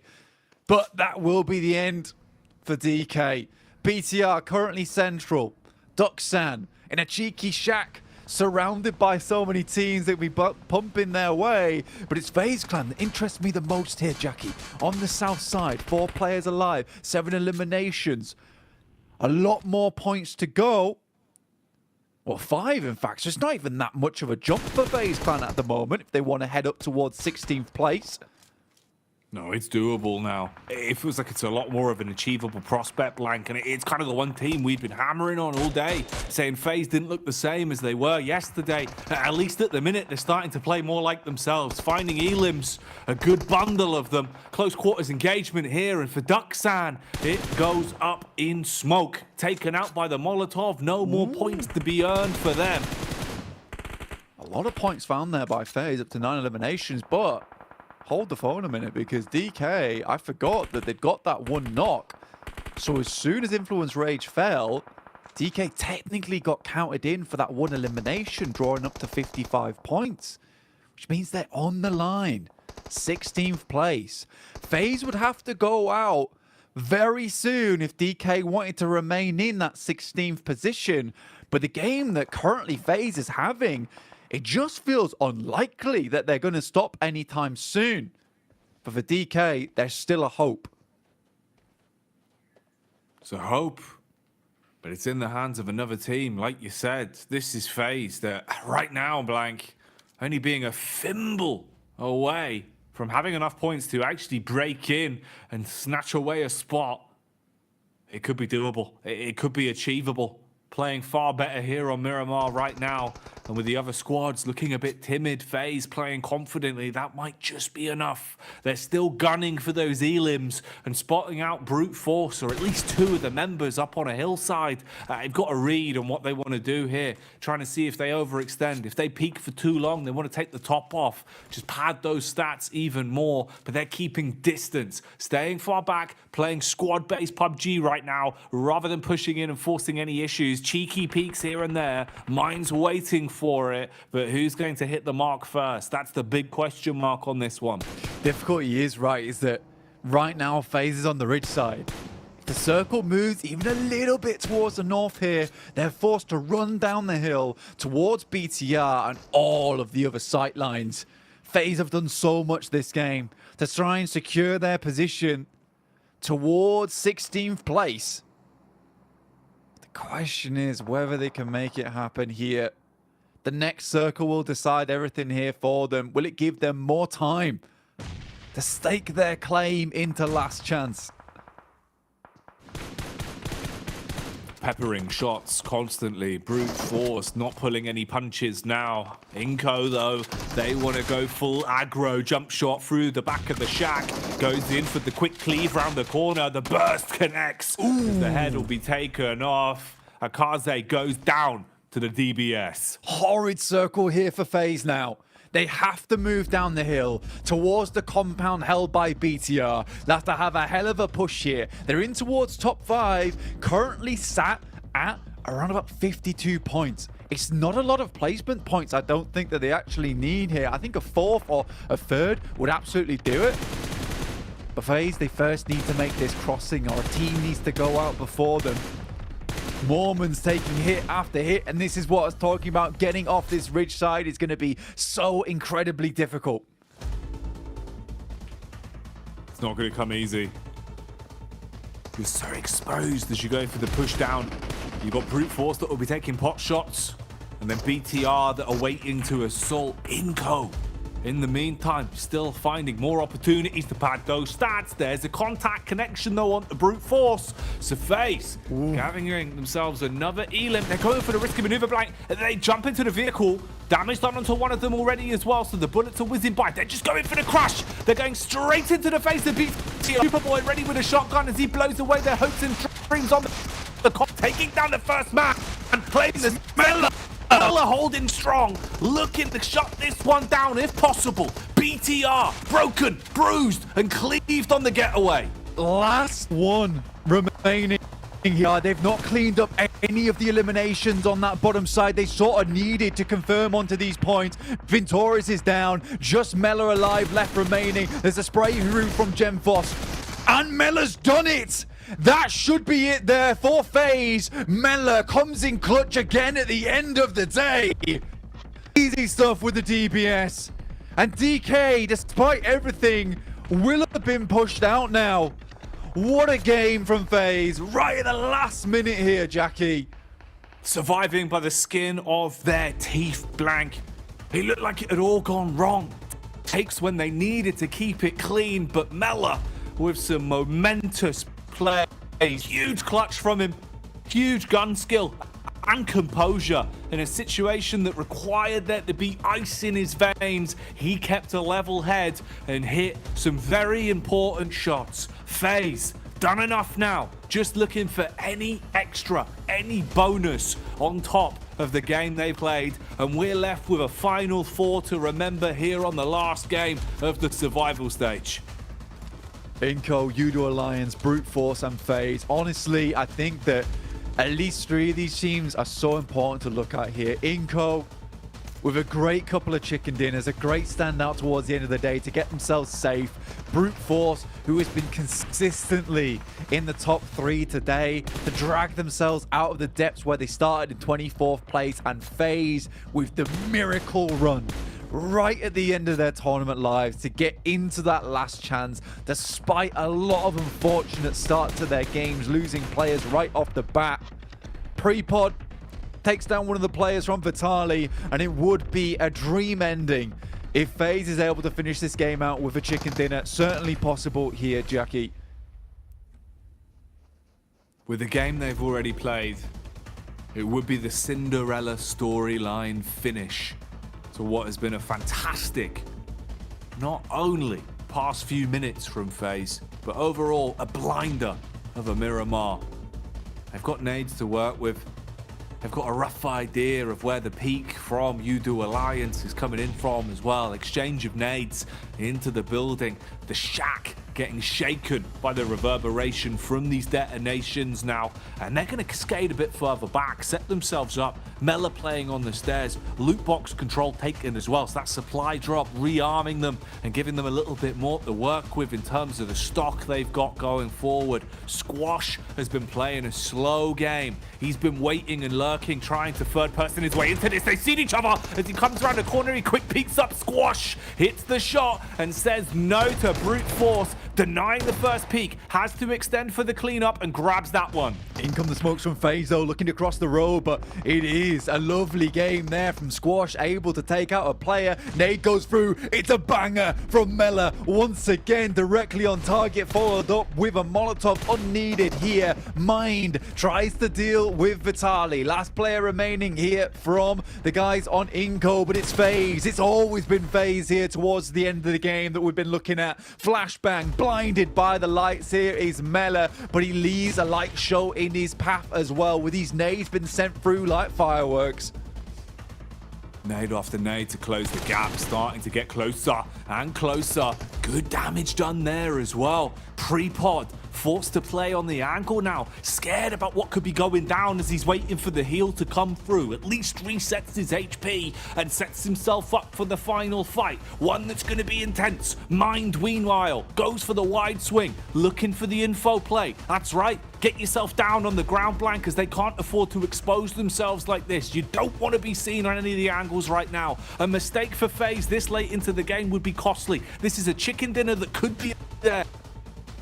For Brute Force, FaZe realizes it. Eventually, Mind's going to have to leave the warehouse. Doesn't want to set himself up with a bit of cover to play around with Vitali. Or perhaps the dreams of Brute Force finishing this off with a chicken dinner. But it's FaZe looking to end this. Onzen gets taken down. It's all on Mela with the DBS. The absolute king from the side of FaZe, who has done so much for the team. Even in a 1v3. Finds the first. Can he find the second? Bring this to an incredible finish. Zooms around the side. The plane is half HP.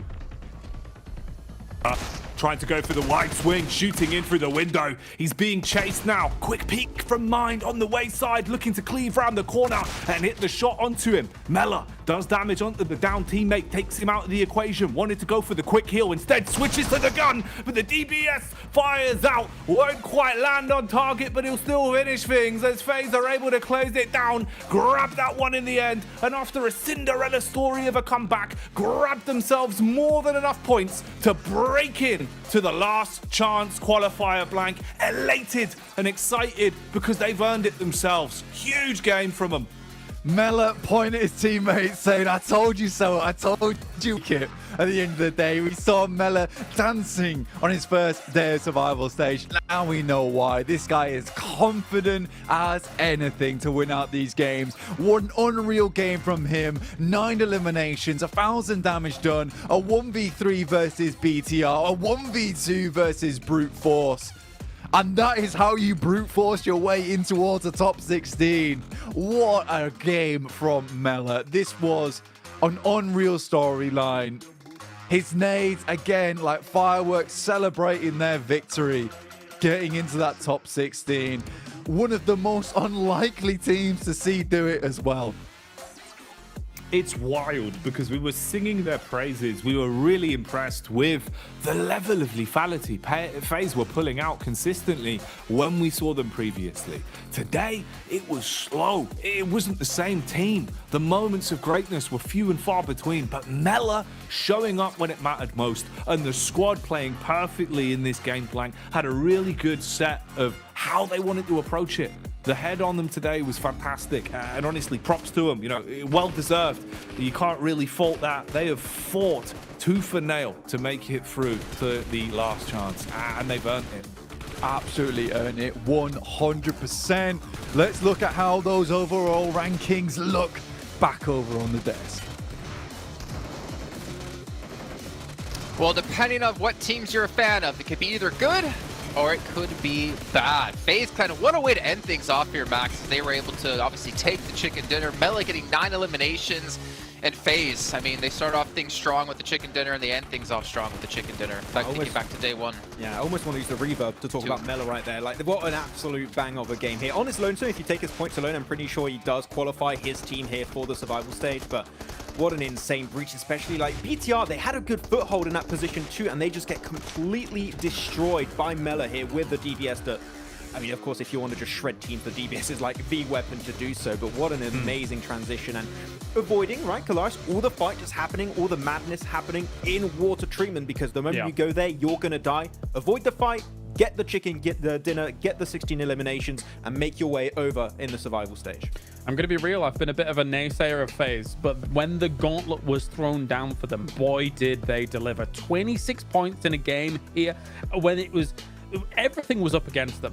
When you think about where they are in terms of placement, where they are in terms of the overall rankings, they had to have adrenaline pumping through their veins every minute of this game, and they thrived in it. They thrived in it. 1,071 damage from Mela. That's an insane performance coming out from just him, never mind the rest of the team. 1,071 damage for 9 elims. That means every single shot he took, Kalash, pretty much resulted in elimination coming on through for his team. He was just absolutely on point from start to finish this match, able to transition into the compound of BTR and now claiming their way up in the rankings, able to make it up there. But man, the limit, the cutoff point, and it will be Ducksan able to advance to the next stage.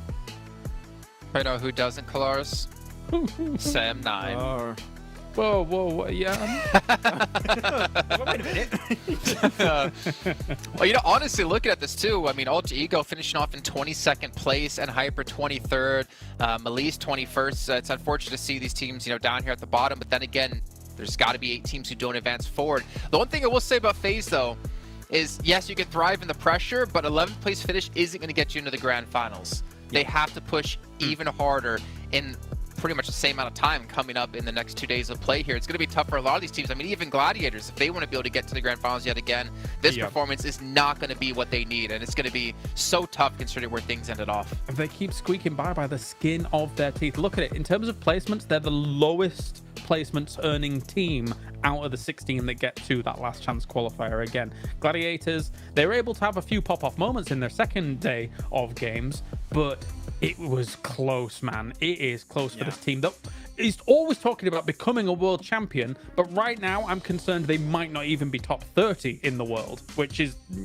quite a statement, I suppose. And it's rough too, right? Because you're only going to have less than 24 hours really of prep work for the last chance right now to prepare for this new lobby, a mix of like all the groups, group red, yellow, and green, all combined into one lobby of 16 teams. That is going to be tough because it's only top 5. You don't have that much wiggle room. You have to have consistent points coming in every single match. You cannot have any room for mistakes here. Otherwise, top 5 is just not going to cut it for, as you said, Gladiators as an example. We've got so many teams that can make it up there, but I think we have a few favorites in mind here, but otherwise it's going to be tough to predict which top 5 teams will advance.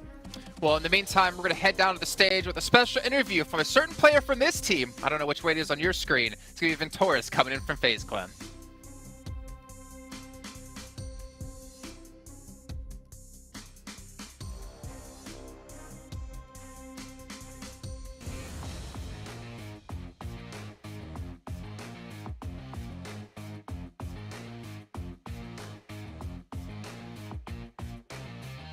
What a dramatic ending. Everybody biting their nails, sweating their seats, but we're back on live stage here. I mean, I'm still shaking of how things can change till the very last minute. Joining me on stage here right now is going to be coming up from FaZe Clan, Ventoris. I mean, I need to ask so many questions here. From 19th place, 43 points in the last minute, shoot up to 11th place with a double-digit elimination plus a chicken dinner. Feels like you guys being possessed in the last map.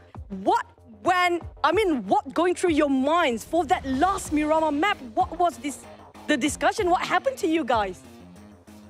คือตอนแรกเราได้ลำดับที่ 19 ตอนนั้นอะไรอยู่ในความคิดเราอยู่ในใจเราจากอันดับที่ 19 43 คะแนนจนมาถึง Chicken Dinner ในรอบสุดท้ายเราคิดอะไรอยู่คะก็ผมว่าตอนแรกรู้สึกเซ็งอะนะเพราะว่าวันนี้เราทำได้ไม่ดีมากแต่ว่าเกมสุดท้ายก็พยายามบอกกับน้องๆทุกคนว่าเฮ้ยเราไม่มีอะไรจะต้องเสียละใส่สุดเต็มที่เลย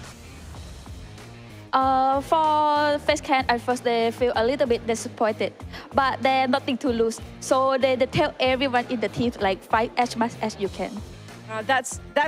That's literally it. I mean, that was incredible play from FaZe Clan. Epic comeback as it is. Now, I mean, we definitely want to celebrate with you guys, but the thing is we don't have a break in between for our last chance stage. Now, since we don't have break in between, what will be your preparation for tomorrow?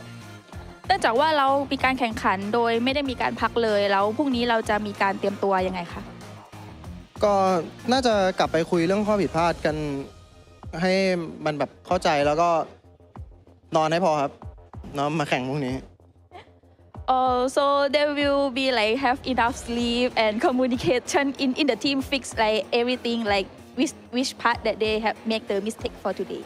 Now, since you guys actually made it through the last minute here, right? So I need to know how are you gonna how is like the preparation for you guys in the final or the last chance stage here? What kind of mindset you're going in for tomorrow?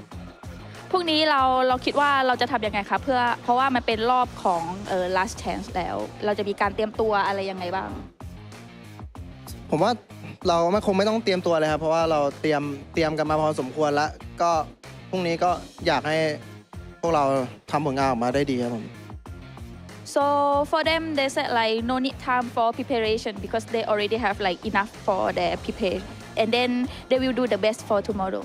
Okay, I wish them all the best. But also, since you mentioned about the first day, it was pretty hard for you guys. So I need to know what's the most challenging moment for you in this survival stage here now, and what need fixing for tomorrow.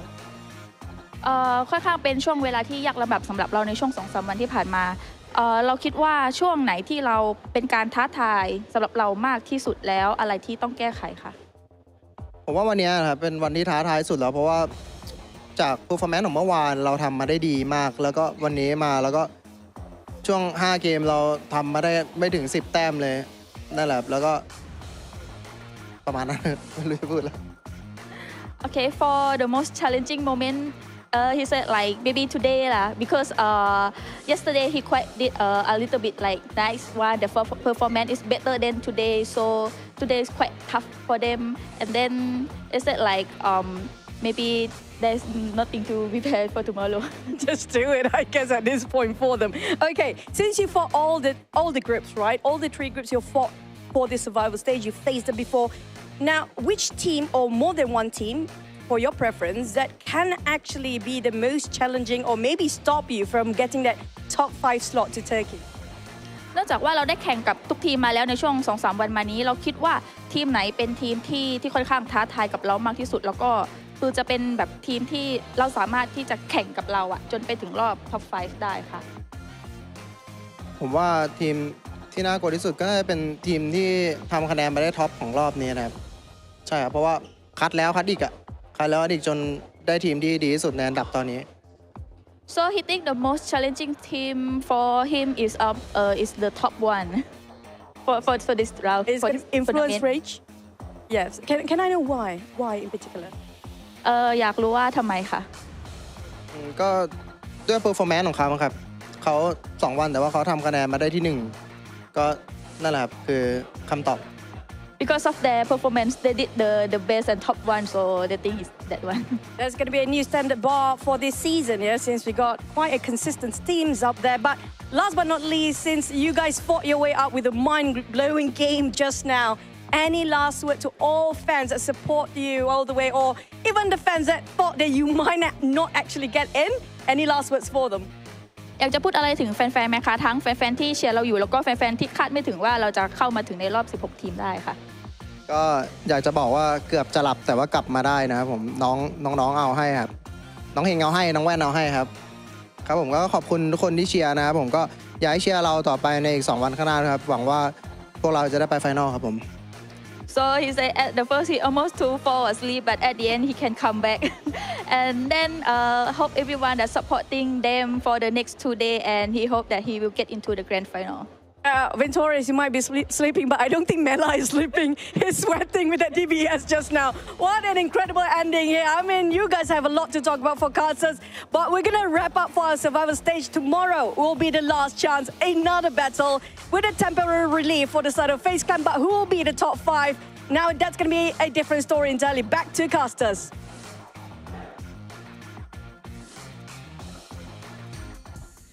It's very right, Choo-Choo. A sense of relief for now, but things are only going to become more difficult tomorrow as we have weeded out our 8 weakest teams. But our MVP, I think we could all agree with this, to be honest. Default. And this is actually a team I wanted to mention. Rook, the only team in top 5 without a chicken dinner, and they were able to hold on to a top 5 position. Across the whole survival stage? I guess so. He was really good. He had his really massive standout moments. And a MVP in PMGC from Africa region, that is a first. That is the first time that's ever happened. So what an achievement for Default. I mean, clearly one of the best players of the team and the region as a whole. And I just hope it's going to continue here, Jason, heading into the last chance, because with these kind of performances we have seen from Rook, now able to secure a top 5 position. If they keep going like this, they could technically reach the Grand Finals for Africa. And that would be honestly amazing. But that follows up with my question to you both, and to, I guess, Colors in particular. The teams in top 5, Influence Rage, Mad Bulls, DXaver, Nima Galaxy, and Rook. Are these, in your opinion, the 5 best teams we have in this lobby? Ooh, that's a tough thing to call here. I do think that some of them definitely stand out, right? If you look at Influence Rage, and I would say, even considering what we've seen from Mad Bulls so far, these 2 teams, I'd be extremely surprised if they do not take one of those top 5 spots, or 2 of the top 5 spots, I should say. But from there, looking at even just technically what FaZe just did, right? If they're able to pop off in just 2 games alone, that then really puts them in the contest across those 2 days for that kind of position. So yeah, it's up in the air. It's only 12 matches now. Like, literally, teams also that have been able to do a little bit of a jump back towards the end, like your team Kesso, your FaZe that one of the most insane comebacks today, could technically reach a top 5 position and go to Turkey for the Grand Finals. So it's tough to call. I do echo what you said, Kalaris. Influence Rage, Mad Bulls, I expect them to be in top 5, but I think there's 2-3 positions up there that are going to be up for grabs. So it's really hard to predict how it's really going to go, but it's going to be tough competition tomorrow. That's for sure. And that's the thing. So all it takes is a couple of really great games or a couple of really bad games to decide if you make it to the Grand Finals or not. I'm looking towards Prestige if they can really bounce back. Gladiators as well, 2 teams that were almost being knocked out of our top 16 this day today. But again, last thing for Rook, they were one of the 2 teams in top 12 to not have a chicken dinner. For them to hold 5th place, I think, is outstanding. And they do have obviously the possibility to do so. But Bigatron, I'd say they've been a little bit quiet, considering what we saw back in Group Yellow, obviously what we saw on the previous day that they played. They have a lot of pressure ahead of them as well, and I don't really know which team's going to come out on top, because as we know, pressure builds diamonds. It does. And also, to steal some verbiage from Max, I think the next 2 days are going to be extreme, because looking at how when it comes to 16 come on. Yeah. You gotta scream it. Okay, it's going to be extreme, because to get in a 16-team lobby with the caliber of teams that we've got here, it is very difficult. And as you say, for someone like BTR, they were in a position in this last game where they had a great spot, but they did not look warm in that game. They got eviscerated. I'm looking at the leaderboards right now. Of course, we've got Influence Rage we're doing fantastic. And keep in mind that for the Grand Finals, we already have Loops, we already have Alpha 7, Influence Rage, I believe they're going to qualify. If Inco keep building a bit more momentum in these next 2 days of last chance, we could have 4 Brazilian teams in the Grand Finals there, which is an insane ratio of Brazilian teams. There's a high chance they could get like at least one of the 3 trophies available there. So I'm telling you, man, Brazil, there's a high chance they could be the region to bring the trophy home this year. So we'll see how it's going to go. Yeah, and honestly, that would be fantastic to see. I think Brazil have been deserving of a trophy for quite a long time now, but that's still a little bit of ways. That's going to be over in December. We can get to that point. We do have to end off our show, but not before reminding you guys once again about the Infinix GT10 Pro, our official smartphone here at PMGC 2023. And while you're on this device, make sure you guys check out TikTok with the tag PMGC 2023 to find out everything happening behind the scenes, especially now with the last chance stage kicking off tomorrow. But gentlemen, thank you again so much for joining me here on the desk, but I cannot wait to see what's going to happen tomorrow. Our 16 teams are fighting for 5 positions to get into the Grand Finals, and to find out who's going to do it, we're going to have to return once again for some more PUBG Mobile action.